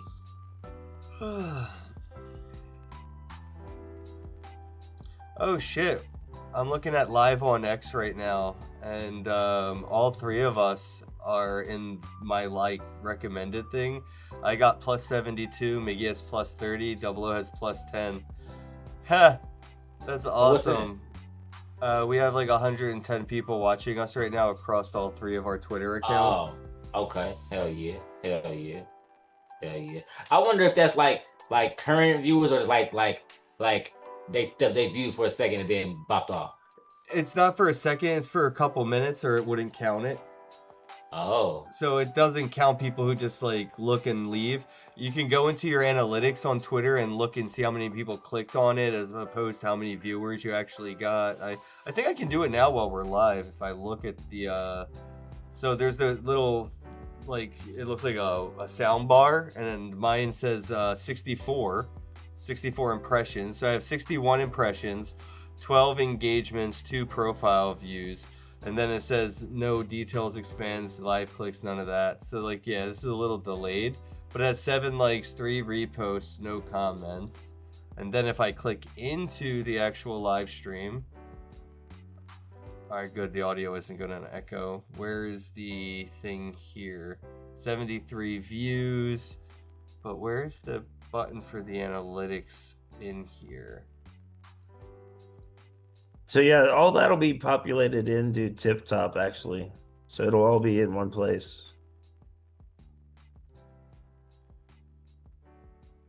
Okay, anyway, TipTop is something that you created? TipTop? Yeah. That is dope, bro. That's dope. I just felt like that was like something that you implemented. But no, you fucking created that shit. That's dope as fuck. That is our app, bro. Yeah, that's not another media group's app that we own. Hell yeah, bro. That's fucking lit, nigga. We're building our own infrastructure because why not? Exactly. Exactly. That's what I was trying to tell you earlier, Double O. The fact that if anything exists, they already built it. The ability to copy and paste and steal that shit is just one AI prompt away. So if you like Snapchat, you could tell AI, build me motherfucking Snapchat, and you can have your own version of Snapchat that just you and your friends use. And then you can have your own computer that's in your basement and it never turns off. And that computer is the server that helps everybody that's on your Snapchat app be able to send their Snapchats to and from each other from one computer in one guy's basement. You could run your own app. And if it gets too big that computer can't, then other people running the app, they could buy a computer and contribute to the server. And that is how you get these centralized solutions to centralized services, bro. Yeah. Yep. We're going to show people how easy it is to copy and paste. Like, we're basically doing Dogecoin to, like, Restream.io. Copy and paste. Just make it cooler. Yeah, but we're... anyway. Yeah. I don't even know, but I felt that. Whatever that was, I felt that energy. Yeah. That's funny. Bro, I got some motherfucking cigarette tobacco in this motherfucking joint. You smoking mother. Bro, when I tell you I ain't had no regular tobacco, I'm like, fuck, what I'm gonna do? Somebody had a cigarette. And they were like, you can use some of that. I said, is it menthol? I was like, I don't know, man. But it ain't too bad.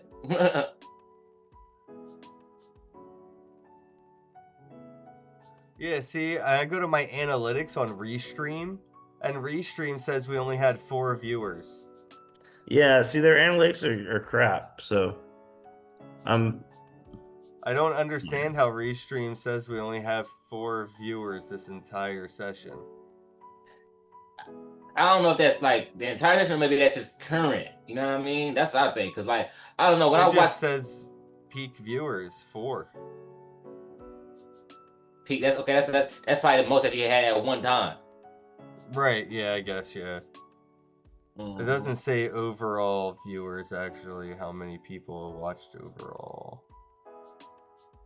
But we do got a lot of channels. That's really cool. Oh, and it doesn't count Instagram and other things. And it doesn't count Twitter. Twitter's not included in here. Oh, wow. That's gay. Or X, whatever, X. So what is it? So, what does it count? A lot. It's just counting YouTube and Facebook and Twitch. And Miggy's the only one that gave me a Facebook account today. Yeah. Well, yeah, I can only link 3 accounts, so I have because I have one going to Rumble. Yeah, but we have a bunch of other email accounts, and you could make different email logins with Restream, true. and then link those socials with the different random emails. That's kind of what Yeah. I did for the Ken Bozak Live account. I just made a new email and logged into Restream to connect another Twitter account for free. Yeah, and now we have not another media group X account as well. Oh, you didn't connect your accounts yet. All right, Bobcat. Here, this is a test. I didn't. No, Miggy said he did it while I was live. I just posted the link just now in WhatsApp. Miggy said he Okay. could connect it after I was live, and it worked. I'm watching it. It did work. So I'm really Damn. curious. So Nasi didn't do it. No, or it Ain't didn't that a work. bitch? That's why I'm asking Bobcat right now. But also, bro, I ain't gonna lie, it's bad OPSEC. Like people that aren't familiar with Restream, like don't want to connect their YouTube. They don't want to connect their Twitter account because like people are afraid of that shit. It sucks. Chicken Brittles. Chicken Littles, for real. That's yeah. Well, that's why Chicken Little lived longer than all the other chickens that became a 3-piece meal. I haven't watched the whole movie. I don't think that's how it ends, but that's how I picture the story ending. Chicken Little is the only one left alive, and everyone else got fucking deep fried, and it makes sense to be a Chicken so Little. funny. That's how my story goes. Bro, that's Yeah, so it's funny, not- bro. it's not And you know what's letting even me, more funnier? It's even more funnier. I wish that y'all had to be there to see it, to have to see my memory, to see what I'm thinking about. But it was this guy in high school, bro. When I tell you, we nicknamed him Chicken Little because he looked exactly like Chicken Little. Like I'm talking about, look, cheeks, fat cheeks, little glasses. He had like dreads on top of his head. Like he looked just like Chicken Little. We made, it became his nickname. It stuck. First, it was like roasting him. It was like, you boy, you like Chicken Little. Get your little head out of time. And then it just stuck forever. And I wonder if they people still call him Chicken Little because that shit is funny. All right, let me connect that time. I had to sign in first for some reason, but it let me.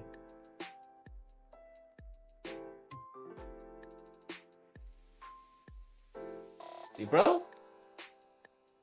No. Ah. Yeah, nigga, you like you froze for a second. I'm just reading, dude. You know when I get to reading, I just lock in.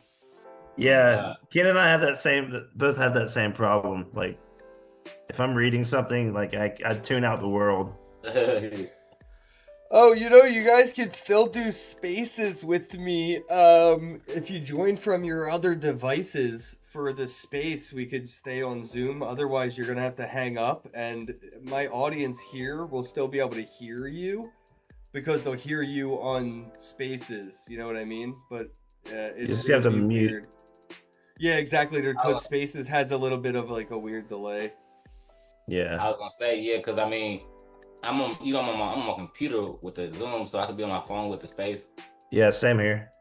Yeah, that's fine. Then we could just mute the microphone on Zoom, and we'll all be able to speak through spaces. But we're not gonna be. They're not gonna. What about our audience on live or podcast? The audio will be fine. That's what I'm trying to say. But I don't want to hear an echo. Like if your microphone is on Zoom, Yeah, you just need to not have two. I'm gonna hear mics. Bobcat talk on Zoom, and I'm gonna hear Bobcat on Space. Whatever Yeah, just I make hear, sure my you have the audience Zoom hears.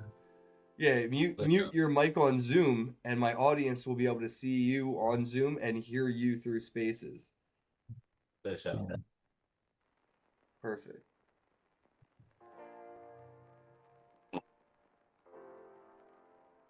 Yeah, dude, this streaming shit is like in a Rubik's Cube in my brain. How am I gonna finesse this into finesse that and make this work with that? It's all in a Rubik's Cube and everything's moving. Listen, I used to fuck with that shit heavy, especially like the audio part. You gotta, you know what I mean, fuck with the audio, make sure the shit coming through your headphones and man, listen, bro. I used to really go through it. Oh yeah, I gotta download that Audacity or Audacity. I think it's called Audacity. It's Audacity, just like yeah, because Audio Hijack for Apple is literally the best audio software ever for anything ever. But I think Audacity works the same way for Windows. And if I use that for my stream with OBS, man, that would increase everything, bro.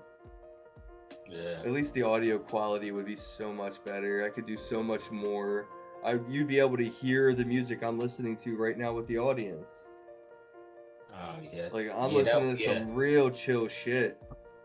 Yeah, that's what I was saying. I was listening, watching it on the TV last night. The music, everything was just a vibe, bro. It was cool. That shit. And like, you was talking while the music was playing and shit, and it was like, then it said something that was on beat, and the music paused right when you said something deep. Like it was crazy. Like it was crazy on everything. Nice. All right, we got 45 minutes. Do you want to go through a couple questions and answers for the live stream, the AMA? Yeah, let's finish. Yeah, let's go ahead and run through that. Man, I tried. We didn't get even an inch. I didn't make it an inch, Double O. You kept not letting me teach you. Right, because I kept asking the question in the middle of trying to get grasp it all, you know? Because we can't go further than the next step if I don't know. It's you know what I'm saying? So these are going to be a question, then an answer, so that way you can kind of wrap your head around the idea. Because a lot of people will ask you a question, you come up with an answer, or they'll just give you an answer to a question you didn't even ask. I'm going to ask a question, I'm going to answer it, and that way you can kind of have the full question-answer idea, you know, not half of it. So, what is Dial in one sentence? Dial turns your wallet into your communication layer, allowing you to call, message, meet, broadcast, and transact through the same identity you already use to hold value. Why does Web3 need wallet-native communication? Because Web3 upgraded money, ownership, and identity, but communication is still happening on centralized platforms. We have decentralized value transfer, but centralized coordination. Dial closes the gap. Can you really call a wallet? Yes. A wallet becomes a reachable communication endpoint. Instead of needing someone's phone number or email, you can connect through their wallet identity, ENS name, handle, or linked profile. How does Dial help reduce scams? Most scams happen in the communications layer, not the wallet layer. Fake support accounts, fake founders, fake group chats, and phishing links all exploit weak identity verification. Dial brings wallet verification directly into communication.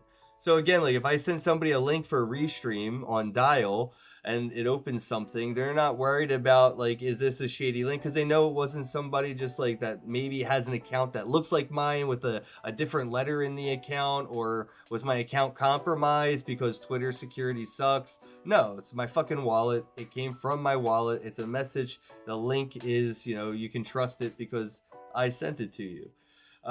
Isn't this just Discord with wallets? No. Discord is a centralized platform. Dial is communication infrastructure, identity, payments, access control, monetization, and verification are built into the communication rails themselves. They're native inherent features. Why wouldn't people just keep using Telegram? Telegram is great for messaging, but it doesn't understand wallet ownership, token holdings, NFT access, on-chain reputation, or payment routing. Dial is designed specifically for crypto native communication. And I'll add to that, why people would rather use Dial than Telegram is because if your Telegram is popping, like mine's about 10 years old or something. Like I think I started it maybe in 2018, so it's like 8 years old. But like I put almost a decade into my Telegram community, and Telegram could just like delete that channel. It could ban me. People could start to report it and just spam it, and I'll get caught up in some spam mass reporting. And now I don't have that community anymore. I don't have access to the people that, you know, don't have access to each other. That centralized like social communities that people build.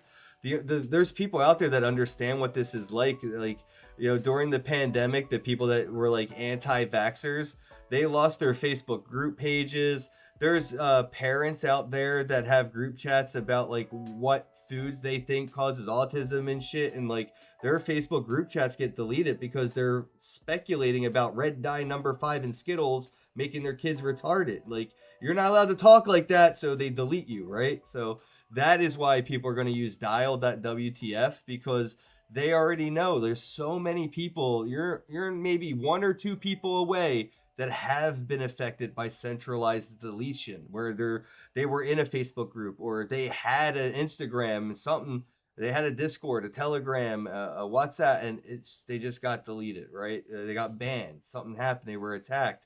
So people are already victims of centralized communication platforms.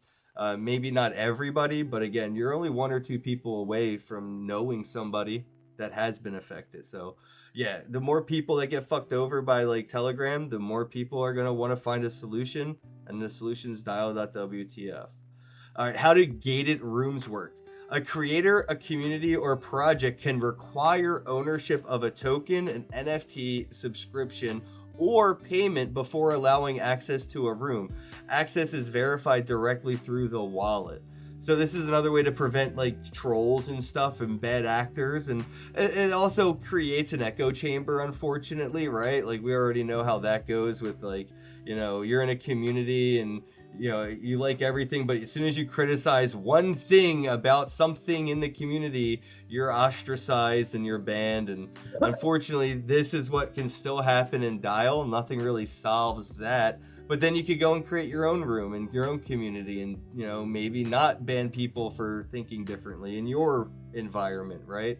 But yeah, this is a way that you can prevent people from like jumping in and trolling. Maybe people that are part of a community that's trying to, you know, attack this community. You can token gate it, and now they have to pay to interact. And if they are bad actors, you can blacklist the token, blacklist the NFT, and, you know, you still got paid, you know, by the person who was trying to be a bad actor in the space. But it stops the bots, it stops the bad actors. You know, people ain't trying to pay $5 a month just to be a dick in a chat room that they're just going to get banned in anyway, right? So that's, I think, going to be a great solution. What is a party line? A party line is a hold on. Where are you reading that? I want to read along with you. Shit. I made this. I know, but I'm saying I'm trying to read along with you. There's nowhere to read it along with me. I made it. It's on ChatGPT. Oh, well, send it to me. I want to read that too. I did my homework, except like my homework wasn't a notebook. It was ChatGPT. But I still did my homework. I did my homework. You got 30 minutes left to do some homework. I'm trying to help you cheat real quick before class starts. I mean, shit. I'm reading along. I thought this. You're trying to put a study guide up your sleeve. He's trying to have the study guide up his sleeve so he can be like, during the spaces, you're gonna sound like a bot. No. Actually, this is my learning process. No, I feel you. Actually, oh, I was gonna say I don't know if I can share it, but actually, motherfucking ChatGPT will let you do this. It'll just let you share random shit. So yeah, you can share your whole. boom. Yeah. I just did. I just shared my whole shit. I forgot you can share that whole shit. Damn, that's crazy. There's like a fucking share button right there, and all of it, like my whole conversation, now you have access to it. That's crazy. All right, well, I'm down here at the bottom-ish where it has all the questions.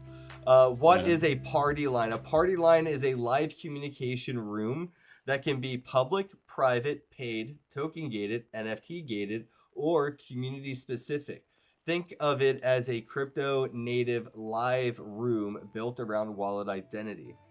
Sort of like those AOL chat rooms back in the day with a little bit of, you know, the chat roulette energy. You know, so like, you know, not just text-based chat rooms, but you could also have video and voice and stuff like that. So AOL chat room meets, what's that random thing people always be on now? It's not chat roulette, but it's like chat roulette.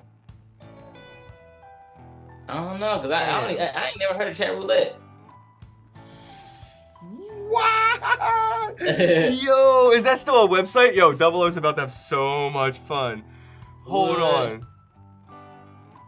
You got to have me on chat roulette. Dude, I typed in chat roulette and I spelled it a little wrong and it said, did you mean chatterbait? What have you been? You talking about I spelled it a little wrong. How wrong did you spell it? You had to spell it pretty really wrong. You Pretty chatterbait. wrong. But yeah, it's still a website. It's still a website? No way. Chat Roulette Mobile. Okay, so it looks very AI. Probably gonna be talking to a lot of fake ass people on here. Dude, is this really it Chat look like- Roulette? Wow, looking that at it right website now, looks it's looking weird like- as shit. Yeah, it looked like the LMN or whatever. Whatever. I ChatGPT, don't what's that know, called? What is it? man. You know what I'm talking about? Yeah, I don't know. Chat Roulette is the original free random, you know. Yeah, dude, this is it. But the website looks so different now. Holy shit, yeah, it's here. All right, yeah, you can do it. Just start. But yeah, so Chat Roulette, it was a way for people to just randomly talk.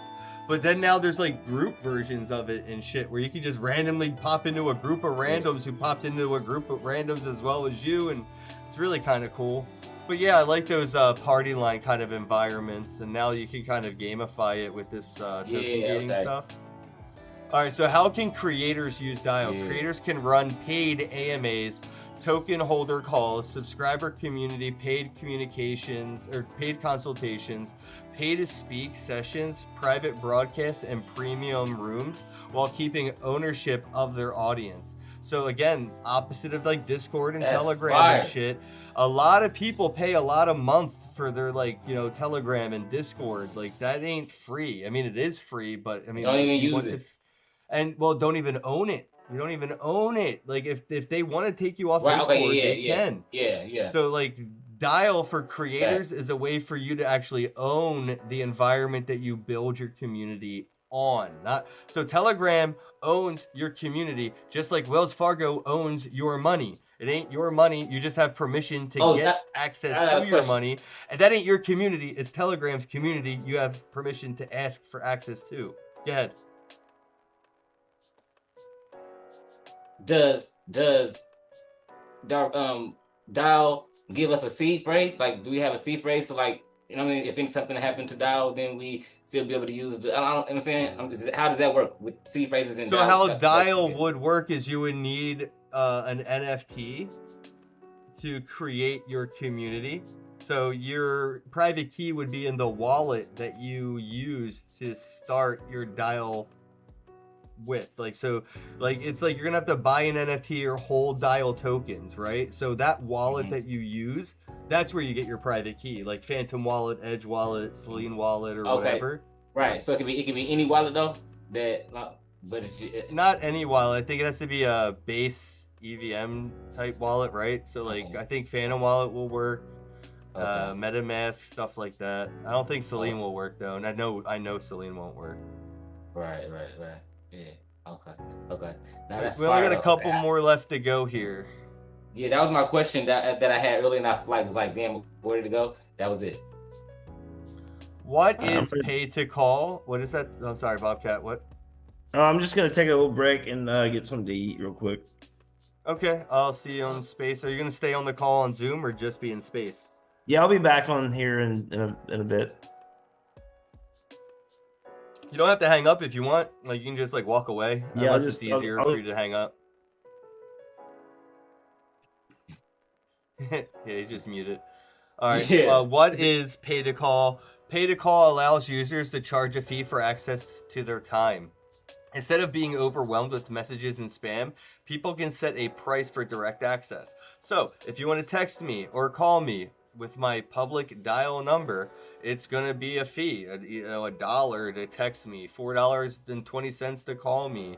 Like it's gonna be a fee because I'm so sick of bots messaging me, and I'm so sick of telemarketers calling me and all this fucking shit just like harassing me. That yeah, I definitely want to set up this, and I it'll be like a pay it forward kind of thing. Like, you know what I mean? Like the same $10 that you have in your wallet that you use to pay to talk to people will be the same $10 they use to pay to talk to you. And it will just stay in that. Like, oh, it costs $1 to send 00 a message. Yeah, it costs $1 to send me one back. I start by saying, yo, GM, he sends me one back. GM, we just keep passing the dollar back and forth. You know what I'm saying? Oh, wow. Wow. That is dope as fuck. I didn't even think about it like that. That just made it stupid, crazy, like genius. Like, whoa. Yeah, so I don't have to pay $10 every time I want to message you like 10 times a day. If it costs $1 to message you, I'll send you a message with the dollar and wait for you to respond. When you send me the dollar back with the message, I'll send $1 back to you with the message. So it's not as expensive as people think when you say about I'm going to make a paywall to text me. Like, make a paywall to text you too. That way, when I send you a message, I'll send you back your money that you messaged me with. Like, it's not about making money, it's about charging bots. I ain't gonna respond to the bots. So the bots that send me a message with the dollar, that's my come up. That is fun. I'm finna, hey, look, cause look, I guess we talk about this later, but I wanna set up my mega personal account to where I can motherfucking, you feel me? Like, on dial, you feel me? So that way, random people and bots and stuff don't be fucking messing me, like, you know what I mean? Are you available? Are you available? Like, nah, nigga, if you ready, you're up, bitch. Like, you see that shit. Yeah, but yeah. Yeah, okay, yeah. All right, let's go. Keep on. All right, well, right here it says, why is pay to call important? Because attention has value. Right now, platforms monetize attention. Dial allows creators, founders, developers, and experts to monetize their time directly. And that's true too, man. Imagine, you know, you're, and even, you know, Mr. Wonderful, the multi-millionaire, you know, whatever billionaire, he's on Shark Tank. He also has a cameo. He has a cameo. And for like $1,500, you can get Mr. Wonderful to shout out Not Another Bitcoin Podcast and tell people they should tune in and they should listen to us. And he charges $1,500, right? Like, so his time is valuable to him and he's willing to sell his time for a price, right? And that's what I think when you see like these opportunities that dial.wtf is going to provide, you're going to be able to message people that otherwise would never be reachable because they didn't have a way to monetize it. You know, I'm sure. I'm sure other people that you would love to DM would love you to DM them if it came with $100 or $500, depending on who they are, right? Like, fire. So I think this makes it an opportunity for people to directly reach people that otherwise don't have a way to be publicly reached. Like even celebrities that have a Twitter account or a Facebook, like they don't run it, right? You're DMing somebody on Instagram and you're getting a bot response immediately with some product to buy from them, right? Or a course or something, right? So yeah, when people reach out, they want real, and what they're going to be paying for is real. So when I reach out to you with dial.wtf and I just paid a bunch of money, I'm going to want a human response. And I think that's the only place you're going to get it is like, you know, because otherwise that's just what's, you know. So anyway, how can NFT communities use Dial? NFT communities can host holder-only AMAs, project updates, governance discussions, community calls, and launch events where access is automatically verified by wallet ownership. So you can say log in with your wallet, connect with your wallet right here, and the wallet that you connect with has to have one of our Pudgy Penguin NFTs in the wallet. If it doesn't, you can't get into this community group chat. And that's how you can make sure that people that are coming into your community don't, you know, just like actually had hand-to-hand contact with you. Type and shit. You can verify it. It's not like they just posted a tag and said, hey, look what I bought, and they took a screenshot on OpenSea or something. No, they literally have access to the wallet that has the NFT in the wallet. And that's how they can join the community.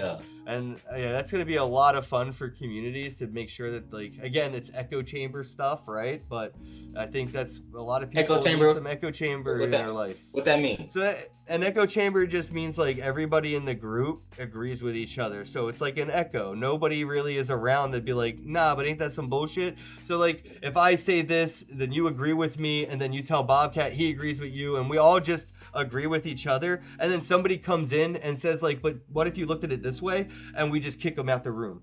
That room became an echo chamber. Right. Okay. Where it just And sounds that's like going, the and that, same thing but over and over it's again, going, echoing. but it's going down there happen organically because everybody coming in with the same NFTs, the same type shit. So because Right.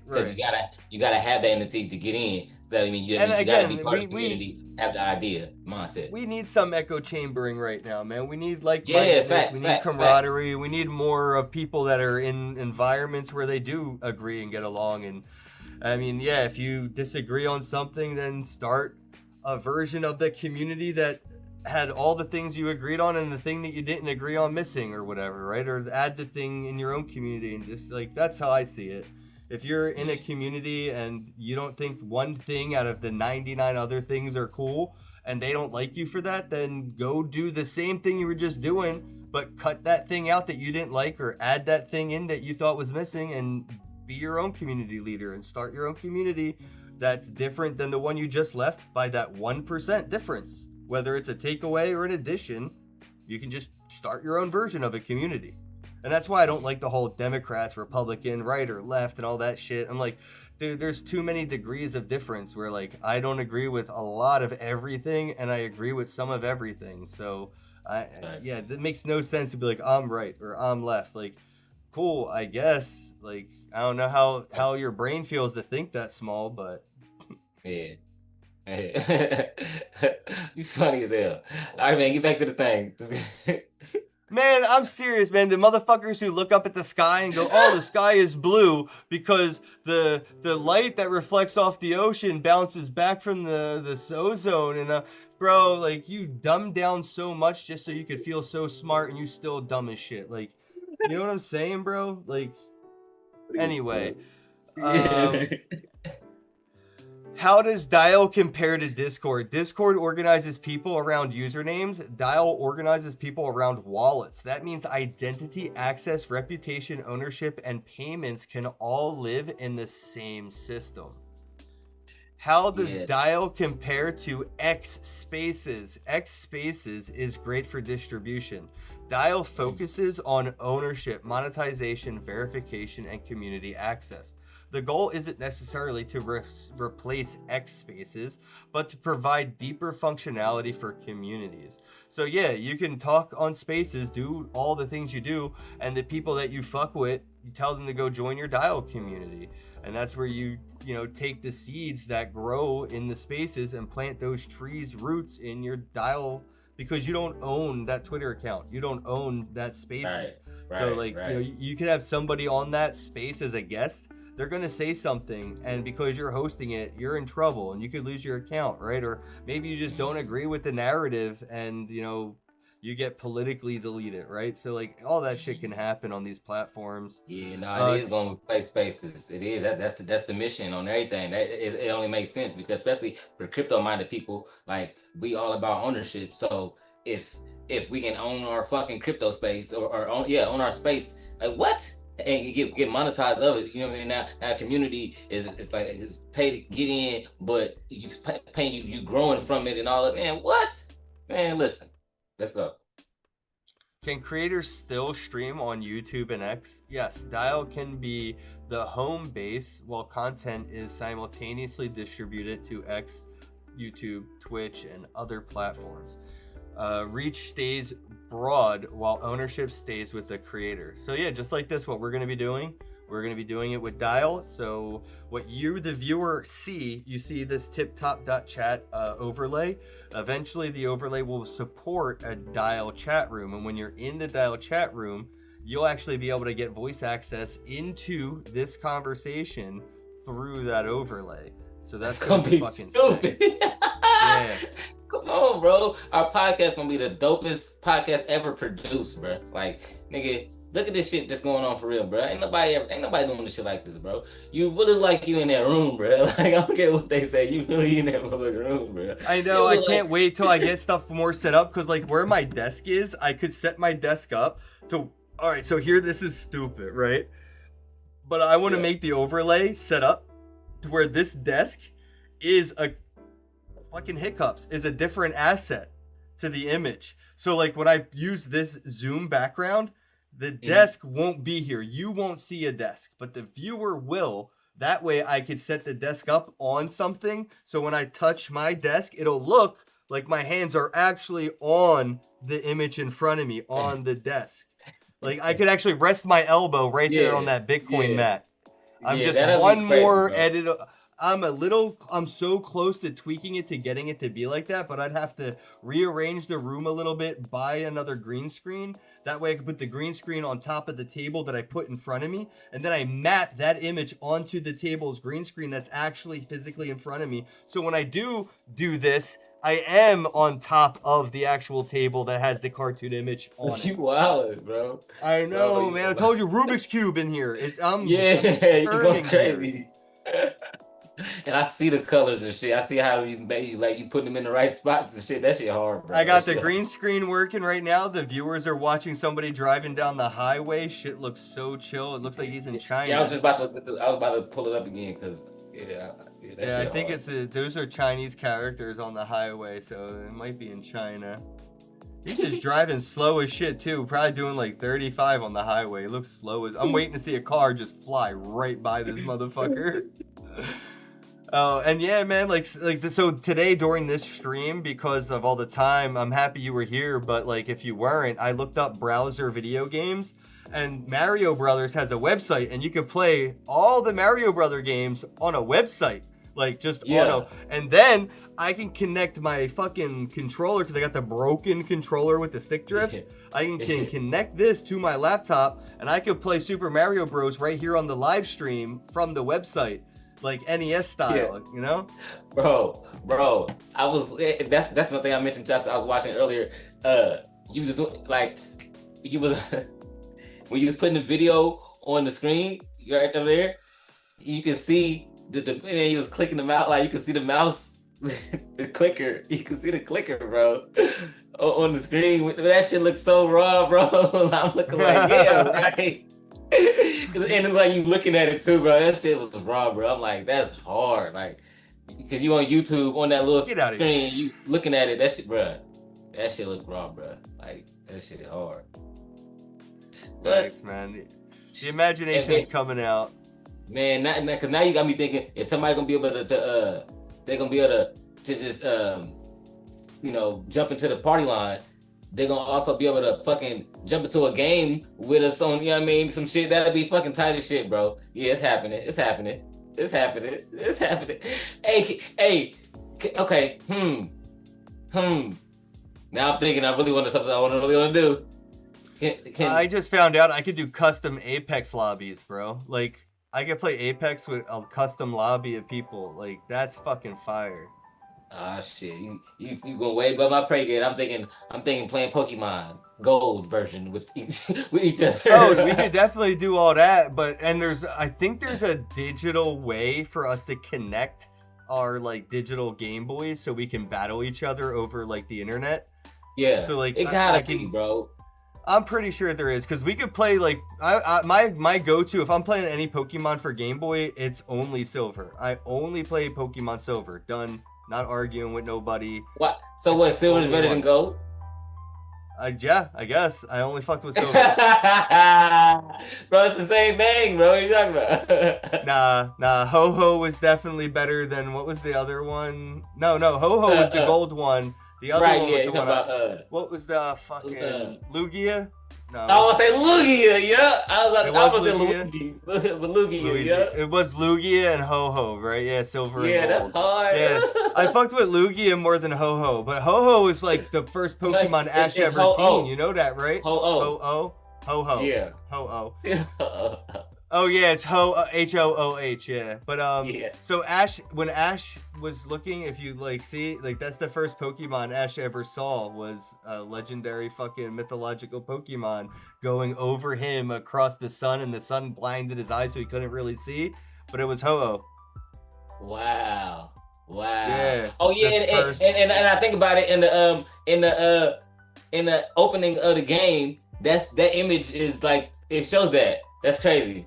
Like when you like the opening. I only ever played Silver. I don't know. My brother had gold. Me and my brother were always the opposites with that shit though. Like it was weird. And like sometimes things were like my favorite color, but that version of something wasn't my favorite version, so it would be his favorite version, but my favorite color, and it just felt off-brand. It felt so off-brand when like ever that happened. Like my favorite color was blue, and his was red, right? Growing up, and but like I didn't want to be the motherfucking corny ass Blue Ranger on Halloween. Because the Blue Ranger was corny, but the Red Ranger was the leader, and his favorite color is red.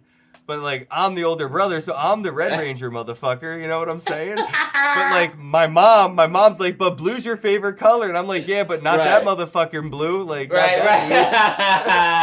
Not today, Mom. Not because of Power Rangers. There's a hierarchy here. For real, I was like, hey, on everything. Hey, that's crazy though. That's like then a universal. Cause like nigga, what nigga? I bet you, even if the action figures, you couldn't get the Red Ranger from me, nigga. I'm playing with the Red Ranger, nigga. I don't go. And I don't even like the color red. But we gonna play with the Red Ranger because I'm the leader. Exactly. He's the leader. Yeah, that's bad. That's why I was happy when the fucking White Ranger and Green Ranger was the same dude, and he was kind of the new leader. And I'm like, all right, cool. You can have your red back, bro. yeah, facts. On everything. That shit was hard too, on everything. The Green Ranger. Power Rangers is kind of fucked up the way that I'm with everybody who said the color of the Power Rangers was way too on point. Like they could have mixed it up a little bit. Like they didn't have to be so like weird with the color. Like Black Ranger's black, the Asian girl's yellow, the girl with the pink pussy's pink. Like let's just do all the obvious weird shit for a kids show we can do. Like bro, no. The nerd who can't get laid and got blue balls is the Blue Ranger. Like the God, the guy who's always turning red because he's angry. He's the Red Ranger. Like bro, it was so corny, bro. Like it was like. You know what I mean? If you feel like you look at shit a little sideways and you see it different, you're like, wait, is that the way it was supposed to be seen straight up? Looking at when you said the pink pussy part, that just like you crazy, bro. You blew the roof off. You insane. I mean, what color is it? You know, asking Kimberly. Ask Kimberly at a Pokemon or a Power Rangers Comic-Con signing. What color is it? And she's gonna say she's the Pink Ranger, and you're gonna have a clip right there. Look at that. Look at that. All right. We on. What's the last one we at? Is it only we got a couple left. Is it only for crypto natives? No. The back end is Web3, but the user experience should feel familiar. Call, message, join a room, go live and pay. The complexity stays under the hood. So again, not really needing to deal with, the private key stuff because it depends on where the integration comes in play for Dial. A Dial is a feature that can be plugged in or can be native in a platform, right? So for TipTop.chat bro files, right? When you go to TipTop.chat and you log in with your bro file, you will have access to your means of engaging with us through Dial right from that. So however you get your bro file situated and set up, whether it's through socials or a cloud wallet or a wallet connect like Phantom Wallet, and that's how you log into TipTop.chat with your bro file, then that's where you'd be able to do it, with Dial and stuff. So there's no extra to it. And then also, if the platform doesn't require a wallet connect and all that crypto stuff, then they can still use the technology without having their end users go through all that crypto stuff. It just, you'd have to build that wallet infrastructure kind of vibe.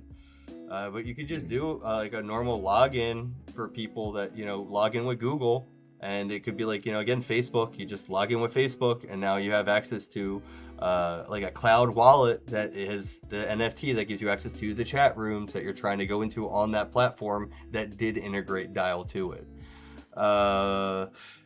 Is wallet reachability a privacy risk? No more, no less than it already is, honestly. No reachability does not mean exposure. Users control permissions, pricing, allow list, identity settings, routing, and visibility. Again, if you're completely anonymous on Twitter and you don't use your real name on YouTube or on the internet, then now you have a way for people to be able to contact you without needing to know who you really are, or for you even to need to know who they really are. But through wallet verification, you'll be able to prove that you are this anonymous person that otherwise can't be identified, but you can be verified through communications. If I'm on Telegram and I'm trying to talk to somebody who's super anonymous, it's really hard to know for sure if I'm talking to this person or somebody pretending to be this person. With dial.wtf, you can be super anonymous and still have a way for the public to gain access to you. And you can control how they have that access. You can token gate it, you can price it, you can have an NFT community that you make them get it, or you can ban people, that harass you. Why now? Because wallets have become identity. Millions of people already use wallets to store assets, join communities, and prove ownership. The communication layer hasn't caught up yet. And this is so true. The closest I've ever seen is Phantom Wallet. Phantom Wallet has chat rooms for tokens. So if you wanted to go see the scam that is Asvoria, you can go check out the ASV scam chat on Phantom Wallet and see all the nonsense and bot stuff, and that's how you get an idea of like, oh, this is a fucking scam, right? And then, like, there's the Bitcoin chat room and all the different tokens and coins.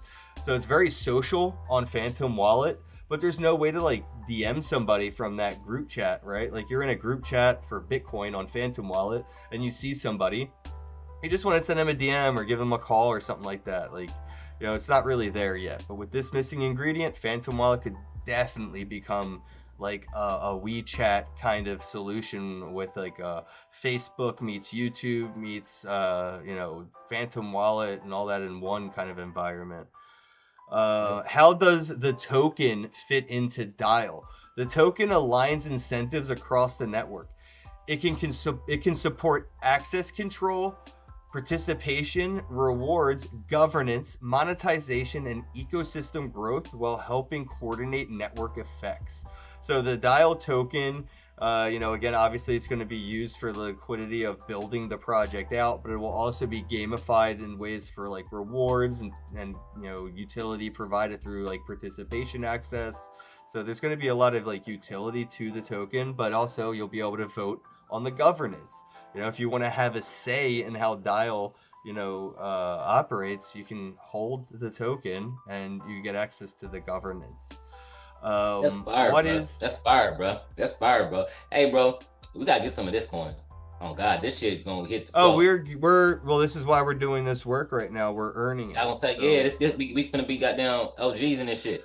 Like, what is the long-term vision? To become the communication layer for Web3, a world where wallets aren't just places that hold value, they're places where people communicate, collaborate, transact, and build communities. And that is exactly why the time is now, and that is the long term is not even that far out. I think we probably could see something like this take off in about a year or two.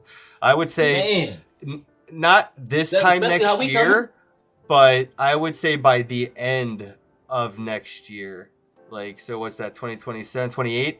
By 2028, I say that people are going to be maybe not. Again, it doesn't have to be Dial that wins. We had Text XRP come in, right, and stuff. Like, there's going to be other things. That was cool on that type of time, but this right here, another level. Definitely another level. That's just like it sounds like just like texting, text. You feel me? Communication. You feel me?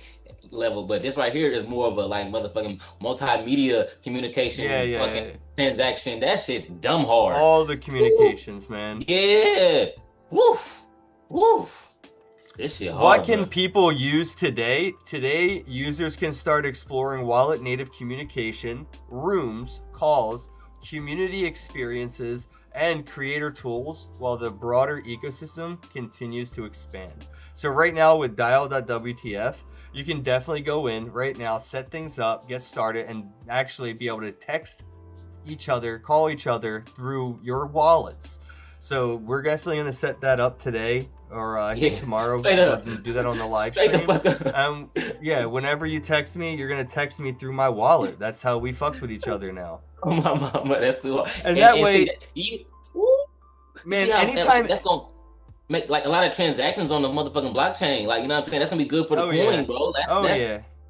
That's fire, bro. Yeah, exactly. Exactly. Oh, And Bobcat. Bobcat, how goes it? Yeah, we got That about was good, 6 man. minutes until we go on the spaces. But yeah, I actually set up. I did the 3 months of Pro through MetaMask. Got that set up. So yeah, For Dial. Yeah, for Dial. So. Oh yeah, what I can you do? Wait, did you use our MetaMask? No. I use my personal. So it's Bobcat BTS at ETH or .ETH. So Man, we about to be taking through the fucking blockchain. What's that? I don't know what he said, but I said. Be right back. Okay, I was saying we about to be fucking texting through the blockchain, communicating on the blockchain. Oh yeah, but we also have our own syndicate. So we have a room set up right now, which I'm about to. So do we call them block lines or chain lines? Because they're not my phone line anymore. Or is it a wallet line? Well, call it a wallet line? They call them party lines, but yeah, but that ain't right. Yeah, you know how I am with words. I know. That ain't right. Nah, it needs more tooling in the fucking vocab room. Crazy, man. I feel you. Have you seen the new Mark Wahlberg movie? Have you seen the new Mark Wahlberg movie? Bro, I think I was about to watch it. What is it? Funny. Balls Up. It's about a condom that you fit your balls into. Bro, the movie is so fucking funny, bro. Oh my god. It just makes you think, like, the whole movie, you're with everybody else in the movie. Everybody in the movie is like, why didn't they ever do this before? And eventually you get to a point where you as a man go, yeah, why the fuck hasn't anybody done that before? Hell no. Well, I mean, you know, if you wear a condom, because I don't, fuck condoms, they're for bitches. But, like, if you wear a condom and you have sex with somebody that has, like, genital herpes, your balls are going to get herpes. They're just slapping all around, getting all that herpes juice on it. And you wore a condom for what? Why did you even wear? Oh, not to get somebody pregnant? Like, that's a stupid reason. You could just, like, not, you know, do that inside them or get a plan B or whatever. But, like, the other 50% of the reason why you just wore that condom makes no sense because your balls just caught an STD. So, yeah, the whole time you're watching the movie, bro. And anyway, it's just like that thing that they tweet. Dude, it's so good. So good. All right, we got 3 minutes until our space starts. All right. And it's a closing answer. All right, I'm gonna read this one. All right, the closing answer. If you only remember one answer, remember this: Bitcoin made money peer-to-peer. Ethereum made value programmable. DAO makes communication wallet native. If your wallet is where your money, identity, reputation, and community already live, then it should also be where people call you, message you, meet you, pay you, and build with you. Fire. That's him, bro. I'm ready to get my shit set up right now. Like, nigga. Yeah, I got my list of questions that they want me to ask and stuff like that. Plus, I have a list of questions. That's lit. Yeah. Caitlin said she came into the chat at the right time. Yeah, you did. Oh God, we turned up right now because it's this fucking dial shit, this dial WTF shit, putting motherfucking Web3 on your, like, communicating Web3, like multimedia and shit. This shit is crazy. Like, I'm turned up. I'm hype. I ain't gonna lie to you. Like, what?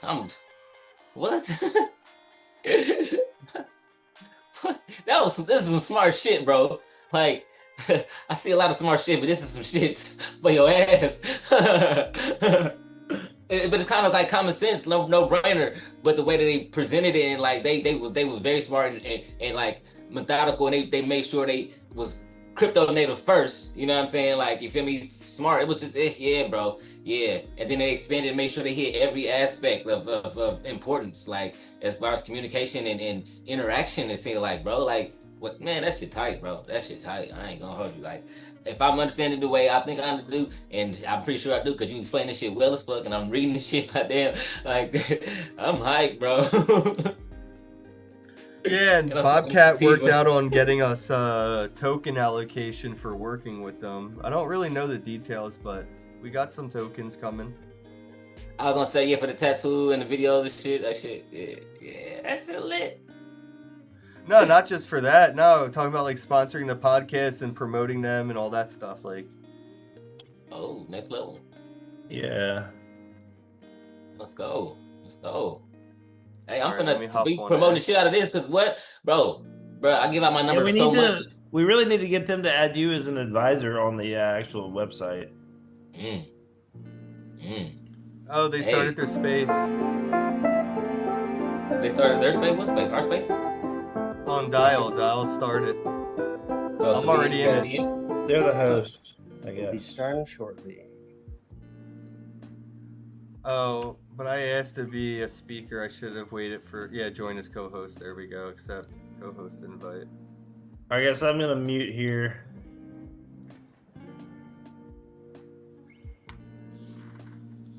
Yeah, would I be a co-host? Or what?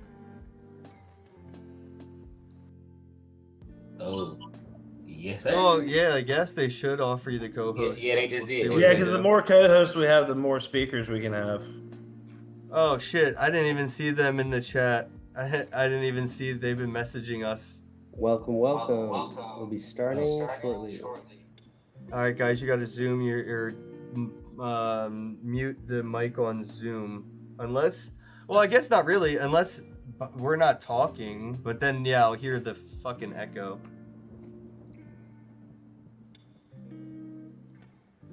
Well, because I mean, I'm pretty much muted on the spaces more than anything.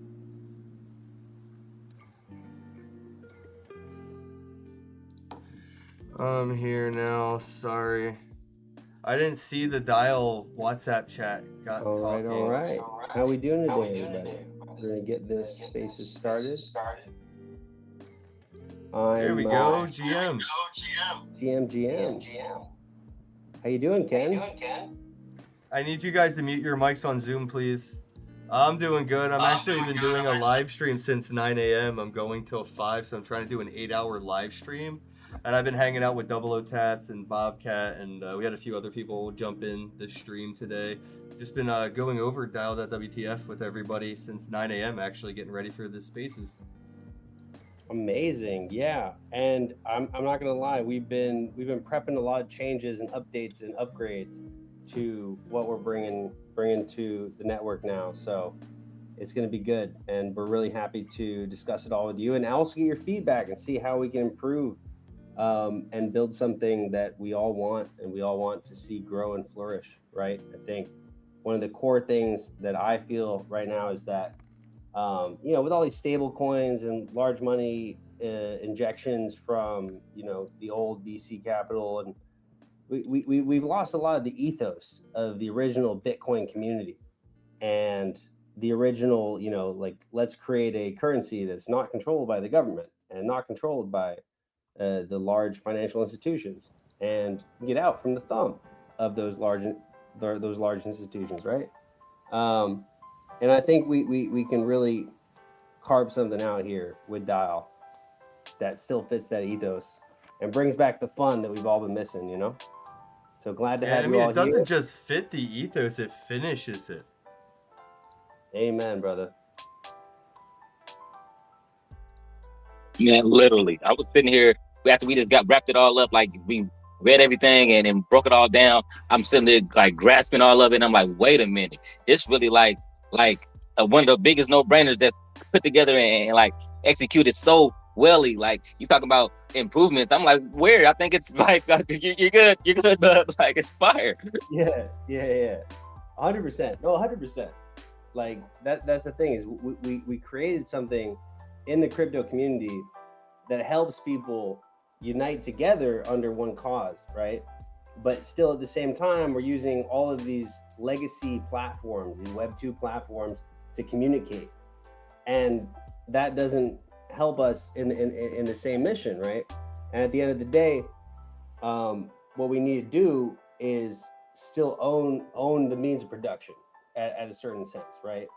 Which means that we need to have the platform that we're using to communicate not be owned by some centralized organization that still wants to use the algorithm to profit off of you, right? That's what we've seen from all these social media. And it's not only that, it's like you also rent your audience on these different types of social medias, right? You don't actually have an ownership of your black book that you've built over your half a year, 10 years, right? Of using that platform. You don't have ownership of that black book. So I think that's another interesting thing. It's like, right, as you're building out this list of wallets, and that's what Dial does, is just connect the wallet to the identity and allow you to communicate through the wallet.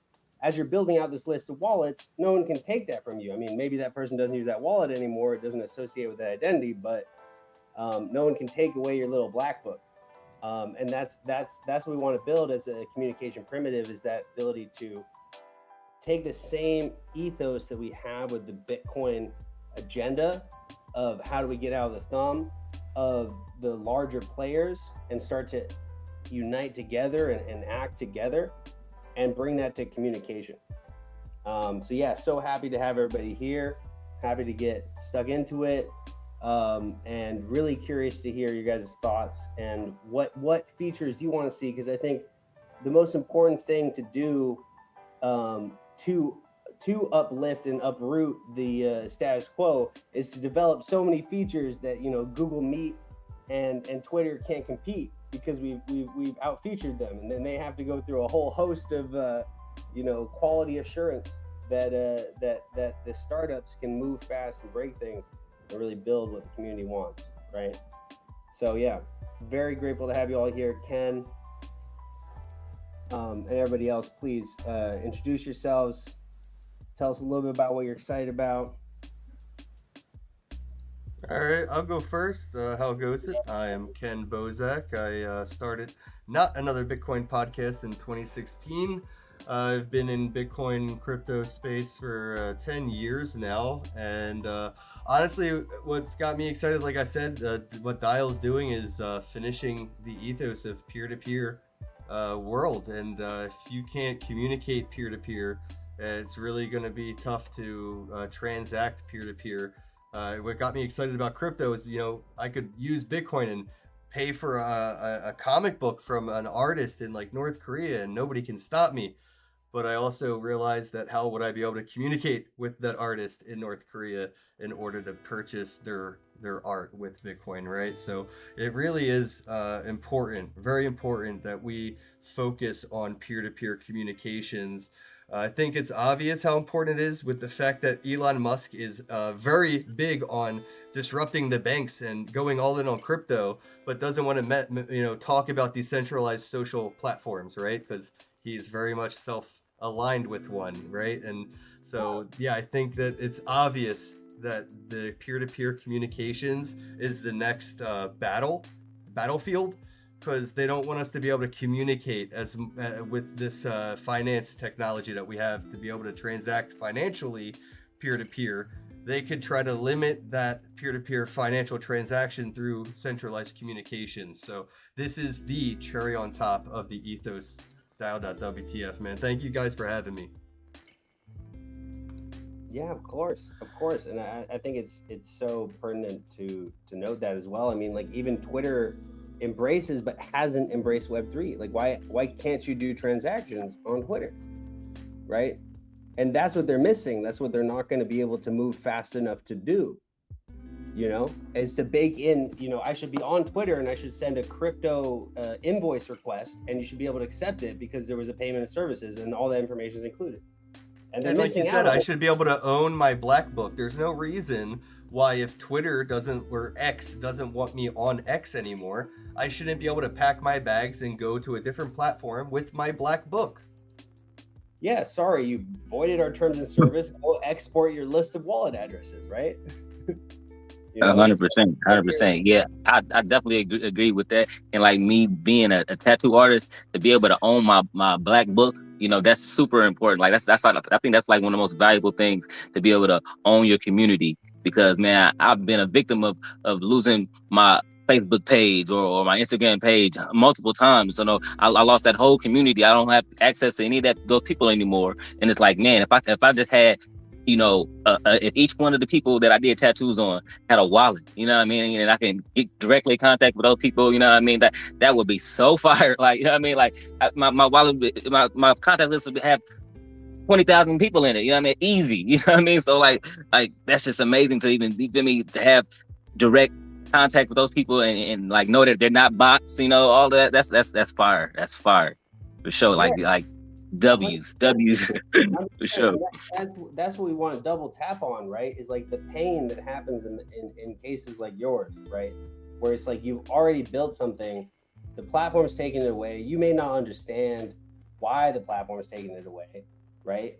And there's honestly, a lot of these decisions are being forelayed to algorithms now, right? So it's not even a human that's making the decision. It's actually hard to get a hold of a human to make a decision to be like, actually, there's no reason for this account to be terminated. I should actually get my access back, sir.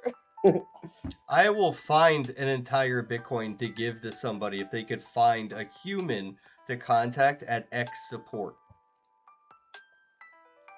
I mean, I'm sure we can find people in the network, but even they don't only have so much ability to enact any change, right? Because it does become a very algorithmic thing. And that's where I think with Web3, we have something that's very user orientated, right? When you're engaging on actions, you're engaging in smart contract. And of course you can set bots with, but like it is very user oriented. It's like you're taking those actions yourself. And one of the things that we've been discussing and optimizing in the user interface lately is really bringing things back to actions, and focusing on people. Like right now, all of content and social media is focused on content and not actions, right? At the end of the day, everybody is making content to stimulate some type of action, right? And they're like, oh, this is an Instagram post, but really, I want you to buy my course. Like, and so we were like thinking through it. We're like, why don't we just make it so that people can just focus on the action, right? Hey, this is the post. Look at how good the token's growing, but the action is actually just go buy my token, And we've been working out a system to set up these cards. You can like set up, and this is a little bit alpha. We're still working on this. This isn't the core of features that are working now that you can now use. But to give a little alpha is like work on these cards, so then you can put these sort of engagement flow actions into your own feed, and then that's what people are interacting with, right? And that's something that someone can pin. So if it's like a live chart of a token, and like I just bought this token, like you go buy, and then that's how we can bring InfoFi back into the Web3 space, where it's now been kind of killed by Twitter, right? InfoFi's like been a little bit suppressed by the way that things are working now. And I think there's a big market there to go pick up those laurels and say, hey, we got to do it this way now. But yeah.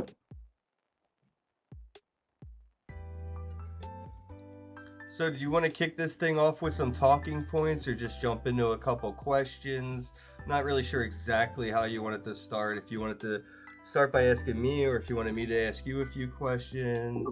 Well, he said we wanted to introduce everybody. We didn't do that. We kind of skipped that part. That's my bad. I feel like you started, and then I was about to jump in. I got excited, but I'm here. I'm double O tats. I'm the Black James Bond with the tattoo gun, man, and I'm coming to going full force for WTF because this is inspired, amazing stuff, man.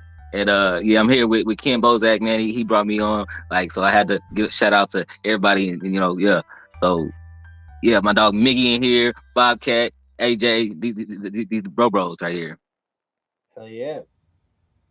Glad to have you all. So yeah, Ken, I think there's a couple of things we can start with.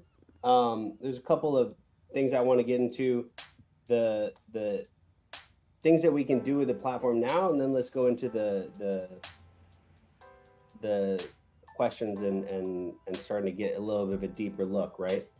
So right now, one of the focuses that we have with the platform is this ability to create the token or NFT gated party rooms, right? And we think this can be a very useful tool for organizations, NFT communities, token communities right now to sort of wade through the riffraff and allow your team to get a better interaction with your community, and especially the larger bag holders, right? So by being able to like create limits and rules onto who can talk, right? If we're having a Twitter Spaces right now, but I don't know who in the Twitter Spaces actually has my NFT. I don't know who has $100,000 in my token, right? And if I can set limits and rules to who can speak based on actual wallet interaction, then we have a little bit more of a inner space. And what that does is it creates that influx, creates that sort of pressure to be like, oh, well, I want to be able to speak. I want to be able to ask questions at these calls. Let me go get my 50,000 tokens of this bag, right? Maybe it's $250 now, but it'll be, you know, 10K later or whatever, right? So it creates this different type of dynamic. And I think that's a dynamic that is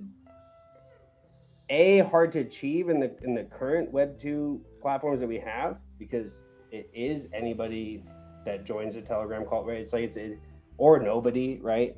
So it's this aspect of we want to enable people to use the same tools that they have been using, but integrate that Web3 security and integrate that Web3 functionality and let them use it how they want, right? Let them use it how it best see fit to like their goals. So yeah, that was a little bit what I want to get into about how we can use DAO for orgs and KOLs right now. And it gives instant utility to a lot of projects that are like their roadmap may have their utility next year, really down the roadmap, but they could have like a bare minimum basic utility provided through either their token or their NFT collection through some kind of, you know, tokenized gateway party chat.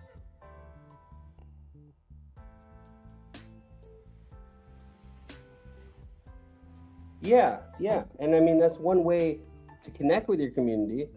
And then on the other side, there's the security aspect of it, right? Which is like, okay, this wallet specifically has claimed this room, and I see that this wallet has also engaged the dev contract, right? So I know that this is the team's room.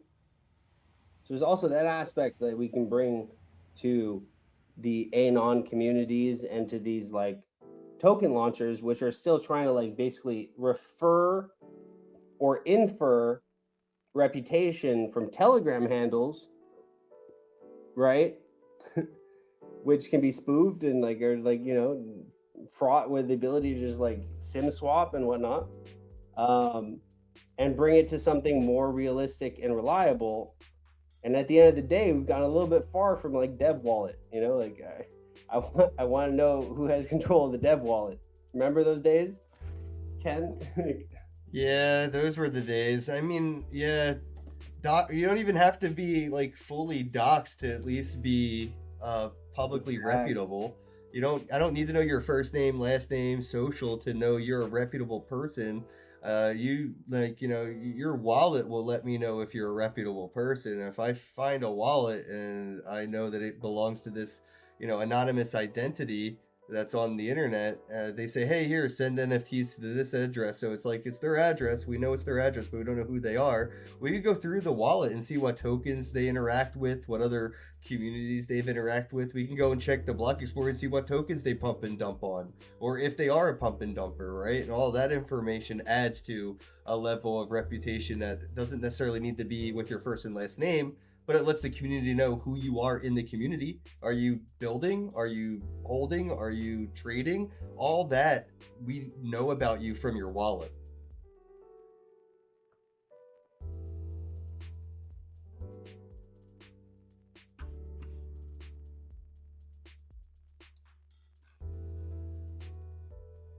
Bro, I love this so much, to be able to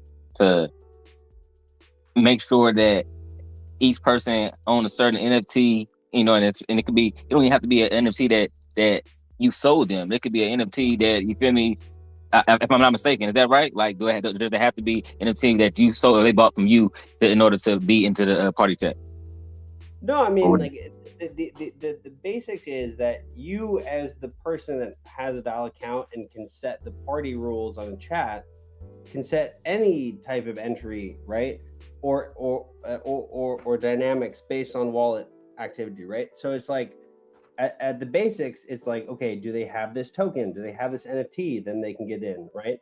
You could also even do pay $2 in USDC to enter the call in this one specific call. And you're like, yo, I'm getting on this pump.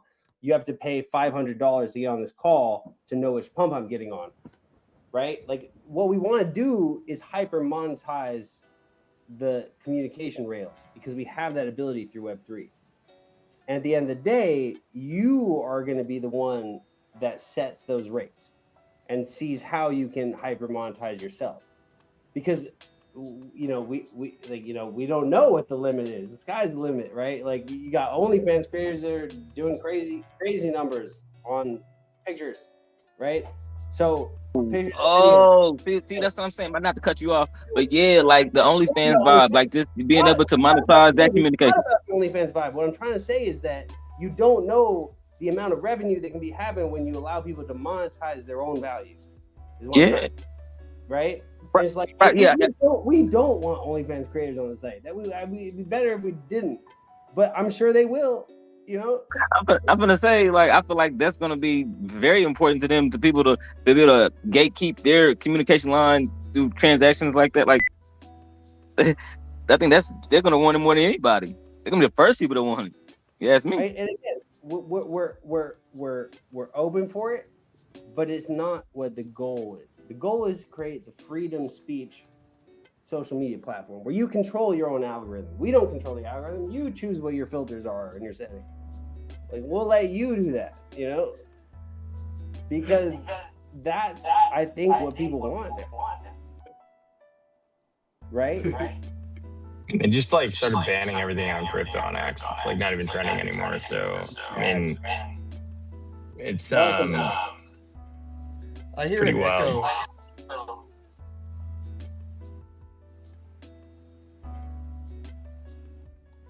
But yeah. So let's jump into some of the talking points that Below, mute your fucking mic, bro. Worked out. Go below, mute your mic on Zoom. So I'll go through a couple of main points that I want to stress on, and then we can go into some questions. So the first thing is that peer-to-peer money, and I stated this before, but just state it again, right? Peer-to-peer money needs peer-to-peer communication, right? Smart contracts need smart transactions. So we need to have context with the value, right? The second point that we want to touch on is wallets should be reachable, not just readable, right? So you should be able to actually communicate with the value that is in the wallet. That's where the internet was not too long ago. It was only readable, right? Like you couldn't really write. You could just, that was Web 1 was like reading what was on the web. And then we got away to like, blog and live journal and stuff, which was read write. Yeah. And the internet was now where we're at with why we say Web 3, because you can read, write, and own. And I feel like, this is, again, there's another step in the progression of technology where, like, yeah, we're at a read-only version of, like, Web 3 itself, right? Like, the internet is Web 3, like, it has read, write, and ownership. But within the Web 3 ecosystem, we're still on, like, read. We're barely at read, write. And this is where Dial helps us be able to read and write on Web 3. Man.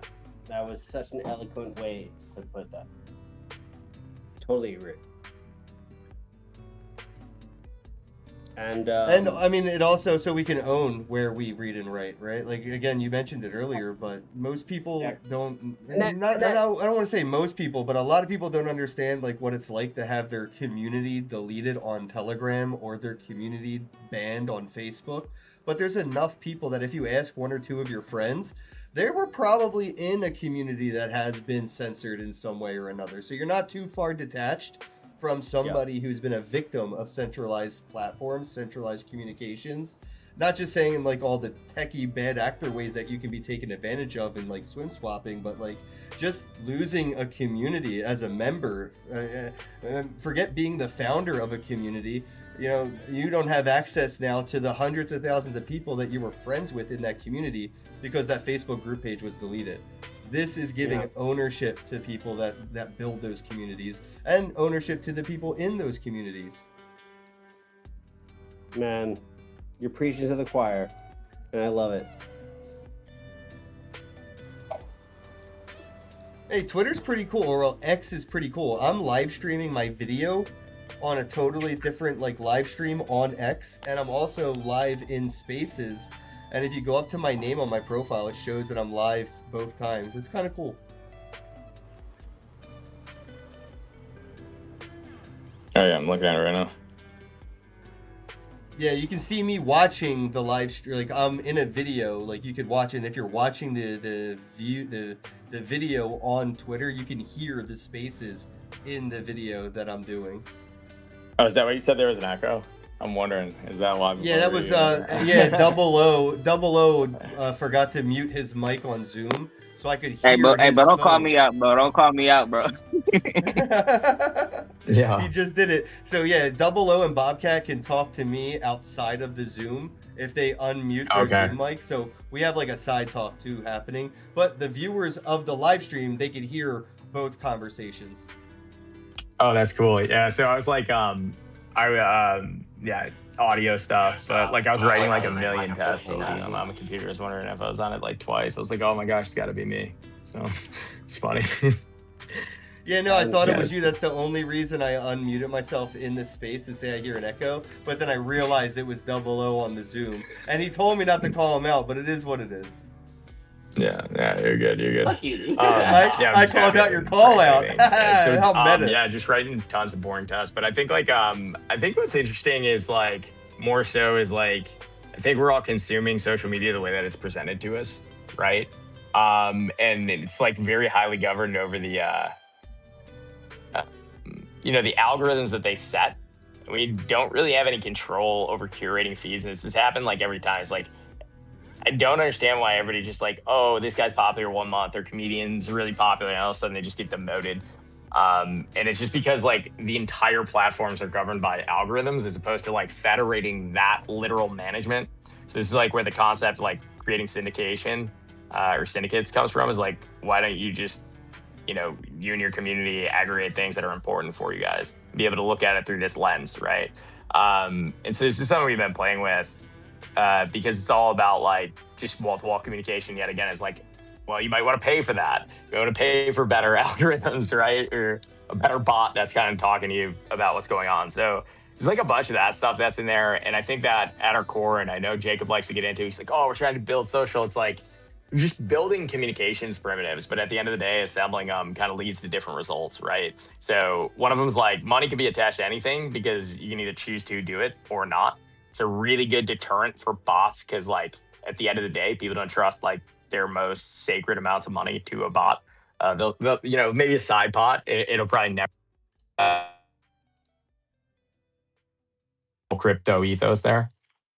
I think I'm most excited about actually jumping over the cold start and like starting to invite people to like asynchronous on dial, because we've had like the party lines task going for a while, debugging that, figuring it out.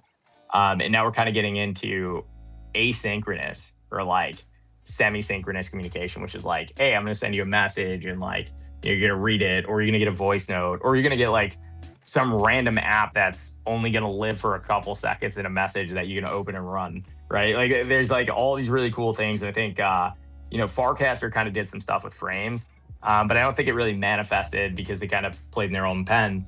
I think one of the unique things that we're trying to do is not like picking a chain, which was, probably worse for us in the beginning, but it's going to pay dividends later. It's like, hey, can we do omni-channel and, stuff. So I don't know, Jacob, if you have any words on that. No, I think you touched on some really pertinent points there, Adam. And leading off of that, right? It's about creating that interoperable space because communication is always interoperable. It has to be interoperable, and there has to be privacy within that, which we provide. But at the same time, this interoperability, and it's like, you know, as you said, it's like, it's a funny thing. It's like you get met by these walled gardens of different basically vested interests, because people are vested in Ethereum and people are vested in Solana, right?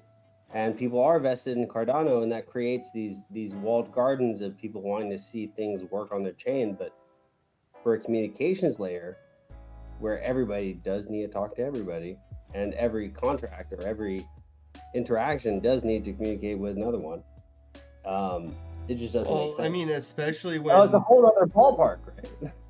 Well, yeah, I would say especially when you have like the IoT, you know, Internet of Things communicating with each other. AI is also going to need verifiable, authentic ways of communicating with each other, so that AI can't get duped by another AI or socially engineered itself. You're going to have your refrigerator making a text message, you know, order to Amazon Prime for eggs to be delivered, and all that stuff that's happening on these centralized, you know, communication platforms. It's still an exploit even at that layer. So like the more IoT communicates with other IoT, the more necessary these solutions are going to be at that level as well. Yeah. Like for you to be able to know for sure that your AI is communicating with Amazon Prime AI, it's going to probably need a dial.wtf communication platform for that authentic, verified communication. Otherwise, a man-in-the-middle attack is going to occur, and eventually your smart refrigerator is going to do a dumb transaction and buy eggs from a fake Amazon account or something. Or somebody's going to dupe their... Dude, you're so right. Sorry, I didn't mean to interrupt. I was just thinking about, like, it sounds like it's stuff for us, and I get it. Like, the peer-to-peer communication is like a human incentive. Like, we personally see the need for it, but if you zoom out and look at like the way that the world is being built, your refrigerator is going to need a wallet, your refrigerator is going to need funding, and your refrigerator is going to need an identity that says it is in fact your specific refrigerator.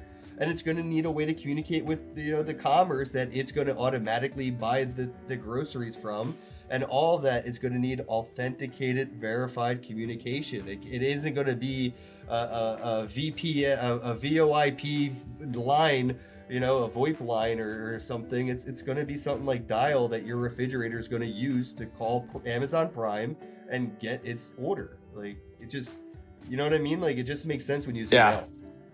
Yeah, dude. So like trusted edge, right? Like I think this is gonna become a word. I've been trying to figure out how to call my JBL on Dial for like the last couple of weeks, like with an X402 gate, so I can pay it and play the next song for like a certain amount of time. And so like these are like fringe things that we're working on right now. But we talked to a bunch of people. We have it figured out, and then we built kind of a new spec that we want to release. But from your perspective, just like you talk about smart fridge, it's like, even just controlling that access, and like, how the hell do you get a wallet onto your speaker, right? Which is like insane, or create a contract that represents the speaker and like allows that connection. And it comes back to a lot of different things. So like, we think that also like the old jukebox, right? We made like, everything old is new again type stuff is like stuff that we're going after too. So it's like, what does a payphone look like for agents, right? Well, we came out with this, like we're rolling that out. Which is like put a quarter in and send a text message, right? So it's really cool stuff. And I mean, like, it's taken a while to kind of work the primitives out and then like retool them and get them ready to ship mass. So we're kind of like on that level, and some of it's still, we know how to do it best, and we're kind of trying to bridge and shoot the gap. So there's like 15 challenges coming on, but it's ambitious. It's cool to see it like go from like what was an indie project to something bigger. And I think, Ken, actually, to your point, some of the stuff you've talked about in the past, which is like, hey, if you got a shitcoin and you want to launch it, like, why can't I take the other side of that bet, right? Well, if you can communicate with smart contracts and agents and like projects and like link them together and things become addressable, kind of creating, really complex transaction infrastructure between agents and all this other stuff, and like, coming up with an evaluation of what happened on chain for things like prediction markets really becomes weird. So there's like the tomorrow, the today, and then there's like the future. And so there's like derivative markets in communication that like haven't been hit on yet. So it's going to open up a lot of doors. And I think that one of the things that I think is like a failure, which has been going on, is like, the focus on non-interop or opt-in requirements, and not just from texting, but I mean like you don't de facto just have an inbox that I can message you at without signing on Ethereum, which is a huge mistake, right? Bitcoin has some stuff like that a little bit, but nobody really maintains it. I think that there's a way to do it, and that's some of the more important stuff that we're solving. So it's like a phased process. There is so much Bitcoin does natively that wallets just don't turn on the features or build a UI UX. But there's like a million features in Bitcoin that you'll never get to see a wallet just like, build a UI UX for the feature. Yeah, Luke Dash Jr. putting in work, bro. Yeah, well, this is, Dude's I mean, intense. dude, this is going to be one of those plugins that people are going to ask for, you know what I mean? Like, people are going to want more ways to communicate in those platforms. And like, if you look at like what Phantom Wallet's doing, they have like a little chat room thing for different tokens. If you're into like a random meme coin or a random shit coin, you could go into Phantom Wallet and join that community like troll box. It's like an open chat room, and they have so many of them, and like they want more of that. You know what I'm saying? This is something people are going to demand Phantom Wallet integrates. I sent you a screenshot actually, like of like the layout that we think is going to go pretty well. We were experimenting with, but it was like more like AIM type online. It's pretty good. We were messing with it because we're going through a bunch of different shells and layouts, and like that was one of them. It's like we were like looking at that and we're like, what's actually the problem with this? Is it's a finance app, and it's not like WeChat for Web3, right? And they have a big pivot that they would have to undergo to do it. And we think that the Chinese kind of nailed it for like what a hyper financialized app should be. I'm not saying it's going to be exact, but I'm just saying WeChat's like everything. Like it's just a super app, but it's a super app with a very specific type of trajectory that made them do things that were really awesome that everybody else is now trying to emulate. So, we really want to be a primitive, right? And we have to demonstrate what, your wallet being a phone number looks like, which is the simplest way to put it.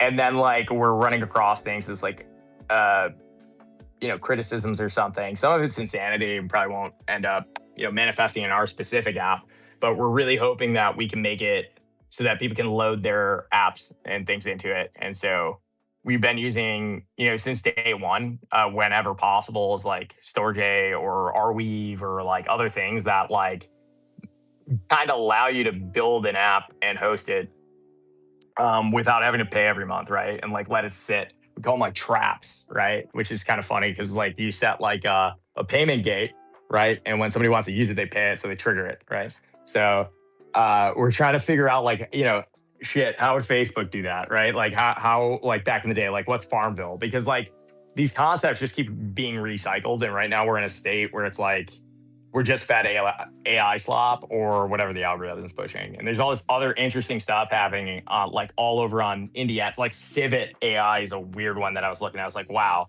these guys did some cool stuff that's like not mainstream yet, right? They have a lot of users, but there's a bunch of other ones too. And I think that there's a lot of innovation socially going on and a lot of contenders.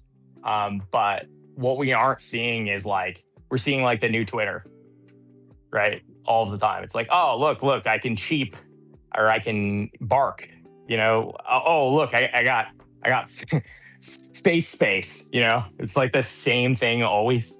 And I guess you can do that again, but like what I really haven't seen and what we really want to do is like some of that oldie but goodie stuff, some really retro stuff, which we think is awesome and actually makes more sense now. And then also like, try and land the rocket vertically if possible, right? Which is a new trick. So it's quite ambitious, and that's like what we're trying to demonstrate.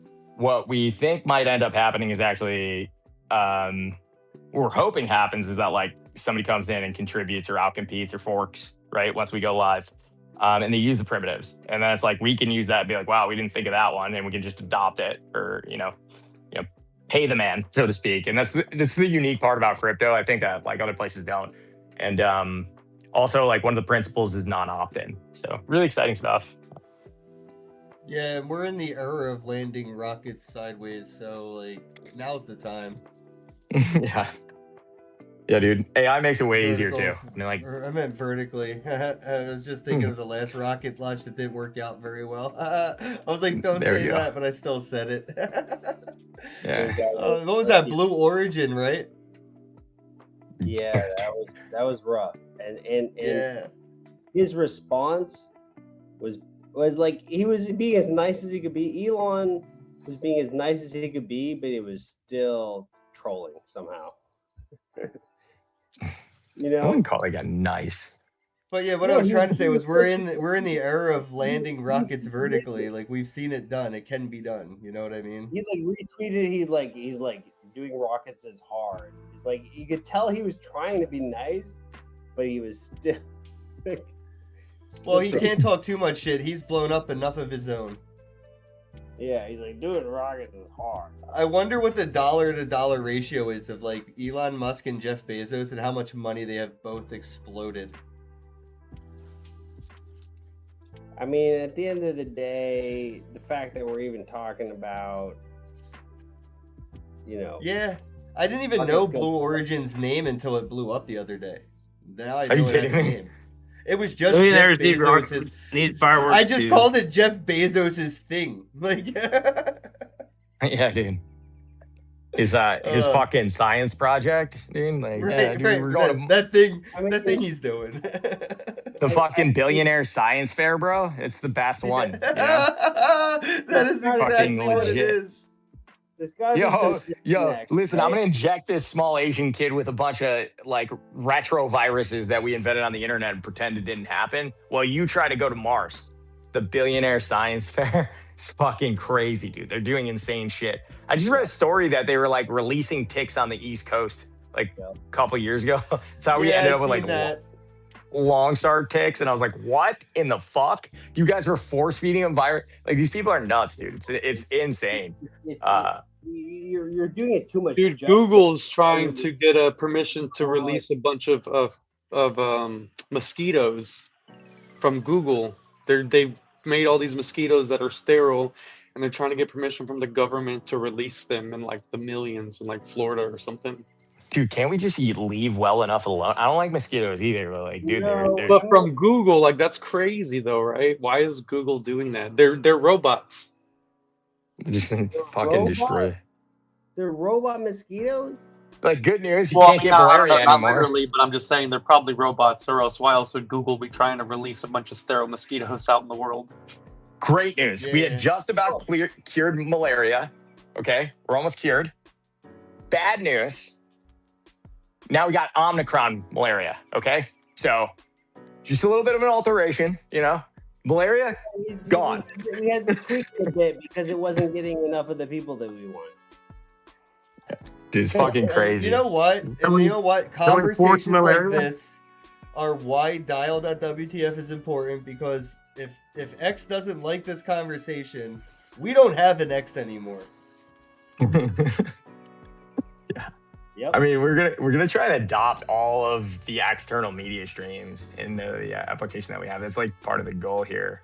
So preferably, you can just customize what you want on your own. I mean, way, I know but, we want to it's jump into a challenging. little bit of like the AMA side of this stuff, but I mean, I definitely see the marketing aspect for Dial, and I think like a really good campaign for Dial is a targeted marketing campaign for content creators, and use Dial the same kind of way we used to use chat roulette back in the day. Bingo, Like, dude. Yo, I'm fucking with that so hard, dude. Like, yo, Have we wanted content to, creators doing this, yeah. Yeah, that would be legit, dude. If that's, look, at the end of the day, Like we can't like make what's gonna stick. dial.roulette kind of shit, you know what I mean? Like party line, Dude, random, mini random- apps, random those would shit. preferably be in an app Bro, section, you- like bro, Marketplace. You just full circled it. I'm not gonna lie, you just full circled it. I get it. That feature was like slapping us in the face. That feature was slapping us in the face, and we didn't even notice, and it kept slapping us in the face. Dude, that feature needs to be. Yeah, dial roulette would be sick, bro, because then you'd have YouTubers and live streamers doing react videos, and they'd be reacting to having random phone calls on dial.roulette, you know? We can enable a ZK age identity, right? From like that would be nice. Like EU just put a bunch of stuff on different sites in terms of pornographic content. So we want to make sure that we stand by those guidelines and laws, and as a result, we can enable that. Was that Always Sunny in Philadelphia quote where they're trying to buy a gun? It's like, that'd be on you, brother. That's like how I felt just then. Yeah, but no, I'm definitely with age verification stuff because I hate playing video games and I start talking shit to my teammate and I'm really going in for like 10 minutes and like there's like 3 minutes left in the game and like a 7-year-old kid turns his mic on. He's like, "Hey, mister, why you being so mean?" I'm like, well, first off, I assumed you had hair on your chest because this game is not grow for a pair, kid. You know what I mean? Like, how'd you get this far in the game without growing a pair? Exactly. But also, like, I don't want to play a game like Call of Duty with kids. I want there to be a way that I never interact on the internet and stumble into an environment that could have a minor in it. I found out there was what's the name of that casino in Vegas, Bobcat? We went to a casino in Vegas and they card you at the door out front on the sidewalks. You can't even get your kids in the hotel. I love that place in Vegas. We should do ZK18 identity for passports straight down to the root. You get really complicated. Let me try and explain it, I guess, like in terms. So virtual civic private vibes. servers and VPNs, like they were just the de facto for intranets, right? They only became like VPNs as a label when people could actually create them, right? So what you need is like a social private network or like social tailscale. Everybody knows what tailscale is now. But like that's like the thing that we don't have. And this comes back to like, how do you draw a buffer around who you're communicating with? And you know, what does that look like? How do you visualize that, Ken? So you know you're protected and you're not gonna, you know, get smoked. And we think that this is a huge gap. And especially if you do stuff like that, people can like interact with their, you know, with their little bubble on their own way rather than somebody else fucking around with it, right? Because it's like, if Facebook's throwing you in, you got to take everybody's chances, right? So you can set the degree by which you want for which activity would be ideal, right? So it's like, you know, some are a low thing. It's like Twitter, I'm just going to say whatever I want to say. It's freedom of speech, right? And it's like, you know, if I call my girlfriend, I think I talked to you about this before. It's like, how can you zone that connection? And you have very little control over that right now. You basically can't even see, I can't see when you tweet, which is fucking crazy to me. Like, how's that not possible? Like, it's the only reason I use X. So like, these are just huge issues that I think we're unaware of because we just lack so much control, right? In our everyday. So it's like it's there if I go look for it, but it's like, dude, I just miss opportunities. Man. I miss spaces. I miss the algorithm when the people I followed were actually in my feed. I only see the same 20 people on X. I see the same 10 people on YouTube. I see the same 6 people on Instagram. I don't see anybody on any of these platforms except the same handful of people that the algorithm deemed worth the bandwidth. They are optimizing for your engagement rather than optimizing your engagement. Well, and that's also monetized or incentivized through their monetized sponsorship. Make your life easier, right? I want to make your life easier. I don't want to make your life easier for me. The reason you get fed, that's the reason you get fed. You have a feed and it used to be a timeline, right? There's a difference between being fed something and being on a timeline. And this is like what people have missed over the years. Have changed from your timeline to your feed. And this is because they're force feeding you dog shit. And the reason they're doing that is because their incentive model wasn't that in the beginning because it was all VC funding to get everybody on. And then they pivoted, right? And then they're like, okay, now it's ad-based, just like you said, Ken. But it's also like top-down.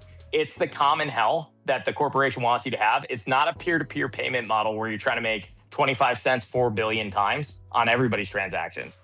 It's you're trying to make not just $1 billion, you want $10 billion, and you want to get it from everybody else and corner the market on everybody only for your boys. And so Yeah, but this so like is the blessing crazy. though is that is creating a new sponsor algorithm economy thing. I don't know the word for it, but it is being done right now because of all this dead internet theory shit.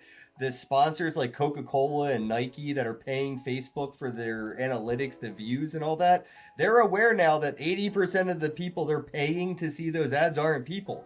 And the platforms were allowing the garbage in, garbage out bots and AI stuff because they were milking Nike and fucking Coca-Cola and everybody dumb enough to pay them for ads because they were showing the analytics. Here's the analytics. All these viewers are seeing it. But now these advertisers are waking up to that. They're spending so much money on advertisement on the internet that's all advertising to bots. There's going to be a new algorithm audit that sponsors are going to make these platforms do. And that is going to trigger verified engagement again. And it's going to create platforms, or it's going to incentivize platforms to create a better blue checkmark kind of vibe because these sponsors are going to demand fucking money back for all the years that bots were looking at the ads and dead internet theory was getting sponsored.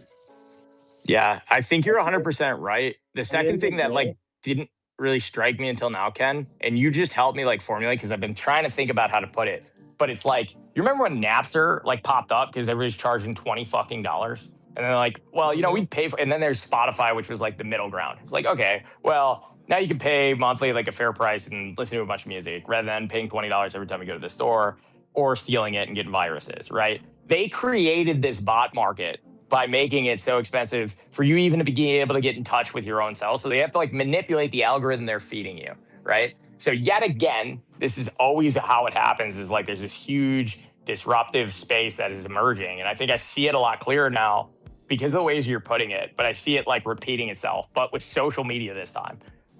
So there's like this novel thing, they squeezed out all the juice, and now it's like there's an opportunity again.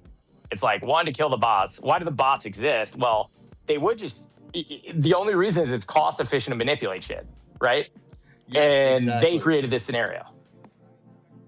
Yeah, it's not a bug, it's a feature, and it makes them more money by cluttering the internet with garbage, with AI, slop. And this is why you'll see, like, if you look at all these, like, CEOs, they're all talking about how we need to just get used to the taste of AI slop. And that's because they know the more slop that's being created on their platform, the more these sponsors have to pay for their advertisement on the platform. And that's why I know it's an inevitability that there'll be a new audit for algorithm engagement for sponsors. And I know that will incentivize these platforms to verify users on the end. The same reason, like, my phone won't let me have my screen never time out. Because, like, people have those fucking phones farming and shit. So now the software in the phone is trying to prevent farming from happening and shit. It's crazy. So those measures are coming. And I think, like, the solution, what you have here with dial.wtf and the way to, like, communicate authentically through ways that don't technically need a KYC to verify the end user on the other end and verify the other, like, that is going to be so valuable to platforms like Facebook and WhatsApp and fucking whatever X, because their sponsors are going to demand this form of engagement. They're going to say, oh, your platform is, allows botting, so we're not going to pay this much. But if your platform uses something like Dial, then we're willing to pay more for the ads because we know all the people that are looking at this platform and engaging with it are real people. Yep. I see Bobcat had his hand up. Yeah, I see that too. I was just... Yeah, I mean, this is primarily why I've been building profiles, which has a reputation layer and has Dial integrated, but it has all those things that we've been talking about for social tracking, very good analytics, because analytics suck everywhere that I've seen. So I'm really trying to build a reputation layer integrated with TipTop.chat and Dial and all these things that can work together.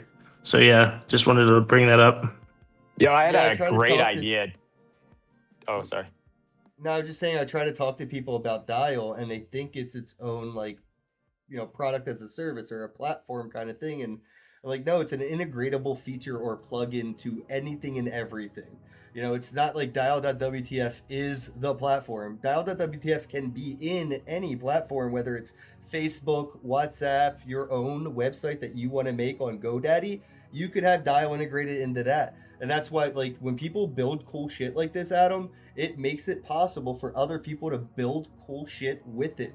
And that's why me and Bobcat are building TipTop with Dial. It just makes sense now that there's this thing that exists. We can build a cyclical like ecosystem for content creators. Dude, 1000%. And I try to explain this to so many VCs. I'm like, they're like, what you're gonna go get them to use blah blah blah no, over years. I'm like, that's not how. Right. And we're not telling people on Facebook to leave Facebook. We're telling Facebook to integrate Dial directly, bro. Yeah, we're forcing Facebook. I try to explain it to them like this. I'm like, dude, Facebook is malware that tracks you around the internet. Before it was Facebook, it was just called tracking and cookie. Now malware is Facebook. I was like, and they like turned it back into malware. But for a while there was like, hey, let's use all this tracking to make sure that we can see what our friends have, and let's have it all be voluntary. The problem became is they stopped doing all that and started manipulating it with it, which is like where it became weird and messed up because it wasn't always that way. Well, they got incentivized by the sponsors. If they know that you're more likely to buy Coke, and they can prove to Coke that you're more likely to buy Coke than Pepsi, and they show Coke that they're going to show you the Coke ads and not Pepsi ads, then they're going to get a demographic audience viewer on their ad. All that is so valuable, it's worth manipulating your end user for. It's like Scientology was an app. It's literally what it is. It's like, tell me your deepest, darkest secrets so I can go use them against you. It's literally exactly what it is. It's hilarious, actually. Yeah, no, that's crazy how you just put it like that, because that's how it feels sometimes. They know so much about you that they literally extort you without you even knowing you're being extorted. You thought you wanted to buy that can of Pringles, but they made you want to buy that can of Pringles because you saw the ad 6 different times on the phone that day. By the time you walked by it in the store, you were brainwashed into picking up that can of Pringles. You were there with Ron Paul, right? When we did smart contract activism back in the day, right? Yeah. I think you were there. We got banned by like Facebook immediately for trying to do that. It was like the funniest thing ever. I got a picture of me and Ron Paul, and I'm in my giant CryptoKitties onesie, and he's looking at me like I am a shark out of water. That's the funniest thing I've ever heard, dude. Yeah, I forgot about that. I was just thinking about it. Anyways, yeah, I mean, like, it just goes back, and I think it's like, how can you force integration even when you have a non-compliant actor? And like, there's always a way to do it. So that's really the ethos. And, it makes you prioritizing interoperability in blockchain is the one thing most people don't do. And I think it's the one thing that all projects that are hyper successful always do. So it's like Uniswap was used everywhere. And they allowed people to make money on their swap. They gave you the tools to do it. It wasn't until they started like maybe taking steps to centralize a bit and like got a little greedy that they started losing market share and everybody started doing it. At first, it didn't make any sense because they commoditized it to such an extent where it's like, well, there's not really much of the egg to bite out of. They drew a big circle and they're like, everybody can use it. You can copy the code. You can do whatever. And I'm hoping that we never end up there. I think it is an inevitability of the life cycle to a degree, the older that I get. But I'm really hoping that we can actually try to align the incentives to always focus on interop. And that's like kind of the thesis and how I got like, Jay and Jeremy and all these other guys to, buy in. We're like, we think we can do it. Now, the concern that we have is like, there's a lot of testing that needs to go into it. It's not a perfect app yet, obviously, or a primitive or any of those things. We think we know what like the one, ideal scenario would be, right? But we kind of, once we were able to identify that, we're like, okay, great, let's ship what we can and just be very transparent about, where some of the issues are. And try to, when we go, open source components and different things like that, that it is, clean and usable. Even though there's a bunch of AI, I was just going through a bunch of repos and stuff, and it's like, man, the amount of slop that generates on a daily basis is crazy. Also, like, I do Profile. I'm a huge fan, by the way. I think it's cool. I had a separate idea about verification or proof of human that nobody's done that I think you guys could do. I was thinking about like yearbooks, and I was like, shit, if you call it a yearbook company, everybody's got yearbook photos. Like, the yearbook company is a government company, bro. It's not like a random people Life that live touch. in the neighborhood type shit, bro. That I looked into that is a fucking weird conspiracy theory rabbit hole. But like, if Yeah. you want to have some fun today, just go look for a documentary about yearbook photos, and it is eerie, bro. Creepy. It's super Black Mirror esque. It's where Epstein got his Dude, leads. it's where all kinds of shit, all kinds of dude. It touches on so much. I can weird believe shit. that. I always It's a crazy suspected rabbit that. hole. Now that you're telling me that, that's fucking hilarious. That's why I was like, dude, everybody when you were like 3 got your picture taken. But it's crazy. Like it And has the every entire year US populace. since, every Yeah. year since, bro. And then you legally need to have a photo ID as an adult. And that ID, when it expires, you have to legally update it. So, like, the government found a way to get your photo from 3 and Yeah, up. driver's every license year, never bro. had them. Crazy. Never used to have them. It was just a card. That's insane. Yeah, dude, I agree with you. Yeah. I think this is cool. Again, the I'm rabbit hole really gets stoked. weird.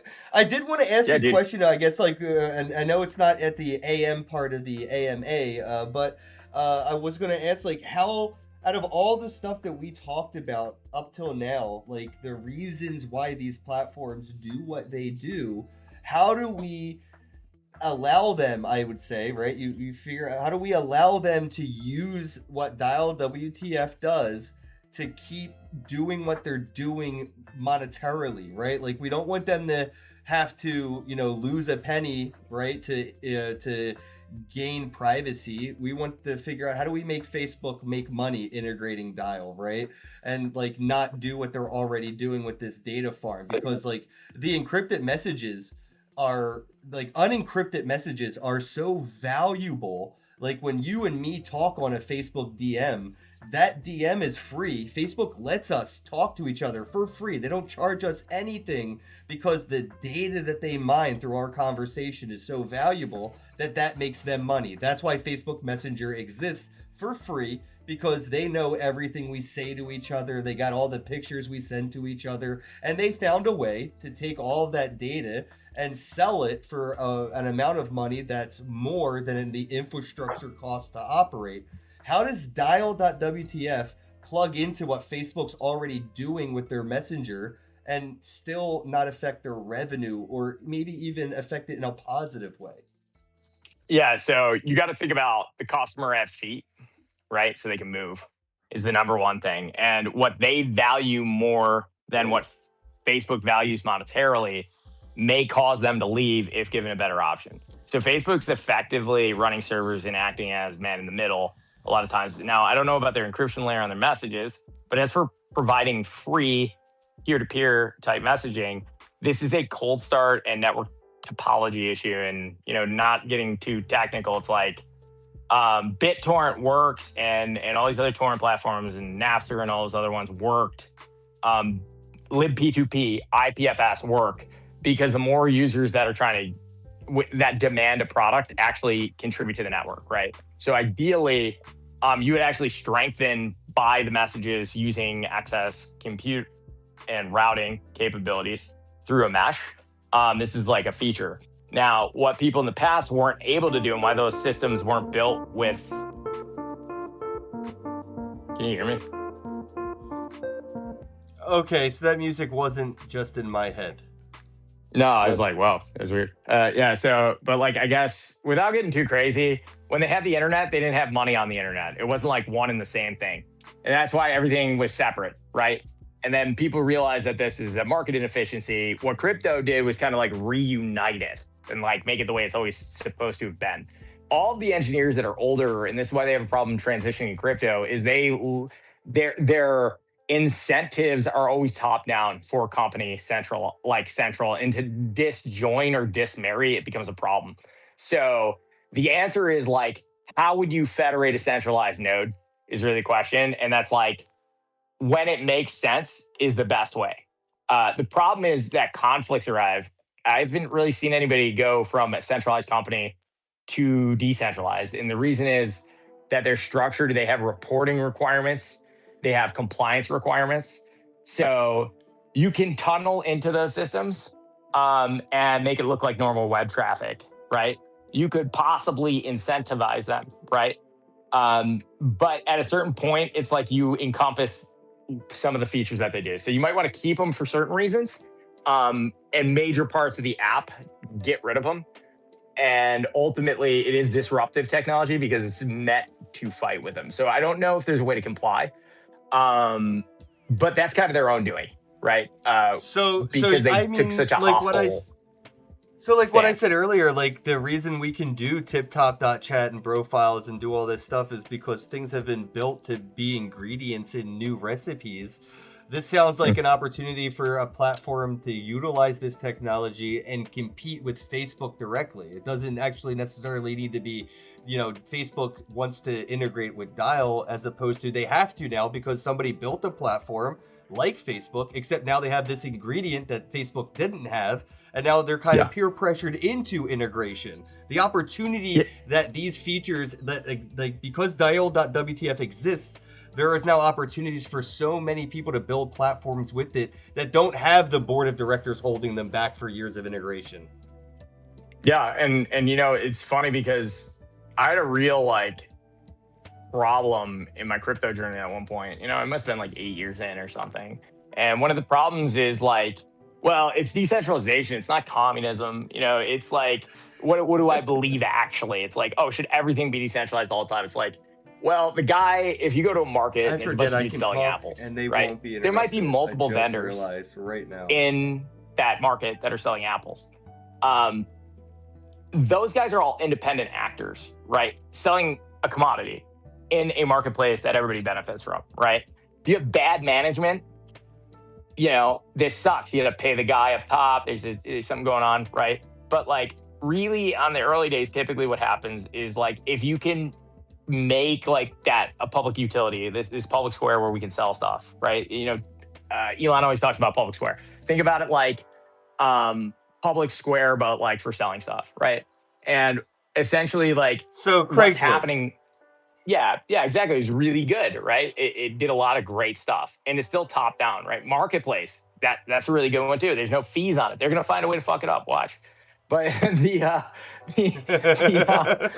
point is these benevolent systems are really good and beneficial, and they comprise themselves in a fair way of independent actors that have control over a small facet. And so it's like you said, Ken, the best way, the most good for the most people is when independent actors have a fair shot of being able to do things. And so what we've done is, Smith & Wesson provided handguns. The old saying is hey, God made all men, Smith & Wesson made them equal, right? It's the same kind of thing in code. It's what we'd like to do is give everybody the tools to be able to compete in it where it's fair. And so Facebook just doesn't crush everybody all the time. It's it should be federated. It's more healthy. It gives the consumer more choice with analogous products at scale. And hopefully, and I'm not wishing any ill on Facebook here. It's just hopefully Facebook is a representative actor in that space as opposed to the dominant figure that dictates the entire market, which is not good for anybody, right? So everybody else has rules on fair practice, fair platform use when they're platform. I don't know how they're getting around it, but I feel that they are, exempt from a lot of things that every other industry would have to do. They would be written up for unfair business practices if you were gaming the system on parts for a John Deere or whatever, but Facebook just isn't. They can just deplatform people. And it's crazy that it's been going that way. So I think it's a complicated answer. Maybe I gave too much, but I think the insightful thing is they have too much power. They should be an independent market actor. The only reason they're there is because of it's Microsoft back in the day, antitrust with their platform, their browser, right? You remember they sued, there are laws in place that are supposed to prevent platform use and or platforms from doing this type of thing, but they just haven't been in effect because we're in a corporatist market, not a capital market, right? And I think crypto is going to benefit that and equal back out the scales because it puts the incentives with all of us that are on this call, small guys, as opposed to the bigger ones. And I think that crypto projects typically forget that that's what's going to make them successful and try to be Facebook, right? That's the goal is we're not I think that if everybody took a ENS, Uniswap type approach, like they did in the beginning, where they're like, oh, we're going to be everywhere, that's how they got so big. And I think that the longer we can maintain that, the better off we're going to be. And so we want to try and figure out ways to enfranchise, not disenfranchise, if that's the, I think that's the strength. I think this is the goal. And it's like you said with profiles, like, I want more of that. I don't know how I can do it better, but we're going to figure it out. Thank you, man. Yeah. Thank you so much for those thoughts, and everybody for coming and hanging out in this space. Yeah, I didn't know how long you guys wanted to chop it up. I was thinking 2 hours for the space, but I didn't know what your times were for it. Yeah, I'm good. I'm good whenever. I'm just happy everybody's here. I'm stoked to talk to you, Ken. You're always insightful, dude. It's always good to spend a couple with you. Thanks, man. Yeah, I figured we'd chop it up for the first hour, and then after that, we'd jump into the segments where I could ask some questions and give you guys a chance to answer. I'll let Jacob answer so I don't monologue. So I get into this shit. No, it's okay, Adam, go for it. Yeah, no, the monologues are great, bro. The more info, the better, especially with stuff like this. Because, again, this isn't just on Spaces. I'm also live streaming this on YouTube. I'm on Instagram right now live. So this video can be chopped up into clips, as well as the space audio can be segmented into clips. So, yeah, we'll kick things off with this, the AMA. I know we had an hour to kind of, build up the audience, get some conversation out of the way so people can be in the right mindset for the Q&A. Because without knowing a little bit about what people are talking about, asking a question and giving an answer is still just going to leave people with more questions. So it's good to kind of discuss what you'll be questioning and answering later, and that's why like an hour of discussion in Spaces before we jump into the formals. And so we'll start off with the first question. What is dial in one sentence?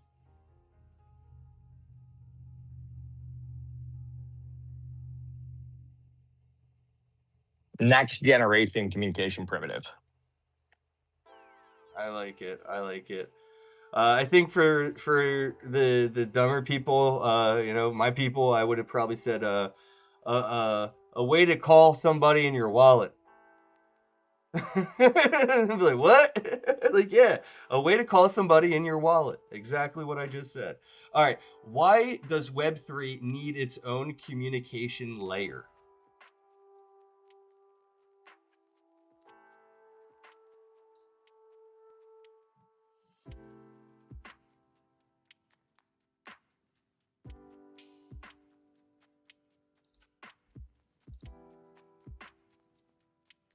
Hello? Sorry, my communication's working out a second. That's hilarious. On the communication question. I didn't really catch it. If you heard it, Jacob, go for it. Yeah, sorry, I'm getting some interference here as well. Okay, so I said, why does Web3 need its own communication layer? Yeah, so the basic essence of that is that right now we can transfer value. We can't transfer context, right? So I walk up to a door and I just throw the money in the mailbox, right? And I don't even knock and like say hello to whoever's behind the door, right? And that's what Web3 is right now. You just send money and you don't knock and you can't say hello. And that's what we're trying to fix.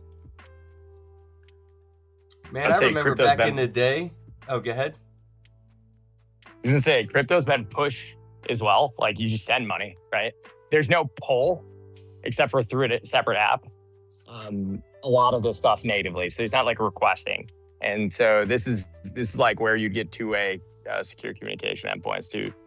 If you think about it that way, it's always like send. It's not like request. Bitcoin kind of has that, but it's like you can't notify somebody a request. You gotta do it through a separate channel. So. Man, I miss the good old days back in like 2015, 2016. Shit, maybe even a little bit into 2017, but definitely it stopped in 2018. people would send memos and messages with all their crypto transactions. So you just get random transactions from a friend or whatever who like owed you money from a coffee type shit. And you'd look at your wallet and you wouldn't even notice till like a week or two later, but you look at the transaction history and there's a note in the transaction history. And it's like, I miss those days, but we haven't had them in like almost 10 fucking years, man. Yeah, we removed all the cool shit out of crypto.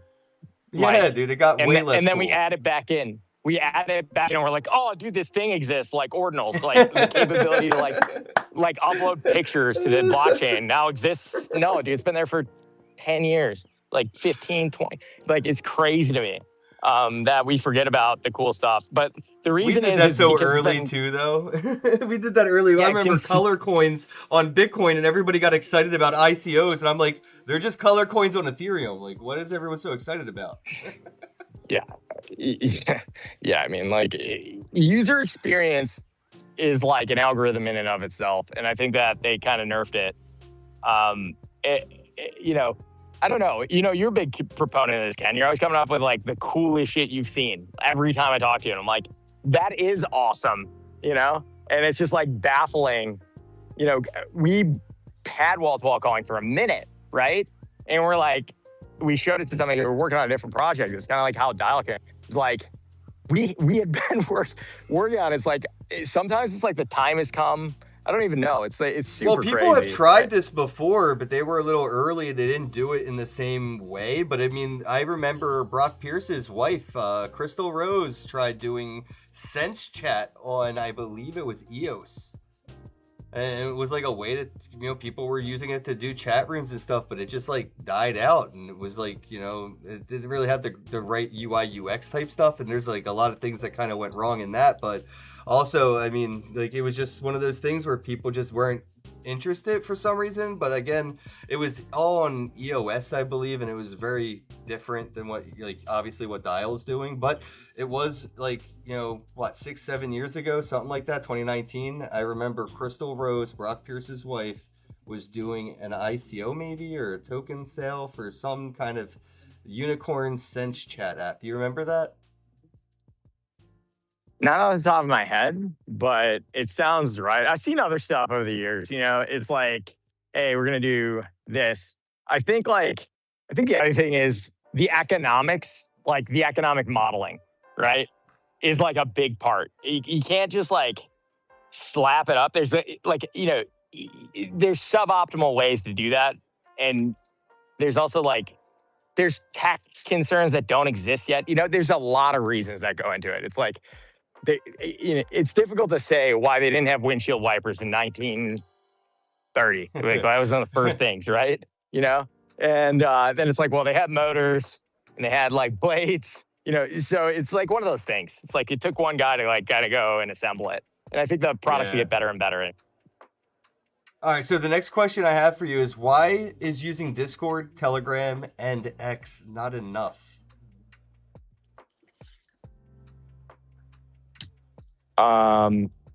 Not enough. Well, I think it is too much is the point.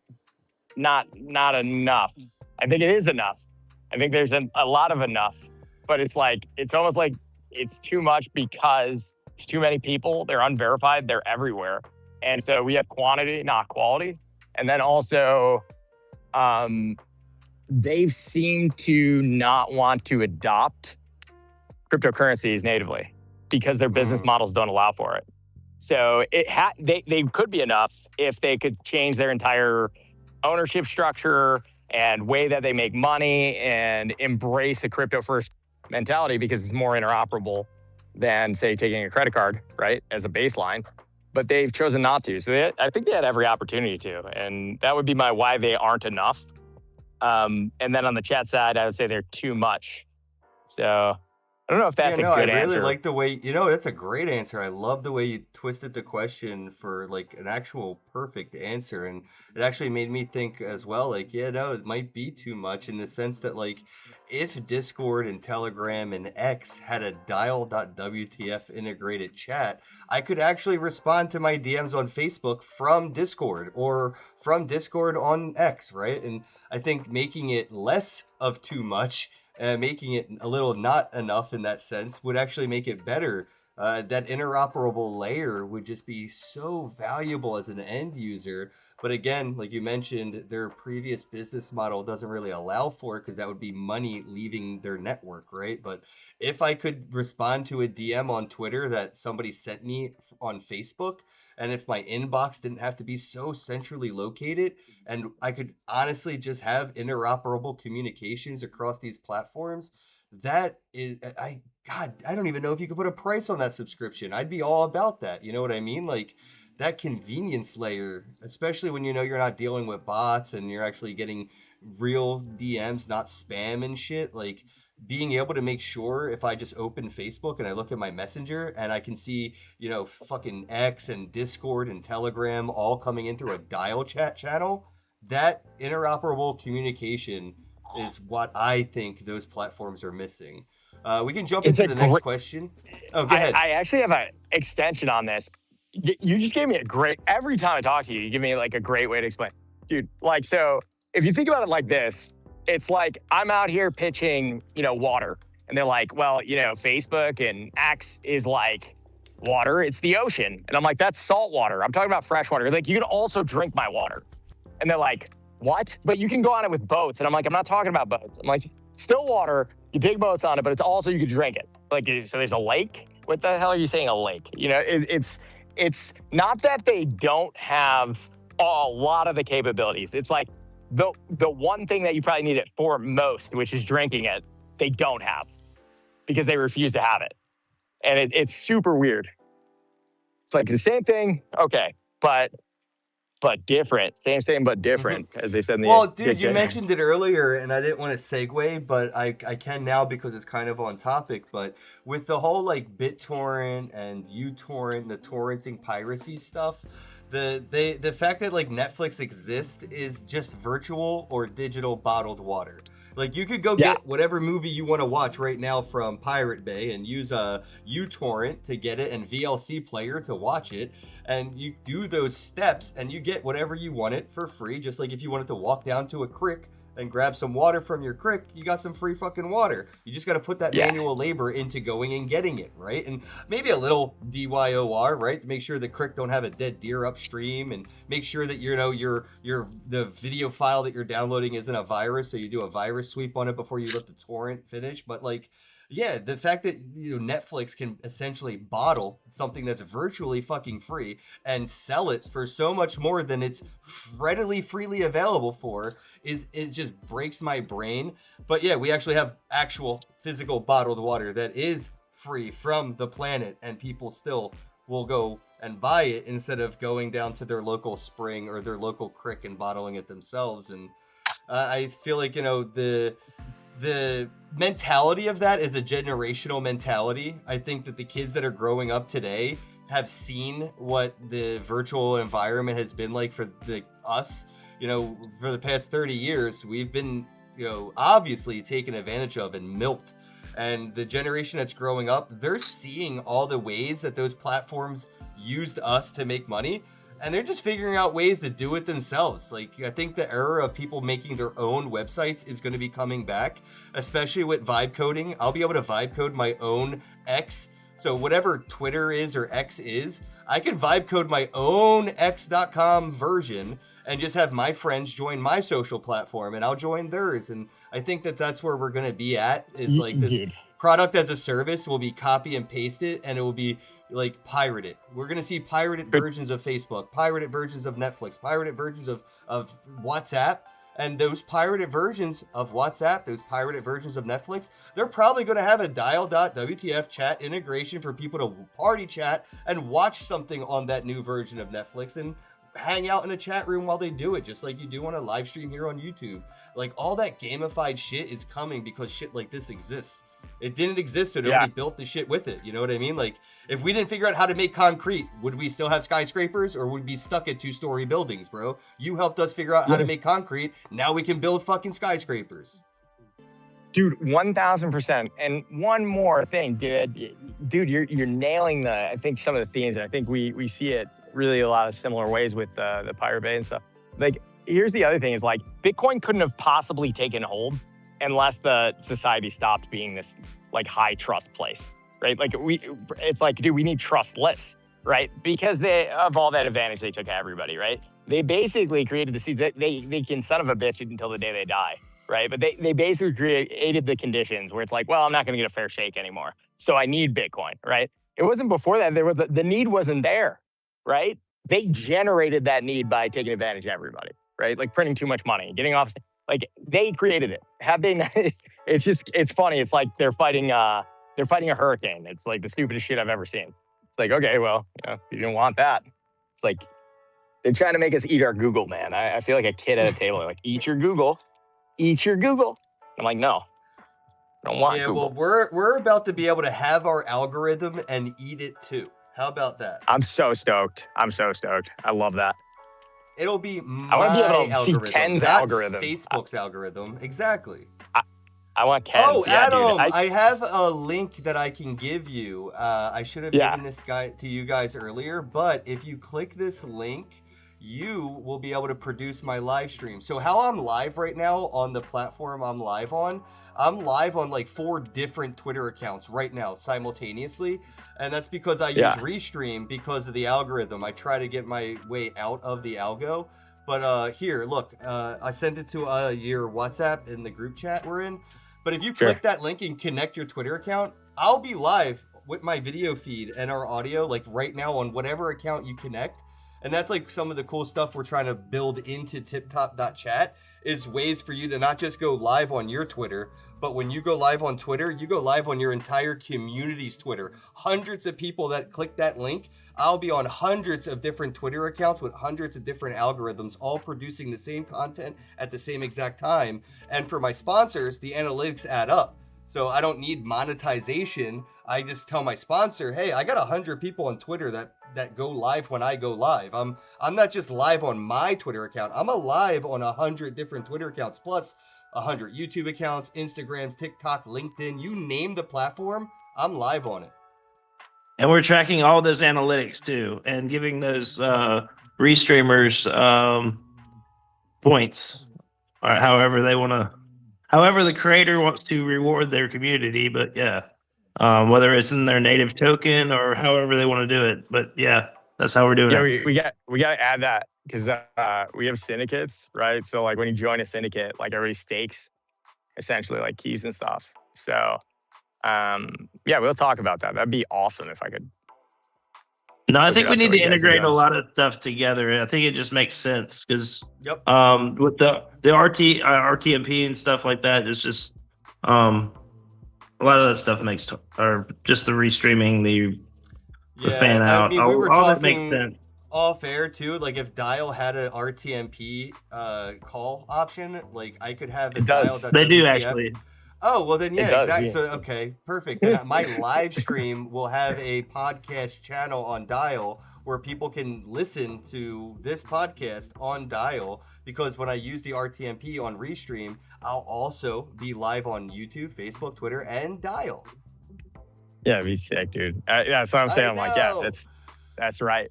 That's right. All right, I got a couple more questions I wanted to jump through because, again, I want to clip this stuff.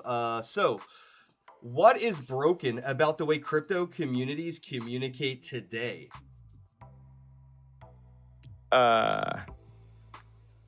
They don't use their own products. It's not like it's all white paper and a dream still because it's more profitable and less work to be that way. Even in the age of vibe coding, like I expect some crazy awesome shit to come out of a $1 billion company. You just don't see it. Okay. It's like literal indie projects. Their incentives are wrong. I like to call them tokenized think tanks. It's like they have a bunch of great ideas, and they don't really attempt stuff or align their incentives. I feel like it's a very, I think the biggest problem with communities is like the best communities are the ones that are indie, that blow up, and then they just lose that thing and they become something different, right? And that's because they try to structure it in a way to get dollars, and they don't really go through the effort of making their community value more. They make their exit more valuable, and so they set up a company, and then this company's motivations have changed, and so they end up just becoming a centralized thing. with not really the same kind of concerns. And the Wall Street Bets is really cool, right? That was like not even a crypto one, right? It was just like a distributed community, and they were like on stocks, right? I don't know what it's like now, but I feel like at some point in time, the incentive is on the other side of, rather than making a great community, it's like one guy kind of, the tail wags the dog, right? That's always what ends up happening. And secondly, like the platforms, Telegram, like, dude, I can't even communicate in those chats when they get too big, right? It's just, it's so not, the things that make them great, they lose. Pump.fun was a pre-market bonding curve site, right? Yeah.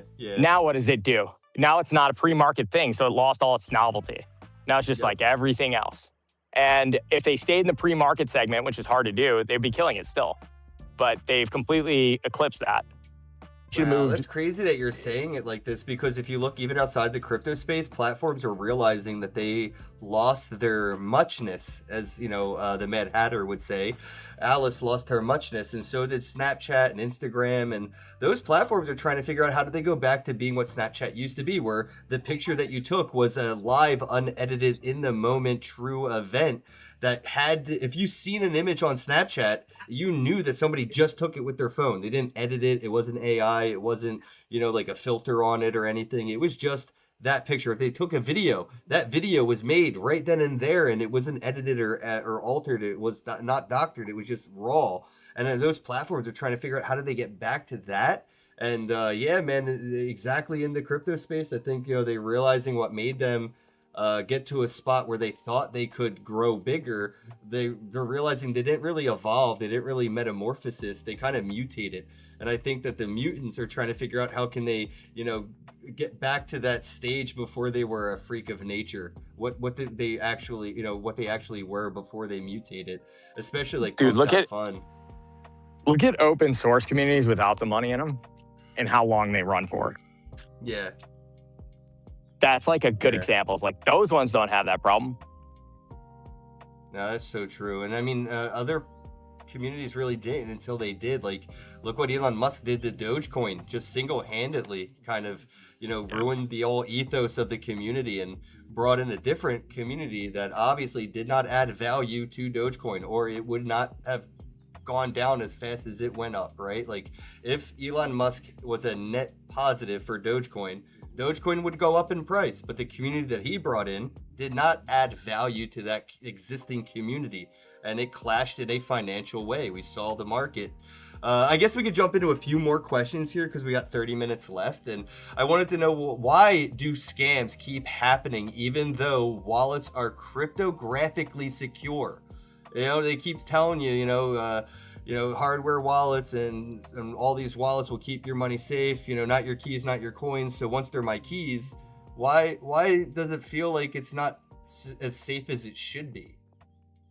Yeah, so there's a couple different reasons for that. One is case of mistaken identity is probably most common. Is like you think you're sending it to the right person, and it's just not. That's like got to be trillions of dollars over the last decade, you know, just sending it to the wrong place. Like on accident, even not even with phishing involved, right? It's one of them.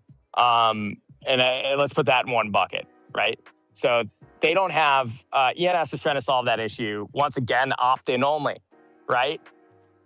Not native, which is the problem, right? That the address is supposed to be native. There's a million different examples. I can't give you the solution. It's very complicated, but I can tell you that's one reason. And that's like identity. We're going to get identity. They're all opt-in. It's the same thing every time. It's not de facto. Not bring what you have. We're going to give you something new, right?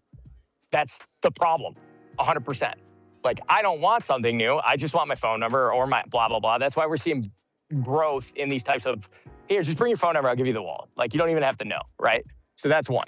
The second is like the fraud component is like, why is it lost in the hacking component? I think that the hacking component is the most interesting because a lot of times people have their keys saved on their phone or something and blame the app. And when I've gone through it, back in the Bitcoin Center days, right, Ken? And we talked to them, they were never the problem. The only problem was they were always the problem. Like 90% of the time, it was just them, like, putting a Post-it note on their computer and their coworker walking over or something. I'm like, dude, I guarantee that's what happened. Like, you don't need to be a rocket scientist, right? So it's like user error.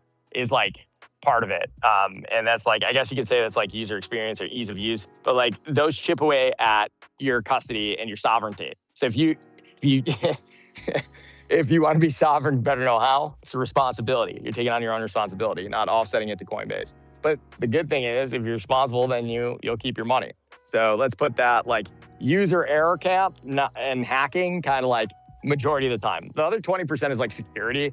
Actually, there's like a saving grace of the market. And if you're not super huge, you're not getting hacked right away because there's not too many eyes on you. You're not a huge target, right? Because there's not enough money in it. It's not worth the time. It's difficult enough. So there's like kind of a natural mechanism that gives companies time to kind of correct sometimes, not always, but generally, right? And so the final thing, so identity and phishing, right? Hacking versus user error. And then the final one's like fraud and like betting on black or whatever, right?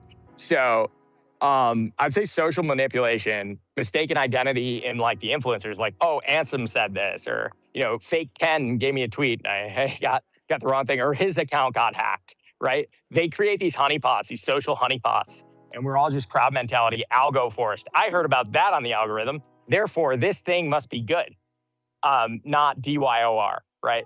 So I would say a lack of misinformation type promotion from the platforms themselves, which lead to these tokens and shitcoins. And I would put those in 3 camps. I hope that was concise enough.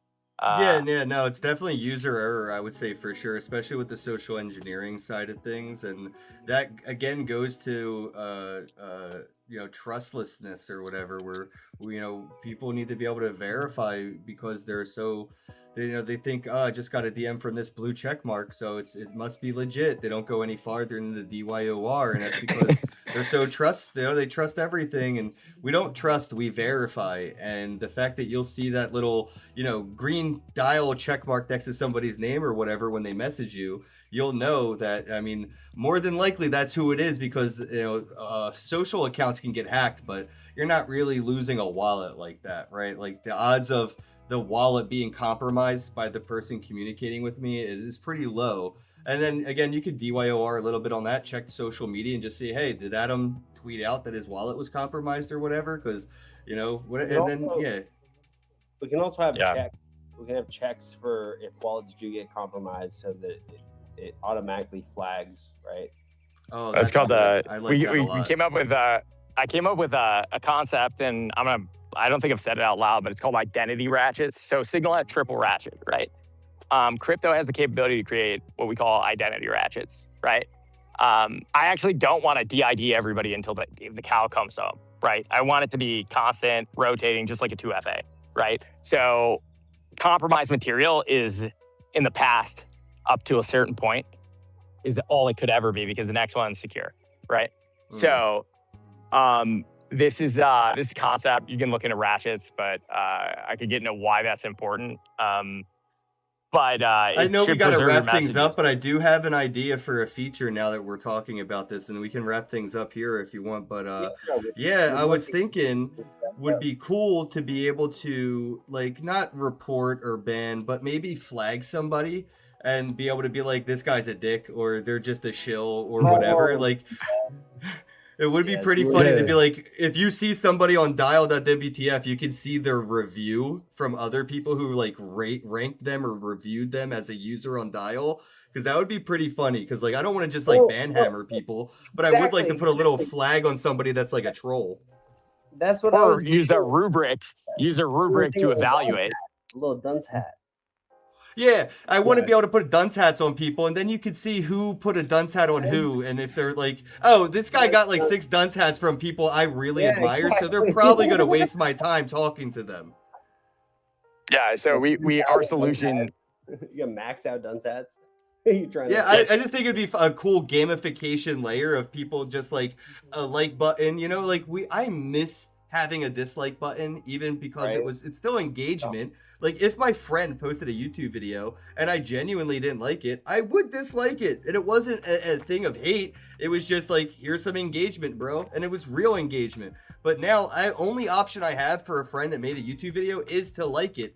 even if I don't like it, just so I can give them some engagement. I don't like none of that, man. Like, there's, again, I don't want to ban somebody, but if I could engage with them in a way that still adds value to the ecosystem without taking them out of it, that's fun. I don't see why not. I was adding warnings, like old AIM chats. Actually, last night, it's so funny you're saying this. I was like, dude, warnings were fucking hilarious because you warn them and their level would go up and they're not getting banned. It's like, I was like, that was a great idea. Like, warnings are awesome. We're getting into, you know, what we've been building lately and why we want to build a more connection first platform, right? But at the same time, you know, oh, sorry guys, lost my train of thought. No, you good. You lost it while you were on it. Ken, I want user feature flags where you can vibe your own features too. That's like, and publish them. So like people can pull them down, kind of like plugins on VS Code, right? Would be fucking dial awesome. plugins. Yeah. We call them something different.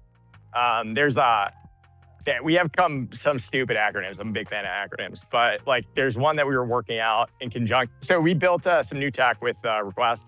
I'll get into that later, but like I want to do exactly what you're talking about, but like I shouldn't be the one to decide. I don't think. I think the market should. Because my rubric's different than yours and everybody else. Yeah, let the community vote on things. That way they're the ones that get to be blamed for things later. Yeah, not even vote, just like, fine, you like it, just go ship it into the plug. If everybody uses it, it must be good, right? You know, like let them all have it out, free for all type shit. And, you know, everybody can choose what they want. Be cool. That's how I feel you about can look those at both. Plex plugins. I love Plex plugins. Yo, if you don't fuck with Plex, you're missing out on a really cool thing people did around torrents. Because if you're on Plex, you can add me as a friend, and all the stuff I download, you can watch from my server. Like, I'm your personal Netflix, and you can share your stuff with me. And it's just a whole community of people just sharing torrented shit, and you don't have to torrent it. You can stream it right from my computer to your TV screen. Dude, I'm so adding it now. Yeah, it's fucking That's awesome. Genius. Dude, into the So rooms, dope. I'm adding Plex. You just reminded me. Oh, Thank there's you a for plugin. remembering. You could easily have a plugin for Plex in the Plex app where people could just have a dial plugin in Plex, and now they could have a group call with people while they watch a movie. Like, that would be fucking awesome. Yeah, dude. And you could I'm doing actually it. push that plugin for Plex, so it's a native feature where dial is natively available inside Plex with the plugin, and then there could be a dial Plex room where people just watch TV and talk shit with each other. I'm loading in Plex status like tonight. That sounds legit. Like watching Game of Thrones. I'm excited. It'll be Yeah, fun. dude, that's what I want. I want cool shit, man. Just cool stuff. And thank you guys That at sounds Dial for so building cool based. shit. Yeah, we gotta finish. We gotta finish some of these because, like, yeah, some of them aren't there, but we're gonna get there. It might take us a minute, but we'll get there. I mean, I know it you was, guys really want to wrap it up, but I do have one last question I kind of wanted to ask. And I mean, if we can't ask it on air, just like let us know, I'll wrap it up. But how does Dial.wtf make money? Like, how are you guys getting funds to keep doing this and keep building? And how can the community help you with those, goals that you have of raising funds, however you do it? Like, how does Dial.wtf make money, and how can the community help Dial make money? 1000%. So there's how we finance, then there's how we're making money moving forward and all that. There are a couple different tranches. One of them is like, we're going to be doing a token at some point. We're working that out. Exactly what that looks like from, timeline, actually. Like, we're like, okay, where's it going to best perform? Who's picking up what? How do we have enough liquidity? Many complicated facets involved in that. Also community incentives. How do you tie that in? To that point is like, that was how we got some of the initial was, with token, issuing some token. And we had a, really good bunch of guys that came in that we had worked with in the past. And, they're like, yeah, if you're going to come out with a token, I'll buy some. And it wasn't crazy. It wasn't like, 50% or anything. It's just like, just longer term, very small amount. And that's what we used for a while. Recently, we've been getting into, products that are one-offs using stuff like X402. So one of them is Payphone that we're going to be launching, and we have some people piloting that right now, which is put a quarter in, send a text, put a quarter in, make a call. It's great for agents because they So is that can't like set a up proof like of concept on Dial? It works right now. Yeah, we're using it. We have somebody using it right now, and they're paying us. That's every time we fucking send a text, awesome. ka-ching. Yeah. So we saw. I could get into that. That's it's a prototype, but it's being used. In the future, it's going to be like, yeah, man, just use it to call your friend, attach some money to get in contact with a whale.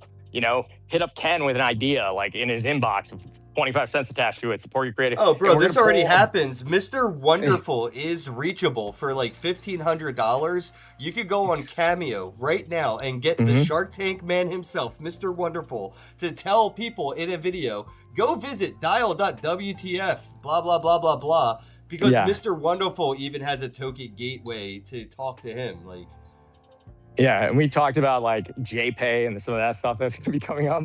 So we'll have we want to do some cool stuff with interviews. I'd say support the events and de facto you're going to see every time you're doing actions and stuff like that, we're going to be pulling different fees out of them. Some are going to be astronomically high because we got to get started, right? Just like Uber would be. But the thing is, we want to fit ecosystem, and so we're going to have splits, contracts, and all this stuff, and wiring.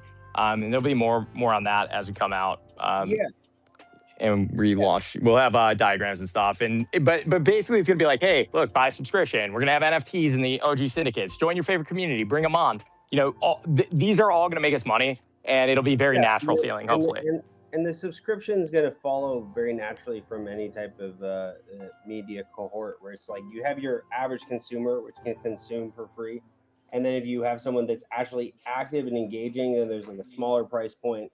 If they have someone that's like really, really engaging, there's a higher price point. If you have someone that's making money on the platform and wants to use the features to make money, then there's probably going to be a higher price point. And then you have an org, and then you have like your enterprise SDK and API integration price point.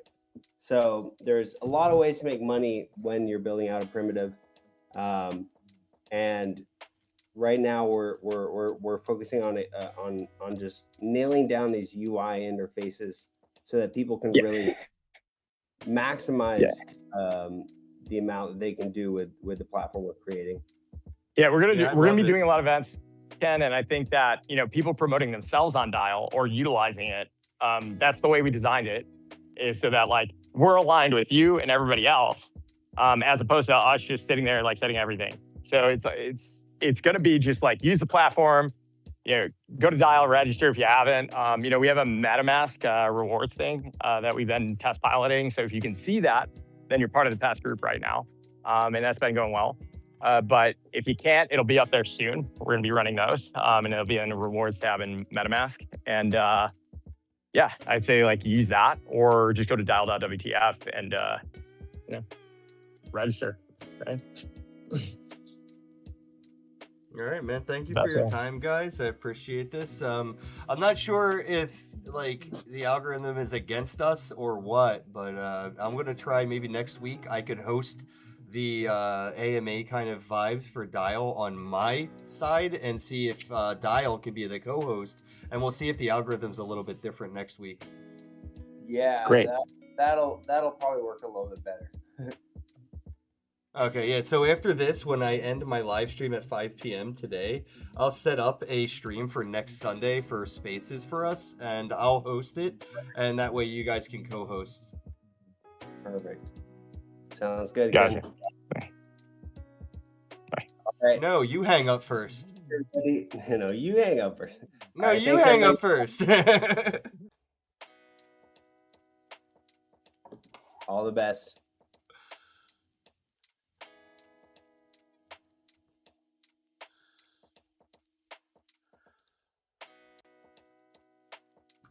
Yo, are you guys still here in Zoom? I can see you both, but I can't. Oh, you're naked. I got a naked black man on my YouTube. I'm not sure men can be topless on YouTube. You might get me in trouble. I don't know. I have no clue. I can't hear you. You're muted. I was like, damn, a man though? I'm pretty sure. I can look it up real quick. I've Nah, never 'cause seen when I a think dude about topless. Oh wait, no, I have, because there's a 400-pound dude who does random biking stuff, and I've seen him topless. Yeah, I've seen Fires. stuff. You're right. You're right. I don't know, man. The nipple has been a weird thing on the internet. I don't get it. I never understood why the nipple was so special on the internet, but yeah, they're And look at the weird about camera. The that. camera just zoomed down on. My eyes are up here, camera. My eyes are up here. That's funny. I like this. That was a good idea, the little virtual thing. That's cool. Yeah, it just gave it a little bit of flair when it moves around. You know what I mean? Yeah, facts. Because it moved with me. Whatever I'm doing, it be Yo, your hair looks gay as shit right now because it looks like you have a dangling earring right behind. Like, it looks like you have a really long earring in because, yeah, the way it's dangling, it looks like a straight up girl's, like, long earring from Claire's. Like, that's crazy. It's like an optical fucking illusion. Hey, you wildin'. That's funny as hell. That is your hair, isn't it? Yeah, for sure. Yeah, that's what I thought. I'm sitting here like tripping out though, because I was like, nah, I would never catch him rocking an earring like that. Like, never. But the way it was looking for a while on the screen, it had me starting to think, like, what the fuck? Thank you. Thank you. You always trying to get more than one. Well, our numbers grew. I mean, I'm at plus over 100 right now on Twitter, which is nice. So, like I said, a couple days of doing this, that'll just add up. That would be at plus 1,000, and then maybe a couple weeks later, plus 10,000 type shit. It'll happen. Yep. Especially like this, like I'm gonna be jumping in other spaces like tomorrow and stuff. Like we won't be like bored. We'll jump in other people's spaces and talk shit. We'll watch videos. Yeah. We can play video games. Like it's gonna be all day. Like my mama. Hook it up to where we can play Pokemon Gold, Silver against each other and trade and shit, and we can do that shit. There has to be a way. I'll find it. We'll race to all 16 badges. You gonna win though. You gonna win.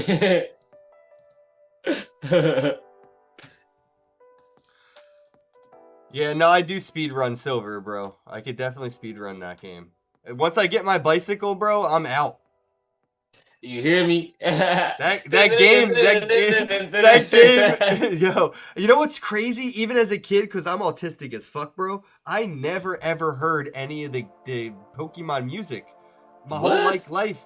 I never played the Game Boy game with the sound on, ever. My whole life. Wow. So when people, like, you just did that, then I never heard it. I don't even know what the bike sounds like, but I heard maybe about 7 years ago when I just turned 30, somebody talked about it. I'm like, the bike has a theme song. Like, yeah, when you ride the bike, the music starts. I'm like, oh, yeah. I never heard the noise that game ever made ever. Not one sound ever came out of my Game Boy.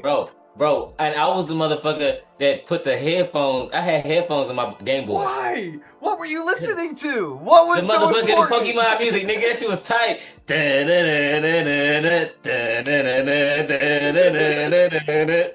What? You ain't know what you missing, bro. That's crazy. I ain't missing nothing. That's what I'm missing. I know I ain't missing nothing. You tripping, bro. They was getting down. They was getting down to little 8-bit little shit. Man, the fact that you still remember it and think about it, bro, that's crazy. That's a dope setup. Bless you. Thank you so much. I just got blessed by somebody in the chat because they like the dope setup. Thank you. I put some motherfucking brain power into this, like, Who Framed Roger Rabbit type Space Ghost shit that we're doing. Yeah, bro, you went crazy, bro. I ain't gonna hold you, bro. This the dopest motherfucking podcast shit ever invented, bro. You can't get no better than this, bro. Like, I don't care how you coming, like, unless you like VR, like that's the next thing where you can put the VR shit on and be in it. But shit, you can dinner do that. Ooh, I got a VR. I'm gonna put it on and watch it on YouTube. Yup. I'm doing it. While I'm on the air, I'm gonna watch it. There is a way for me to use this camera, and then when you put the VR headset on, everything that you see 360 will be from where this camera is. So I can put this camera right next to me here on a tripod, and when you put your headset on, you will fucking be like standing right next to me or sitting right next to me. Exactly. That's hard. There is ways, like I told you Rubik's Cube up here. I've been playing with these like ideas, but nothing really motivated me to like do it. All right, so gbapokemon.com, bro. Yeah, there's a website. You don't even have to download nothing. Wow. There's a website. I'm excited. Oh shit. I got to mute the website. You said GBA Pokemon.com? I'm gonna send you the link right now. Okay, yeah, cool. Actually, I just posted it in my Telegram. In the Telegram. Retro vibes. What do what's that? Cause my Telegram not on this computer. Oh man, all right. I don't know why I'm saying it like I just had to go run around. All right, yeah, like got nope, two I still posted it. I still just posted it in the wrong fucking chat. Two Damn, extra all clicks. right, now it's in the right chat. My bad, wrong chat. Let me delete this from here. Delete for everyone. Wow. So let me see.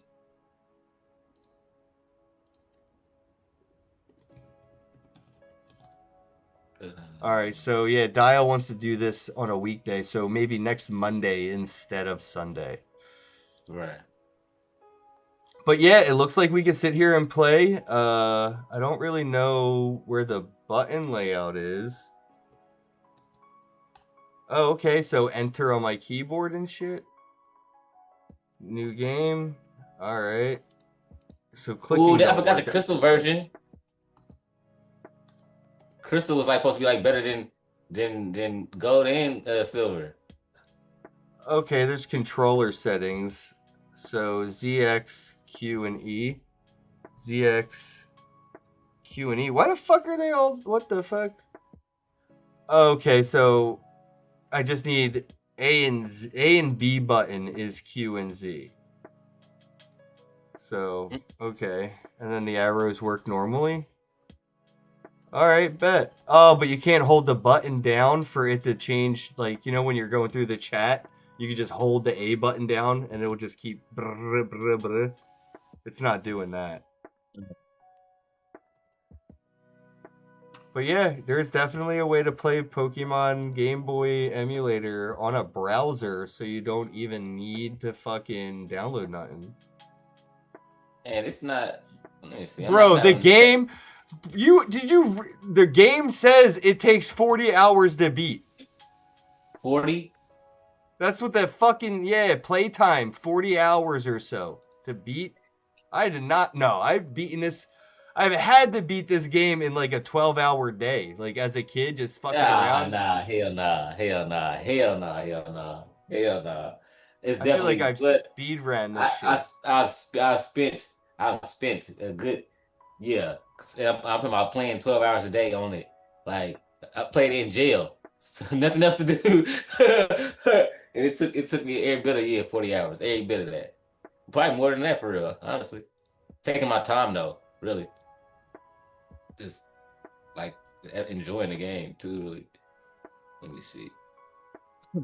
I guess Bobcat never clicked on the link I sent him, or it did not work. That's what I was trying to get at. He's here, but he's not here. Oh. Bobcat, are you alive? Bobcat! Meow, motherfucker. All right. But yeah, no, this is cool. We got a Game Boy Advance Pokemon thing, and then there's browse all games, and you can just browse all the games. They got all these games you can just play right now on your computer, bro. I put it into my Chrome browser. Bro, they even have fucking remakes, bro, like fan-made versions of Fire and Red and Green. Oh my god. What? That's fan-made cool. version? Yeah, it says Gen 1 remakes, and that's usually the fan-made shit, where like there's random shit in the game that's different, and it's fucking cool. And then there's why is it asking me to use my camera? Why the game want to use my camera? You can say no, just hit no. I mean, but I'm just curious of what feature it could be. You know what I mean? I ain't ashamed. I ain't scared of that. There's a reason the game's free, right? Right. If I would have said no, the game would have shut. They want to have access. Oh, cool. All right. Let's see. Yeah, we're still live here on Twitter. Everything's still working. I got 1 hour left to go in my 8-hour live stream.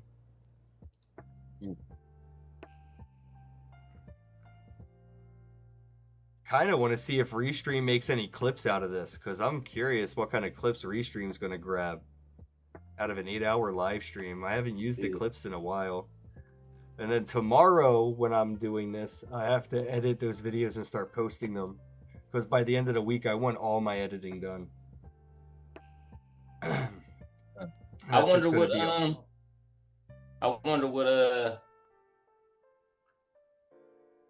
if we can play like online together, you know?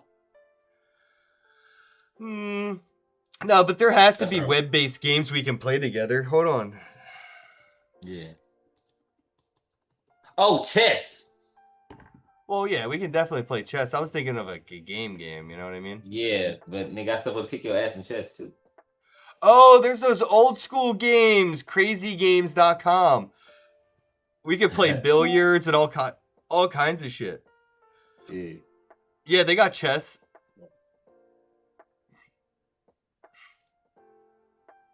They got some random ass shit on here, but yeah, there's games that we can play. Oh yeah, we can definitely play chess. I was thinking of a game. I hear an echo, Bobcat. Yeah, nigga, I supposed to kick your ass in chess too. Oh, there's those old school games. They got Mancala. Oh, dude. I don't know if I could play Mancala. I like feeling the beads in my hand. It's like half the fun of the game. But yeah, this looks like a solution. I'll send it to you in a DM. Is the echo gone? No, it's gone, yeah. We're looking up video games that we can play on the browser together, like 2-player browser-based games, and there's a bunch. You know what I miss? Fucking Google had a cloud gaming company called Studio or something, I think. I think it was called Studio by Google, and it was like a gaming platform like Steam. And it was fucking awesome, but it died. It was a cloud-based gaming platform, so you could play like really intense games that you maybe couldn't download on your computer, but you could cloud them. Yo, Crypto Princess, how goes it? Much love. She says she's watching from Istanbul. I can't wait, man. I'm definitely visiting Istanbul one day. I've seen it in a couple movies, and hella beautiful. Right, Istanbul. Yeah, it is. Okay, yep, they got chess on here for sure. So you're over. You're not no longer international traveling. Oh no, I think there's weed in Istanbul. Yeah. I've seen people smoking weed in Istanbul in like media. I don't know if it's legal, but it's out there. Man, Eastern Europe is dry as fuck, bro. When I was in Bulgaria, that shit was corny too. Like, and I don't know, I just feel bad. Like they ain't got it like that out there. Well, part of Bro Files is the Broverse, which will be our mapping and like kind of like Pokemon Go, but you'll be able to find other Bros, and hopefully it'll solve some of those problems. Yeah, I could see that being easy. Fucking hell yeah. Yeah. Oh, I see Yadamel is on a space right now. Dog park Usually do it to updates fuel. for plastic. You cannot. Oh, he's doing a video space. That's cool. I think that's what we're doing, right? Is like a video space. I've never done space from my phone with the video option. I think you need an iPhone to do that, don't you? I'm not sure.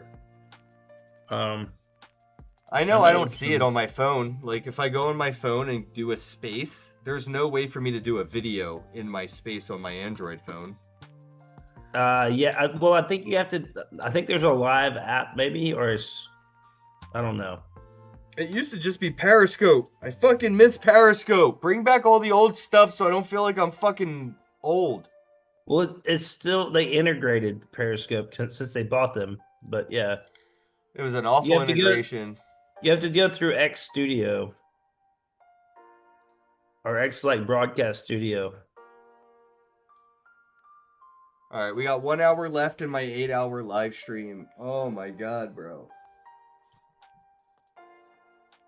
All right, so what the fuck? Let's recap the day. Fucking dial.wtf, man. What do you guys think? What do you think, Double O? I think that shit really whack for real. I was just gassing it up because he was gonna be on there and shit. Like, I don't give a fuck about none of this shit, bro. Fuck this shit. Clip it! Clip it! Nah, hey, bro, on everything though, bro. I'm on the website right now. I ain't gonna lie to you. I made my. I think I made 2 accounts actually on accident because I tried to make a double O text again. I tried to use that double O text username and it's already been taken. And I'm like, that had to be me. Like, what the fuck? Because I know I seen this link. I seen that site before and shit. You know. But yeah, definitely, I do that too. I'm like, wait, Ken Bozak's already a username? Oh man, right. I wonder where that login credential is. Right? Yeah, answer my other phone or something like. For sure. Oh, Bobcat, did you ever click that restream link? Because you're not restreaming, and I wanted to see if it was going to work or not. Which one? Because the one I just sent. I can do it again. Copy, and then I'll paste it in. Dude, my monitor's in the way. All right, and then I'll post it in the WhatsApp one more again. Boom. The newest link in our group WhatsApp. Because I just want to see if it will work. I've restreamed like 3 times today. I don't. Oh, then maybe it did work. It's not showing up. Oh wait, I swear I just refreshed and it did. You did. Yeah, so it does work. Double O. You can get anybody to click this link throughout the 8 hours tomorrow, and we will take over shit. So we got tomorrow, 8 hours, yeah, our whole day. The only quirk is I had to like log into restream first, and then I could connect. Like it wouldn't. It wasn't like it usually is. Yeah, it wasn't like a direct connection like it usually is. I just had to like go in through the login, and then I had to hit the link again. I just had to hit it twice. Yeah. We're streaming on 10, 11, 12. Well, 12 platforms, but I don't know why Instagram stopped working. Maybe because Instagram was too long. I didn't really keep an eye on my Instagram live stream. Am I live on Instagram? I would say, can you go check my Instagram? I did see it was live earlier. I don't know how to see that on my end on the browser. Yeah, it doesn't show you as being live anymore. It must have timed out. Yeah, that's part of the test. Man, my Instagram is a scary fucking place, bro. This is so crazy.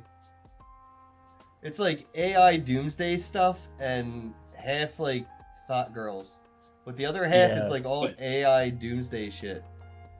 You funny as fuck. It's a bunch of slop, bro.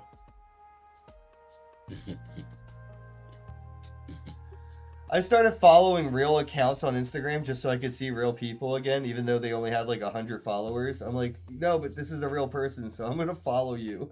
I don't need to see 10,000 people follow you for me to follow you. You're a human. All right, you got my engagement.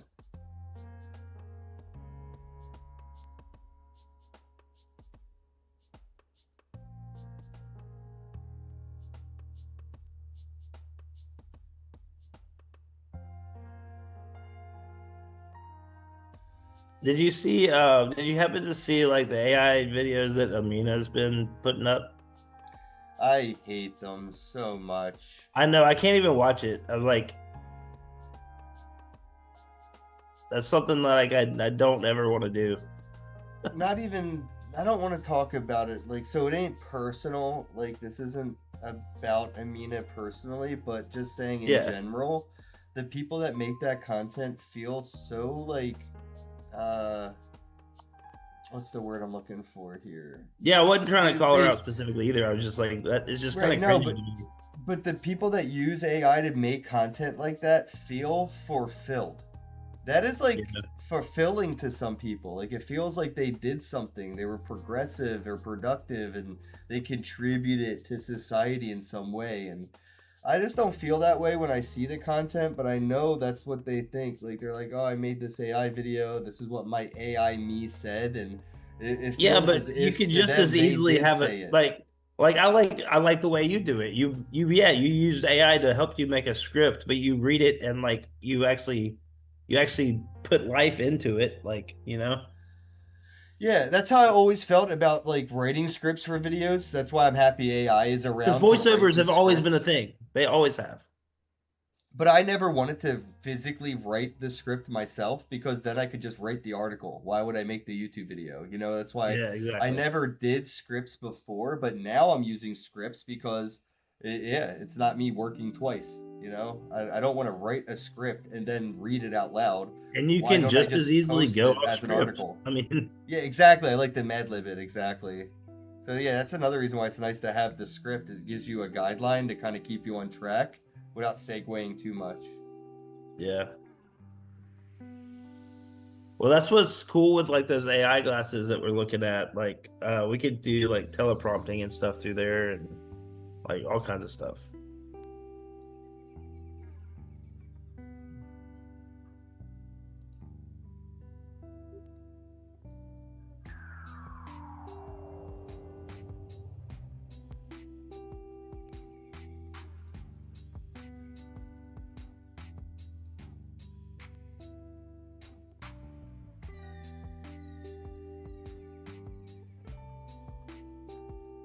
Oh my god, I'm actually ready to like do something besides sit in this chair. My ass hurts from sitting here for 8 hours.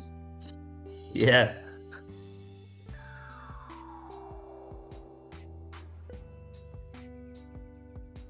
May not want to go for 8 hours every day. Nope, I'm gonna do it. Fuck it. I ain't got nothing else to do all day, and like I said, I gotta edit stuff and do stuff, and I'll be Unless here you for like 8 hours. and maybe So and like put your do an hour of your like workout routine and stuff. exactly, that's what I mean. While I'm like exactly in the middle of the live stream, I'll just start working out for an hour. I could jump into random spaces. I could start playing some video games. There's just so much stuff I could do through 8 hours while live streaming. Like, might as well just see how it goes. Right now, the impressions and stuff are pretty decent. Like, not for an 8 hour stream, but for one of my streams in general, we have over 100 plus on X for me. Miggy's at 40. Double O's at where's Double O? Double O's at 20. So we have like, you know, almost 160 views. Well, Just also between if you us, do but that, we can see like what times a day you get the most viewers. that's true too. Yeah, dial in the hour. Because and that's I mean that's one thing that's been being built in the profiles is the bro apps, which are for engagement and keeping track of people engaging and watching with your stream, so they can get noise for helping.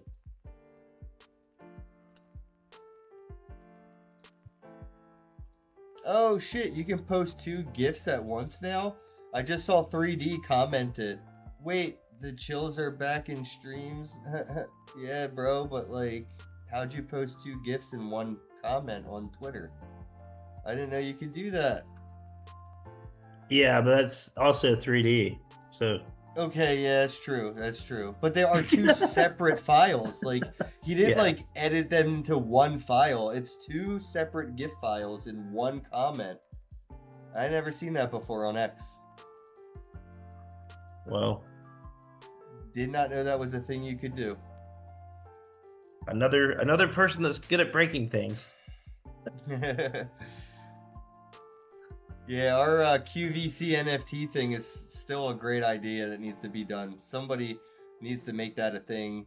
The 3D was killing it. It was like, did you ever see like the thing that we were doing? We had a 24-hour live stream for NFT sales, and people could list their NFTs for sale, or when they sold, things would go off like overlays and stuff. And it was basically like a QVC for NFTs, and it was just 24/7. That's what Not Another Merch Shop does with TipTop. So is the merch that we sell the merch that we design on, like, you know, Teespring, or is it merch that we sell from like Amazon Prime? It can be any merch. It can be anything. Okay. Yeah. Because I've got it set up for artists, musicians, however you want to set it up.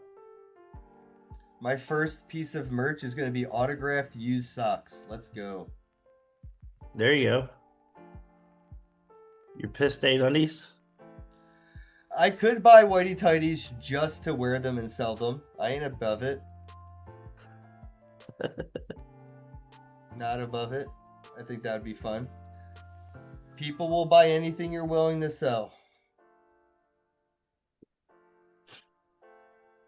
It's got a official. What up, Frank? Zach racing stripe. I got to figure out a way to. I got to figure out something for this chat because the OBS is not a good chat window, and I miss the chat a lot because I don't like looking at OBS. I don't even like it being open. But then there really isn't a good chat for the chat, like, because Restream gets like all the Twitter and all the YouTube chats from all the different YouTube accounts and all the different Twitter accounts. Because like if somebody's watching this on Bobcat's Twitter and they comment, I see that comment on my OBS. But for some reason, I've been having issues trying to get the chat to pop out. Oh, I'm an idiot.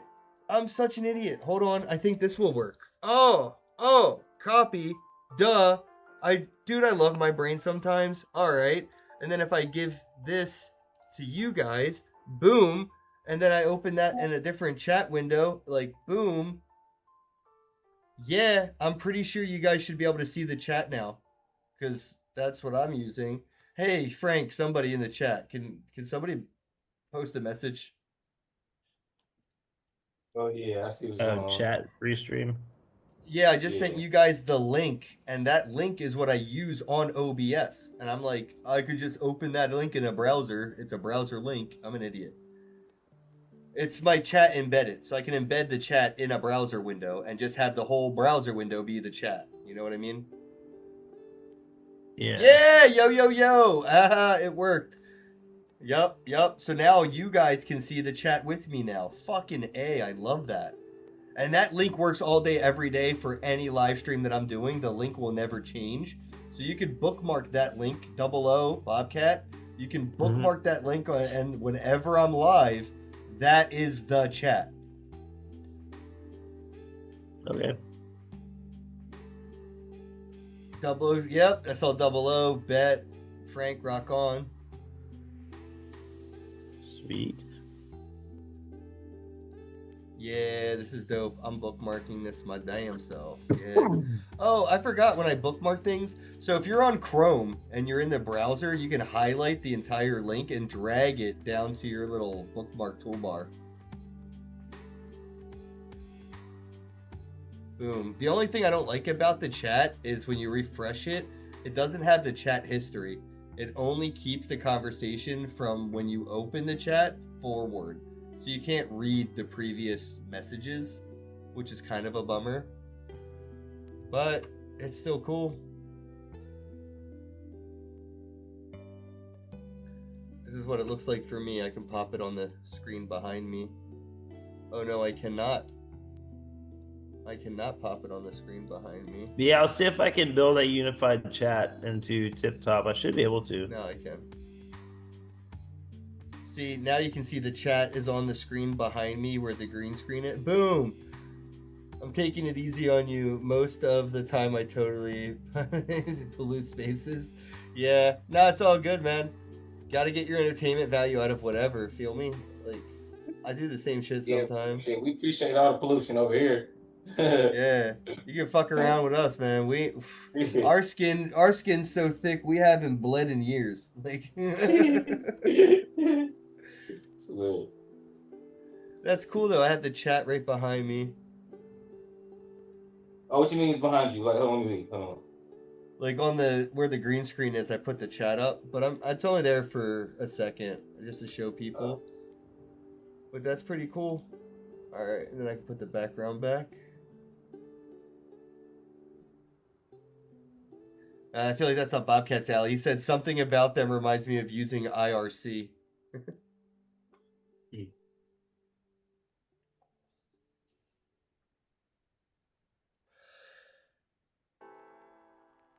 Whenever I see the word pollute, I think of Captain Planet. Like there is no I was just thinking. other. I was thinking, yep, of his motherfucking his nemesis. Yep. Yeah. Dilution is the solution. It's pollute and slime, wasn't it? Yep, something like that. Yeah. Sludge. Was it sludge? Pollute and sludge? Yeah. Something like that. You know that would. I Or want... smog. It was smog. It was smog. Oh, smog sounds right. It was smog. We were both wrong, but we were on the right track. Yeah. And those guys pollute and I love cartoons like that. Like, you feel me? Like, that's hitting the nail on the head. Like, you feel me? Like, that's the enemies of Captain Planet is pollute and smog. Like, wasn't it pollute and plunder? Now that I'm thinking, I'm gonna look this up. I think it was smog, bro. It could be and plunder. No, I totally think that we could get AJ to make a little cartoon about us like that. Just make little cartoon shorts.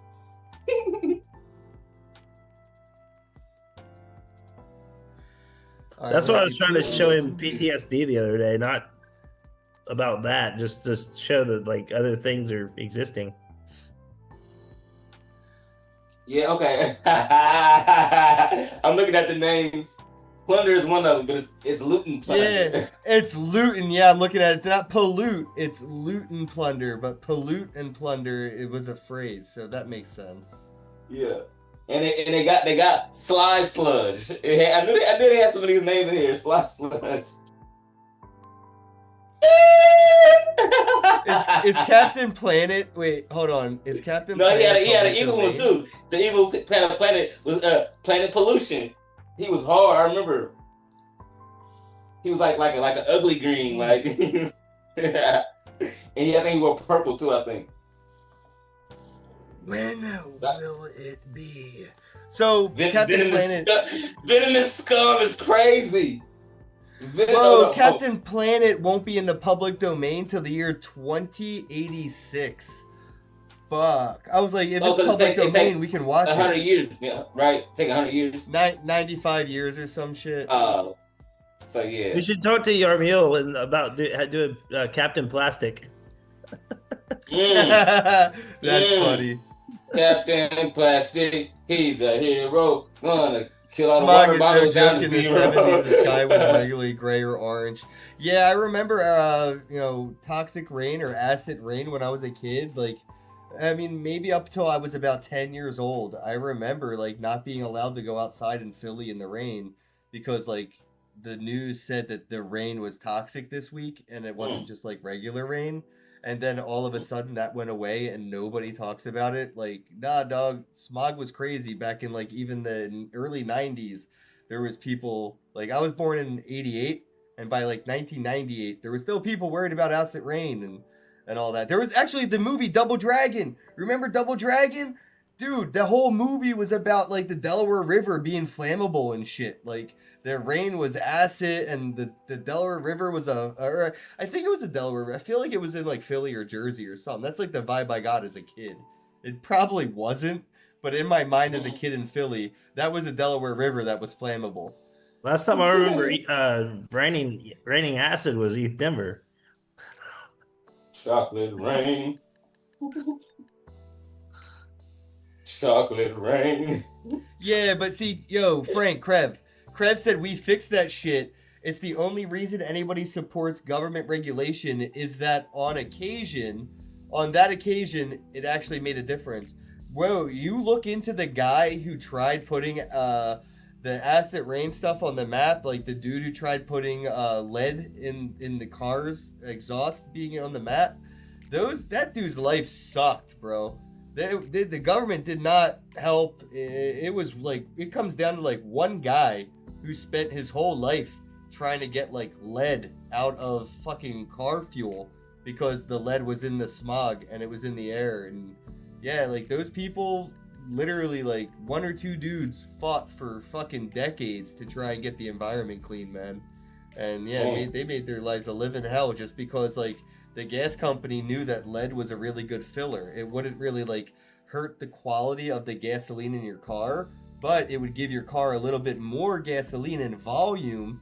So they would just add lead as a filler, like to just give it a little bit more of a bump in what you were getting. And yeah, dude, it was in all the air.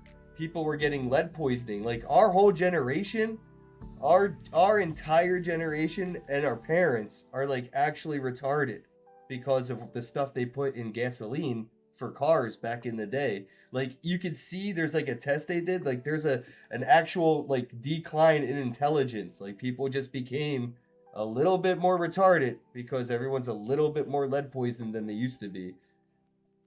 Yeah, a lot of that stuff is what killed my grandfather. Really? Yeah, he was in the oil business since he was like very young. Like during the back in the day when they had fuel, like farmers could only get 15 gallons of fuel at a time. They had fuel rations, and he was a kid and he was delivering fuel to farmers because his dad, my great grandfather, I guess, had a service station. So, but yeah, he ended up getting cancer because he was a he ended up being president of an oil company. So he was just around gasoline his whole life. So Damn, man. ended up Yeah, I getting got a lead pretty poisoning bad really bad as cancer. a kid. I got so much lead poisoning as a kid when I turned 18. The people that gave me lead poisoning had to give me a bunch of money. And then I spent all that money in like 30 days. It was awesome. It was a great month. It's a great month. It was a great month, bro. I had like 20 grand, and I think I gave my mom like 5 or 7 of it, and then I spent the rest in like a month. Yeah, I can see that. I can see that. Originally, we were getting fuels from all kinds of sources. One of the most popular was seed oil from hemp. Yeah, I know. The whole hemp thing was wild with like the lumber industry and the gas. Hemp was so disruptive. It made so many enemies it never had a chance, bro. It's crazy how many people were lobbying against hemp because it fucks with too many industries that they all got together and said, we could fuck this up together, like, or we could let hemp win and it will beat us one by one. So yeah, we're starting to see We'll that call it now. marijuana and we'll outlaw it. Yeah, well, Texas doesn't have marijuana. Texas only has hemp, but it's the same shit. They just don't call it marijuana in Texas. They have legal hemp. It's the same shit though. It's not like CBD shit, but it's like their terms and verbiage it's very intentional. Yes, it's legalese is what they're using. Legalese. Yeah, I hate buying type of language. I don't like buying weed from companies that yourself. don't use the word cannabis because or only use the word cannabis. Like if they don't say marijuana, I kind of don't really want to fuck with it.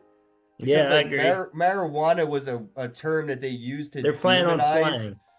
Yeah, exactly. And I don't want to be like, oh, I smoke cannabis. Nah, bro, I smoke marijuana. Fuck you. Like, we're going old school with this because, like, they called it marijuana just to make an entire fucking people look bad, bro. They used marijuana as a way to make people afraid of people that were Mexican.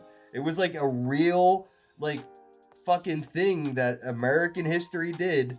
That it was like, propaganda around like Mexicans smoking weed and raping white women, or people of color in general smoking weed and raping white women. That was They're gonna make your all women. It's gonna make your marijuana. women dance, and then they're gonna get taken away. And they called it marijuana because it was the Spanish term for it. Otherwise, they would have always called it cannabis. But no, now they call it cannabis because they want to get away from the image they made with the term marijuana. But yeah, the term marijuana is almost racist as fuck. But now that they're trying to stay away from the racist term that they made, it's almost like stoner's N-word. You know what I mean? Like, yeah, we call it marijuana, but I don't want a company that sells marijuana to call it. Keep calling it cannabis, you high-end bitch. Fuck you, you fake ass stoners. Like, cannabis. Fuck you. It's marijuana. It always has been, but now it's not. Like, I mean, I never liked saying it because it was derogatory. It was supposed to make you afraid of Spanish people smoking weed and raping you, but Nah, man, we'll bring it back. We'll take it back. It's marijuana because Smoking these the companies, marijuana. Just they don't don't go want to to use it. the Spanish people are fine. Just don't go to actual Spain. That You make a lot of might not leave. That's funny. All bad things happen in Spain. Is what I kind of. You ever been to Spain? No, I ain't going, bro. I'm probably on some list there that they'll arrest me for, and I'll never leave. That's why I never want to go to Dubai. I don't care who keeps inviting me. You can't convince me to ever go to Dubai for any reason ever. I don't give a fuck. Never will I ever go to Dubai. I might do something wrong, like unknowingly, and get arrested. Like what? Yeah, cannabis is actually the name most people know it by now. But before recreational cannabis, even when it was just medical, it was medical marijuana. That is what everybody fucking said. Medical marijuana. And then it became regulated. It got, you got these dispensaries. And as soon as the dispensaries came out, they were cannabis dispensaries. The fucking words changed that day type shit, bro. But now you can do medical ibogaine. What the fuck's that? Ibogaine? It's a pretty Yeah, badass psychedelic. They're using it.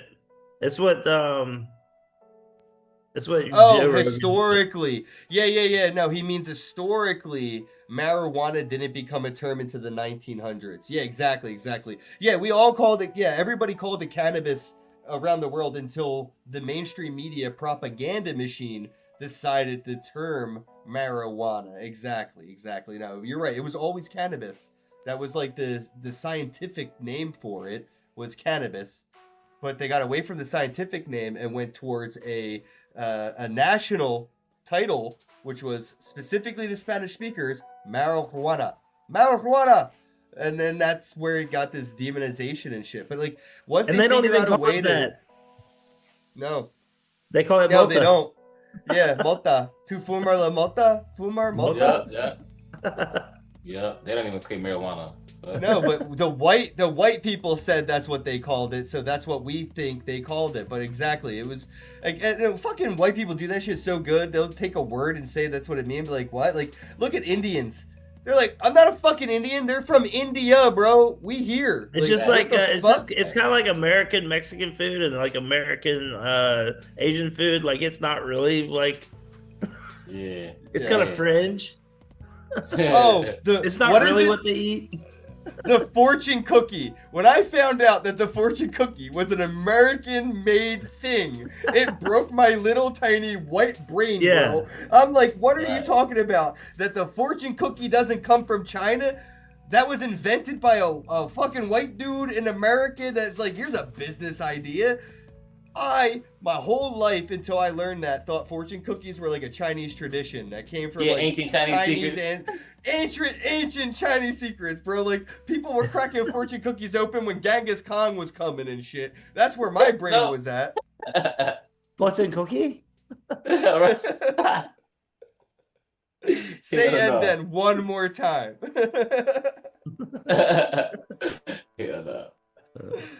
But I'm with you on just calling it marijuana. That's a legal term, and it describes the what and why right up front. Yeah, true. The legal term marijuana. Yeah. If they want you to get in trouble for weed, they're gonna call it marijuana for sure. But if you ain't in trouble for weed, they'll let you call it cannabis. That's that bullshit right there, bro. No one gets arrested for cannabis. They only get arrested for marijuana. Facts. I'm in my 30s, bro. I'm almost 40, and I still can't understand how these states have so many different laws and rules that, like, if I drive a couple feet to the left or right, I'm a criminal. But if I drive a couple feet to the other side, I'm not anymore, doing the same shit. Like, legal weed needs to be legal in America, not just legal in New Jersey and not legal in fucking, like, Texas. Like, I never understood that shit. Well, supposedly TSA is gonna allow it. Yeah, and the first thing I saw when I read that article was, yeah, they're just going to be able to pick and choose who they fuck with. So again, people of color will Yeah. probably be marginalized. If you're like a white dude traveling with some weed in your pocket, they'll probably let that shit slide. But they already, their whole job is to fuck with people that are fuck withable. It's the TSA. They don't fuck with anybody that isn't fuck withable. Like if you're not fuck withable, you pay for pre-check. So like, you know what I mean? Like the TSA already has like a pay to win game model. And like if you're traveling through TSA pre-check with your weed, I'm sure they're gonna let that through. But if you can't afford to go through pre-check and you're in the normal people line, they're definitely gonna fuck with those people with weed, bro. I know it because it's too vague. The whole rules on how and what and who can fly with weed on an airplane, it's vague enough that they could pick exactly who they want to fuck over. It's sort of like the obstruction of view ticket. Like if you get pulled over by a cop because you have like a duck on your dashboard or you have one of those trees on your rear view mirror, that's enough for them to fuck with you and then find other things to fuck with you with, right? Yeah, it's kind of like seatbelts. Congress is so spun, they think that if it exists and you can make money on it, that they are supposed to regulate it. Oh yeah, me and Double O were talking about this the other day. They're gonna regulate blowjobs real soon. Like I mean the market's out there. I can absolutely go outside and find somebody I can pay to blow me, but it's not legal. Once they realize how they could be a service in the middlemen and say, oh, the people you pay for blowjobs that are licensed and regulated, they're STD tested, and all the clients are STD tested. So we use this system, blah blah blah blah blah. And now you'll have people that only get their blowjobs at fucking Starbucks because it's regulated. You know, like the same reason I don't feel safe buying weed off the street. I don't. I'll never feel like I can smoke weed from a random person ever again. It'll never happen. Welcome to Glory's Coffee.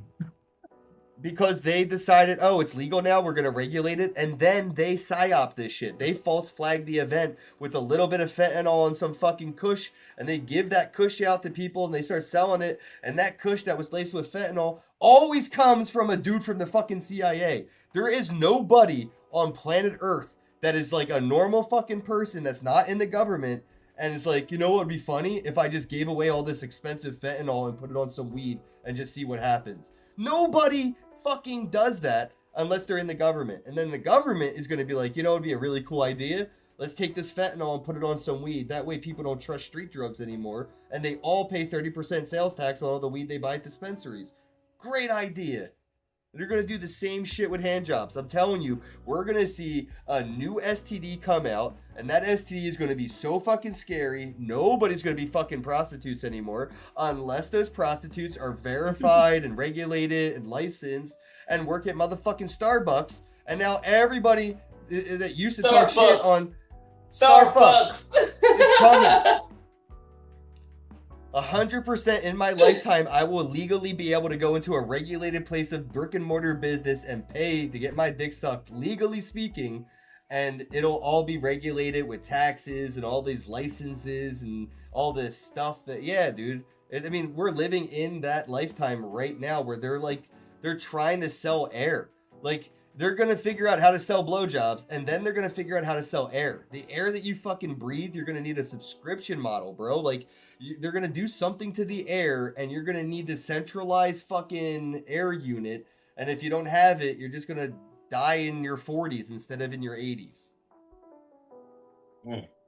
Another Idiocracy prediction. Yeah, dude, Idiocracy with a little bit of Black Mirror goes a long way in your mentality, bro. Like, stay skeptical of the future because, like, we're at, like, where everyone's worried about Quantum Day. That if the mainstream media keeps talking about Quantum Day, Q Day, and all this shit, it's a bigger distraction from what's really real. They don't never talk about the really real, but they'll make up some bullshit about some bullshit to distract you. So whenever you're seeing the main topic, always look for the underlying subject, man. Like, that subject matter is why the main topic is being talked about.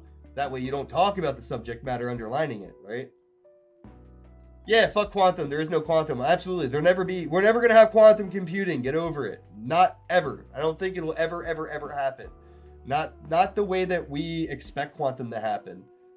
I fucking watched too many YouTube videos. I don't know anything about quantum, but I do know that it's resource heavy, electric cooling, fucking computation. It's literally an impossible mentality for me to even wrap my imagination around us achieving quantum computing. The whole idea for quantum is to get away from the observer effect. Yeah, if we can, I mean, that's the test right there. Yeah, if we get quantum. So that tells me humans are always going to be more accurate than quantum, no matter how you do it. The predictions done by humans will be better than the quantum predictions. If you had a group of humans and a quantum computer, I believe the humans would beat the quantum every time if they were working together. Yeah, people think AI is resource obscene. Quantum is that on steroids. Yeah, that's what I'm trying to say. Like, we can barely even wrap like. It has to be at like way sub-zero temperatures, like near zero, like Kelvin, like absolute zero. Yeah, it's ridiculous. And space isn't even that cold. Like, even if people say like, "Oh, we'll just do quantum computing in outer space," space, bro. Space isn't even cold. Space is the absence of temperature, right? So it's not like your CPU is sitting on a heat sink. Well, it has an atmosphere of enough atmosphere to keep. Have you ever? I don't know if you've ever done that before. Have you ever taken a IR thermometer and pointed it at the sky? No. It shows it as being super cool. It's weird. Well, that might just be and if you point it at the moon, like, it gets even cooler. I think that has to just be what's in its path, because like, and also during the summertime when I go to my cabin and stuff, the nights during the full moon, like the 3 nights of the full moon, it's just usually the most, like, those nights are usually cooler than the surrounding days because the moon. It's weird. I've noticed this over time, but. Yeah. Anyone mentions quantum issues for Bitcoin, I just stop listening. That person is crazy, and nothing coming out of their mouth other than there is no quantum computing threat is just bullshit. Yeah. No, the Q-Day stuff is a distraction. If you can figure out what the actual thing is that they're trying to distract you from, and for me, it is the fact that AI resources are so heavy. So they don't want you to think about AI. They want you to worry about the quantum thing. And it's a space race. It's a space race propaganda worry, to where they are telling us AI is so scary. It's going to take our jobs. It's going to do this. It's going to ruin the world. Quantum is going to be that, even worse.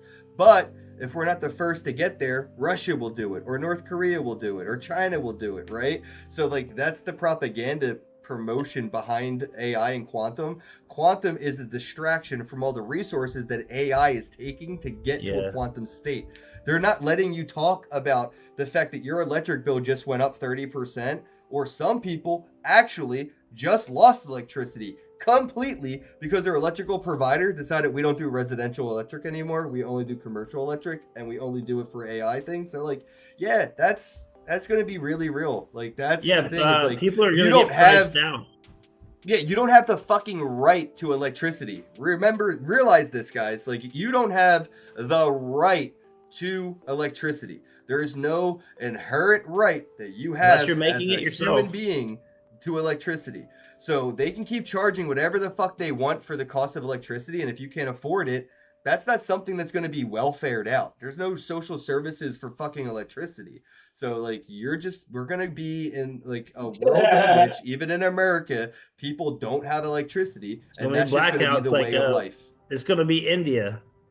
Yeah, brownouts all the time will happen because they'll just say, all right, for the next couple hours, we gotta dedicate all this electricity to the AI facility. And I remember when Bitcoin mining was the only thing, consuming water, when Bitcoin mining was the only thing taking up electrical resources, which was actually runoff from the electrical providers. It wasn't any extra electricity. The electricity Bitcoin miners were tapping into. Yeah, this was all stranded power that It was all stranded power. Yeah. But people bitched about all that. They bitched about the stranded power. They bitched about all the water and everything for Bitcoin mining. And now that AI is doing that times 1,000, they have a distractional conversation about quantum. And they're using the distraction to make the thing that they're trying to cover up not look so bad. So if you do realize that, oh, we're trying to distract you from all the infrastructure AI is consuming and resources, with this fear of quantum, and also not just the fear of quantum itself, but the fear of our enemies, our competitors on the planet achieving it before us, is China's an going to build automatic bigger loss on the AI board. than us.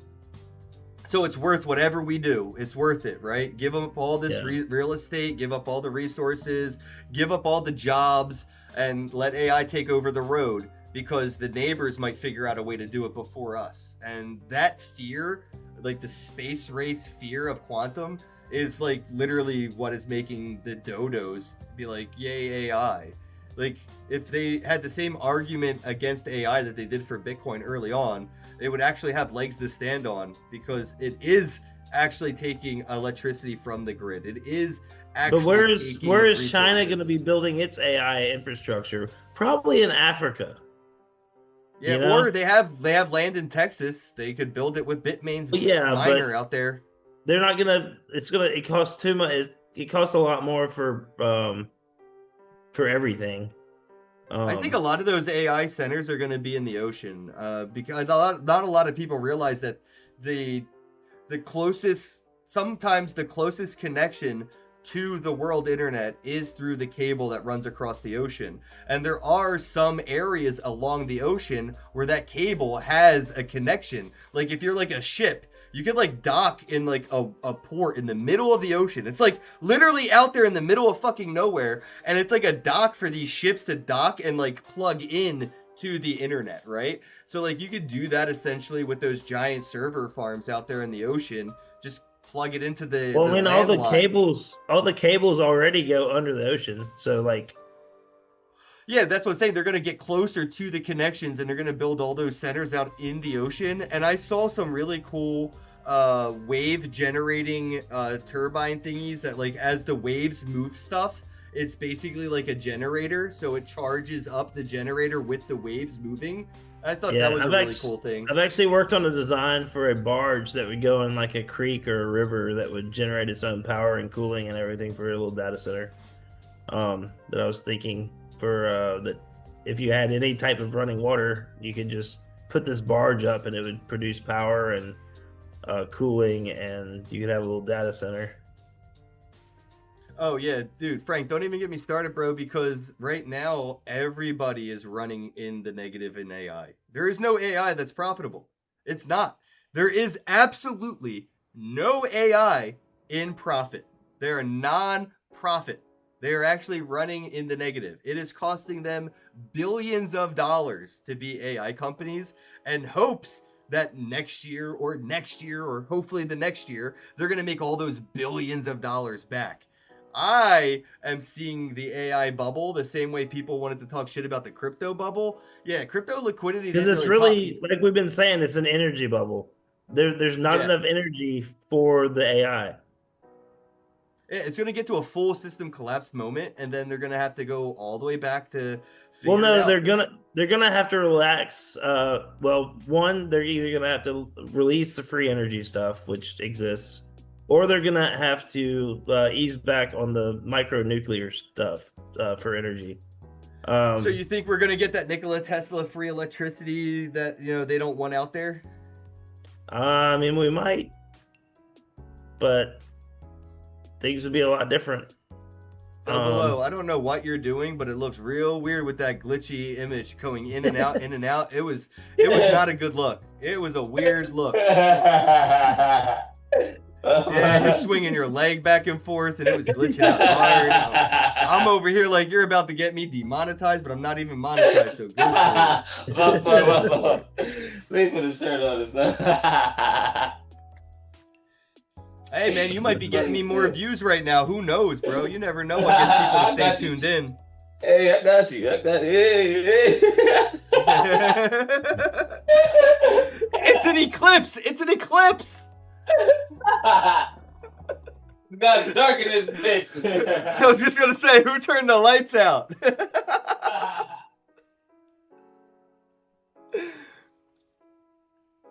Oh yeah, you guys have to watch that Balls Up movie with Mark Wahlberg because there was a joke in that movie I just wanted to say, but it won't make sense until you see the movie.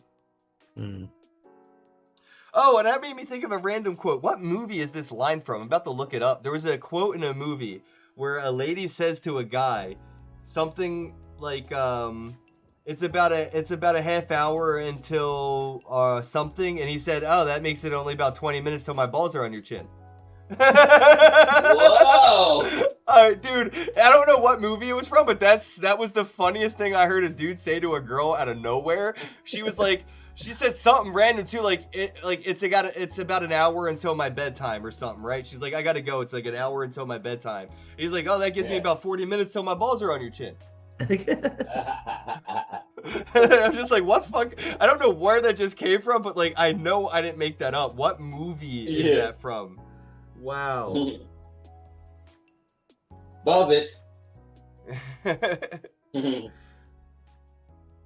Well, I got that movie Balls Up downloaded, so if you go and actually download Plex and create a username, you can add me as a friend, and you could watch Plex, and yeah.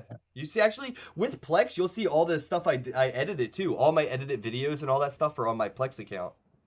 Okay, check. So I'm going to Oh, which reminds me, we ought to start uploading stuff to Odyssey, too. Yeah, Free Speak, Odyssey, all that. What's PLX? And Hive. Hey, do you want to check that list of private keys and see if my Steemit private key is in there? Because it might be. Because that Steemit should work for Hive. Yeah, but that wouldn't be in there. So Plex is PLEX. That's it. I don't think. Yeah, PLEX. Yeah, I don't know if it is or not. It was my Steemit one, and it would just say Steemit. I'm pretty sure it might be in there actually, because that was when I started. I know what the private key looks like because I've got one myself, but no, I like that. I'm pretty sure that's separate because it's a separate chain. Well, when they forked, you could still log in with your old credentials. Yeah, but it was still a separate. It wasn't like a OX address. It starts with like a P or something. Okay. Oh, Double O, you don't really fuck with anime outside of Dragon Ball, but the world that we're in right now is based off of an anime called Fooly Cooly. Fooly Cooly? Oh, okay. I was looking at that too. If you've never seen Fooly Cooly, it's definitely worth watching. I think you'd actually like it. Bro, I'm so biased. Well, there's not many animes I really like. Like, The Get Backers is definitely my favorite anime. I love The Get Backers, bro. And then Dragon Ball Z, I'll put number 2 for sure. And then Fooly Cooly, number 3. Like, wow. So wait, okay. I'm on Plex. Do I search your name? KenBozak@gmail.com and then you should be able to send me a friend request, or there's a way in Plex it'll say like add friend or send request, something like that. My media. I'll have to log in and look for it with you if you don't see it. Yeah, because it's not. I'm logged in. PLAX. My account. Watch list. Yeah, there's an area in here somewhere that says like add a friend or something. I'm gonna look for it right now.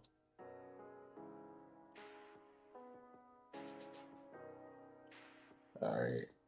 So if I go to I mean, dude, you click on your little icon in the top right corner, and it says friends, and then in here, requests.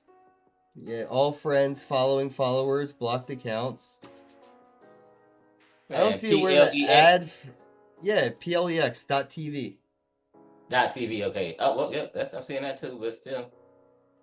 Actually, I don't see where to add friends. I just see like requests, following, followers, but I don't see where to add somebody. Maybe if you in the search bar just type in Ken Bozak. Oh, there we go. I don't know. Following. But I don't see any way to add a friend. That's so weird. I'm here.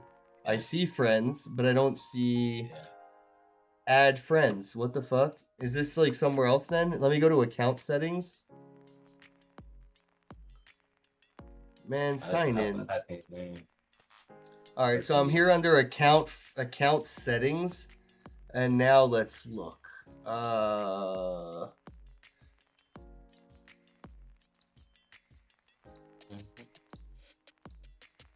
Streaming services, manage.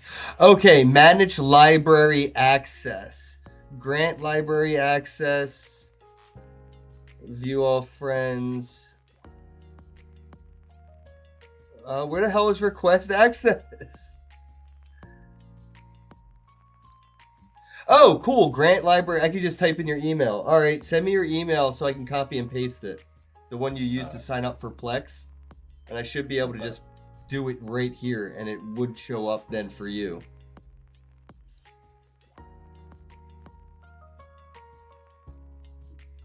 Yeah, that was weird. I was wondering how do I... It doesn't even say add. It's not intuitive at all. Like, they obviously don't want you to use this feature very much. Yeah, it says grant access or whatever, and that's the area that I had to... Yeah, grant library access. And then I could add your email right here.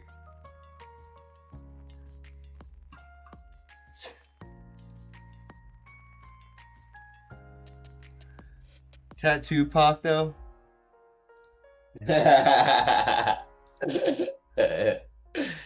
was before Double O. Oh my god. And now I have to open Plex on my computer so the server's running. What? This is so stupid. As soon as the servers are up, I can give you access. I don't know why. It should know the folders I have. Alright, here you go. Now you have access to my laptop. Continue, continue, continue. Alright, it says I sent you a thing, but I got a link to send you back. Boom. I got it. I got the... Yeah. Okay, cool. Yeah, so now you can see all the stuff that's on my laptop. Let's see if I go in. What the hell can you even see? Because I don't even know. Oh, okay, yeah. It's just all that. Yeah, it's just all the videos that I edited and the interview stuff. And then I got some random shit. I don't even know what this is. Some of the names aren't even like good on here. You know what I mean? Like I didn't rename anything. Oh, yeah, see, www.uindex.org, the Super Mario Galaxy movie. Like, the titles are still, like, torrent titles, bro. Dang, you got 530 movies on this motherfucker. Nah, I don't know where that's coming from. That's probably how many movies you probably watched on here.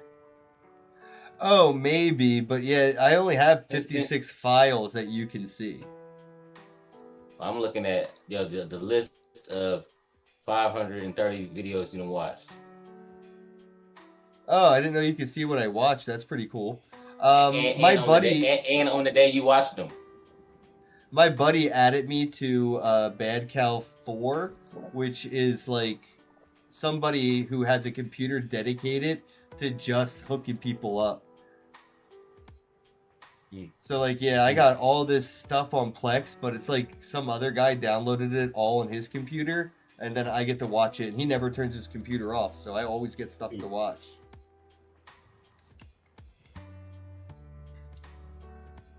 But yeah, if there's ever anything, like, you can just ask me to download it for you, or like I said, I could teach you how to do all this. It ain't hard. We can do it tomorrow during a live stream. Yeah, I was actually Pirate Band and BitTorrent. I did a couple things. I did something, but I had got to a point where I stopped in the middle of it or something. But I was getting my feet wet again. I remember a little bit. And when I watched you do it that one time, that kind of refreshed enough my memory to, if I just keep going, I'll get there. because I can read. There we I can go. read I had a little to bit. I had to update my library because I knew I didn't have all that stuff on there. I only got like Balls Up. That's the only movie I think I have downloaded, and then all the other videos are. And you seen Play from the Dirty? That's a Bitcoin good Talk. ass movie. Where are you seeing this info? I can't even find it my damn self. Oh, watch history. Now I do see it. Yeah, yeah. And the date that you watched it is funny. Like it's it shows that you a fucking binger. Yeah. Yeah, you see, oh shit, it got me up here watching All My Cat Dog. I was watching some old school cartoons Yes. the other week. Looking ass. Big Bang Theory, head ass, I'm on your ass. You be watching some shit though. I'm gonna say, I don't think I watched anything I'd be embarrassed by. I don't really. Oh, look at that. That fucking Exit 8's on here.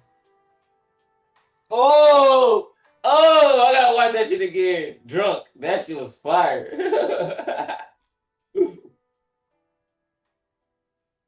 If I don't watch it drunk, I'm gonna remember everything already. Like,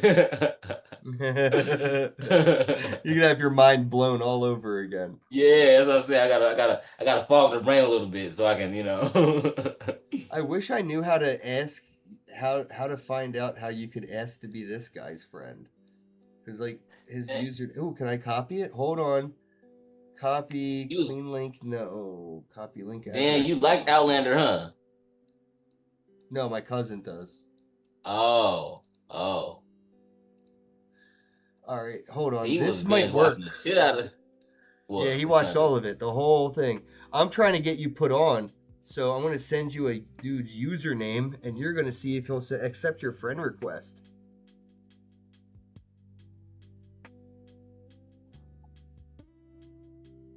Boom. So you see where it says like to ask somebody to like be your friend? Did you ever find that area like where I did? I think so. Let me see. So if you're in your thing where it says like account settings, I'm gonna try to walk you through it because you can send this guy a friend request. Boom. Account settings. Manage library access.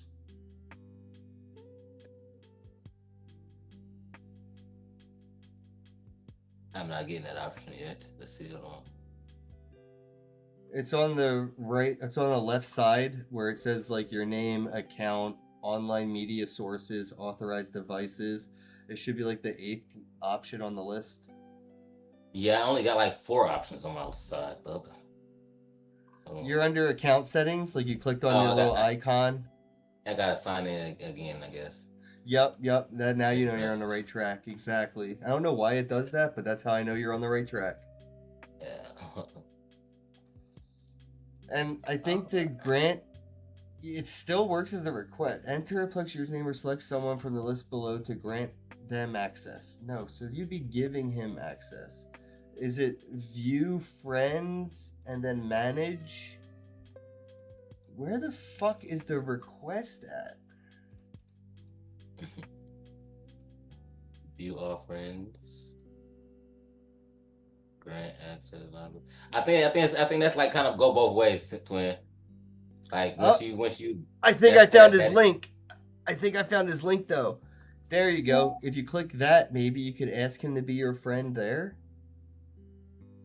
Well, I just searched his name and clicked it in. He's got a goat wearing sunglasses with an orange moon behind him. Oh shit! I'm a free man. I'm about to wrap up this live stream. See, free man. Can you imagine how cool that would be today with terabyte thumb drives? He said I worked at a school computer lab and used to bring in a zip file. I seen it doing anything. I seen it where I could add him as a friend. I seen it. Yeah, if you can add it, if you get this guy as a friend, you're in, bro. He's been here since 2013. This dude has 298 movies and 76 TV shows. with like 2,000 episodes, and it's like a fucking as much as like it feels like Netflix, bro. I don't even know who this dude is. Like, he let me be his friend like forever ago. And I know it's somebody I fuck with, like a bro, but I don't know who this dude is, bro. All I know is they're my hero because they be downloading shit all the time. I just sent them a friend request. Dude's got a fuck ton of friends though. Holy shit. Oh yeah, it shows his friends and shit too. Damn.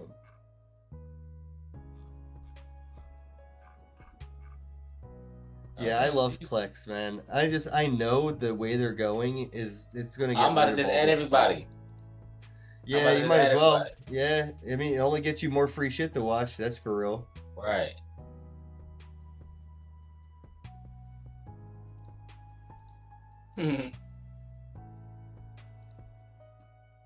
All right, guys, I'm a free man. I'm getting off this live stream and I'm gonna go walk and stand up. Sounds good. I heard that. I don't want to. I don't want to sit down for hours right now, bro. I'm done. I'm gonna be standing up for a while. I just saw your straight out of crypto. Straight out of crypto. Why do I look black in this? I feel like they made me look a little darker than I really am. I'm darker than Miggy. Why am I darker than Miggy? Niggas in crypto. What is it? Straight out of crypto, rugging your grandmom, stealing her private keys. I don't know. I feel like your AI could do a fun version. All right, well, let's wrap it up. 8 hours live stream, day 1. It's a wrap. Thank you, Frank. Have a day. Peace. Hello, happy bros. Hey, you're about to get a face full of the Ken Bozak. He's a mentor. That's what I heard. He's a connector. Oh, yeah. He's a brilliant leader. I've seen it. He's Ken Bozak. Oh, happy bro. You gotta get some Bitcoin and hold it. Happy bros. You gotta get those NFTs and you gotta hodl that stuff. You gotta hodl it. 'Cause I'm Ken bro. We got your Bitcoin, bro. He's an original. Buy some NFTs and hold them. How many times does he have to tell you? Going to the moon.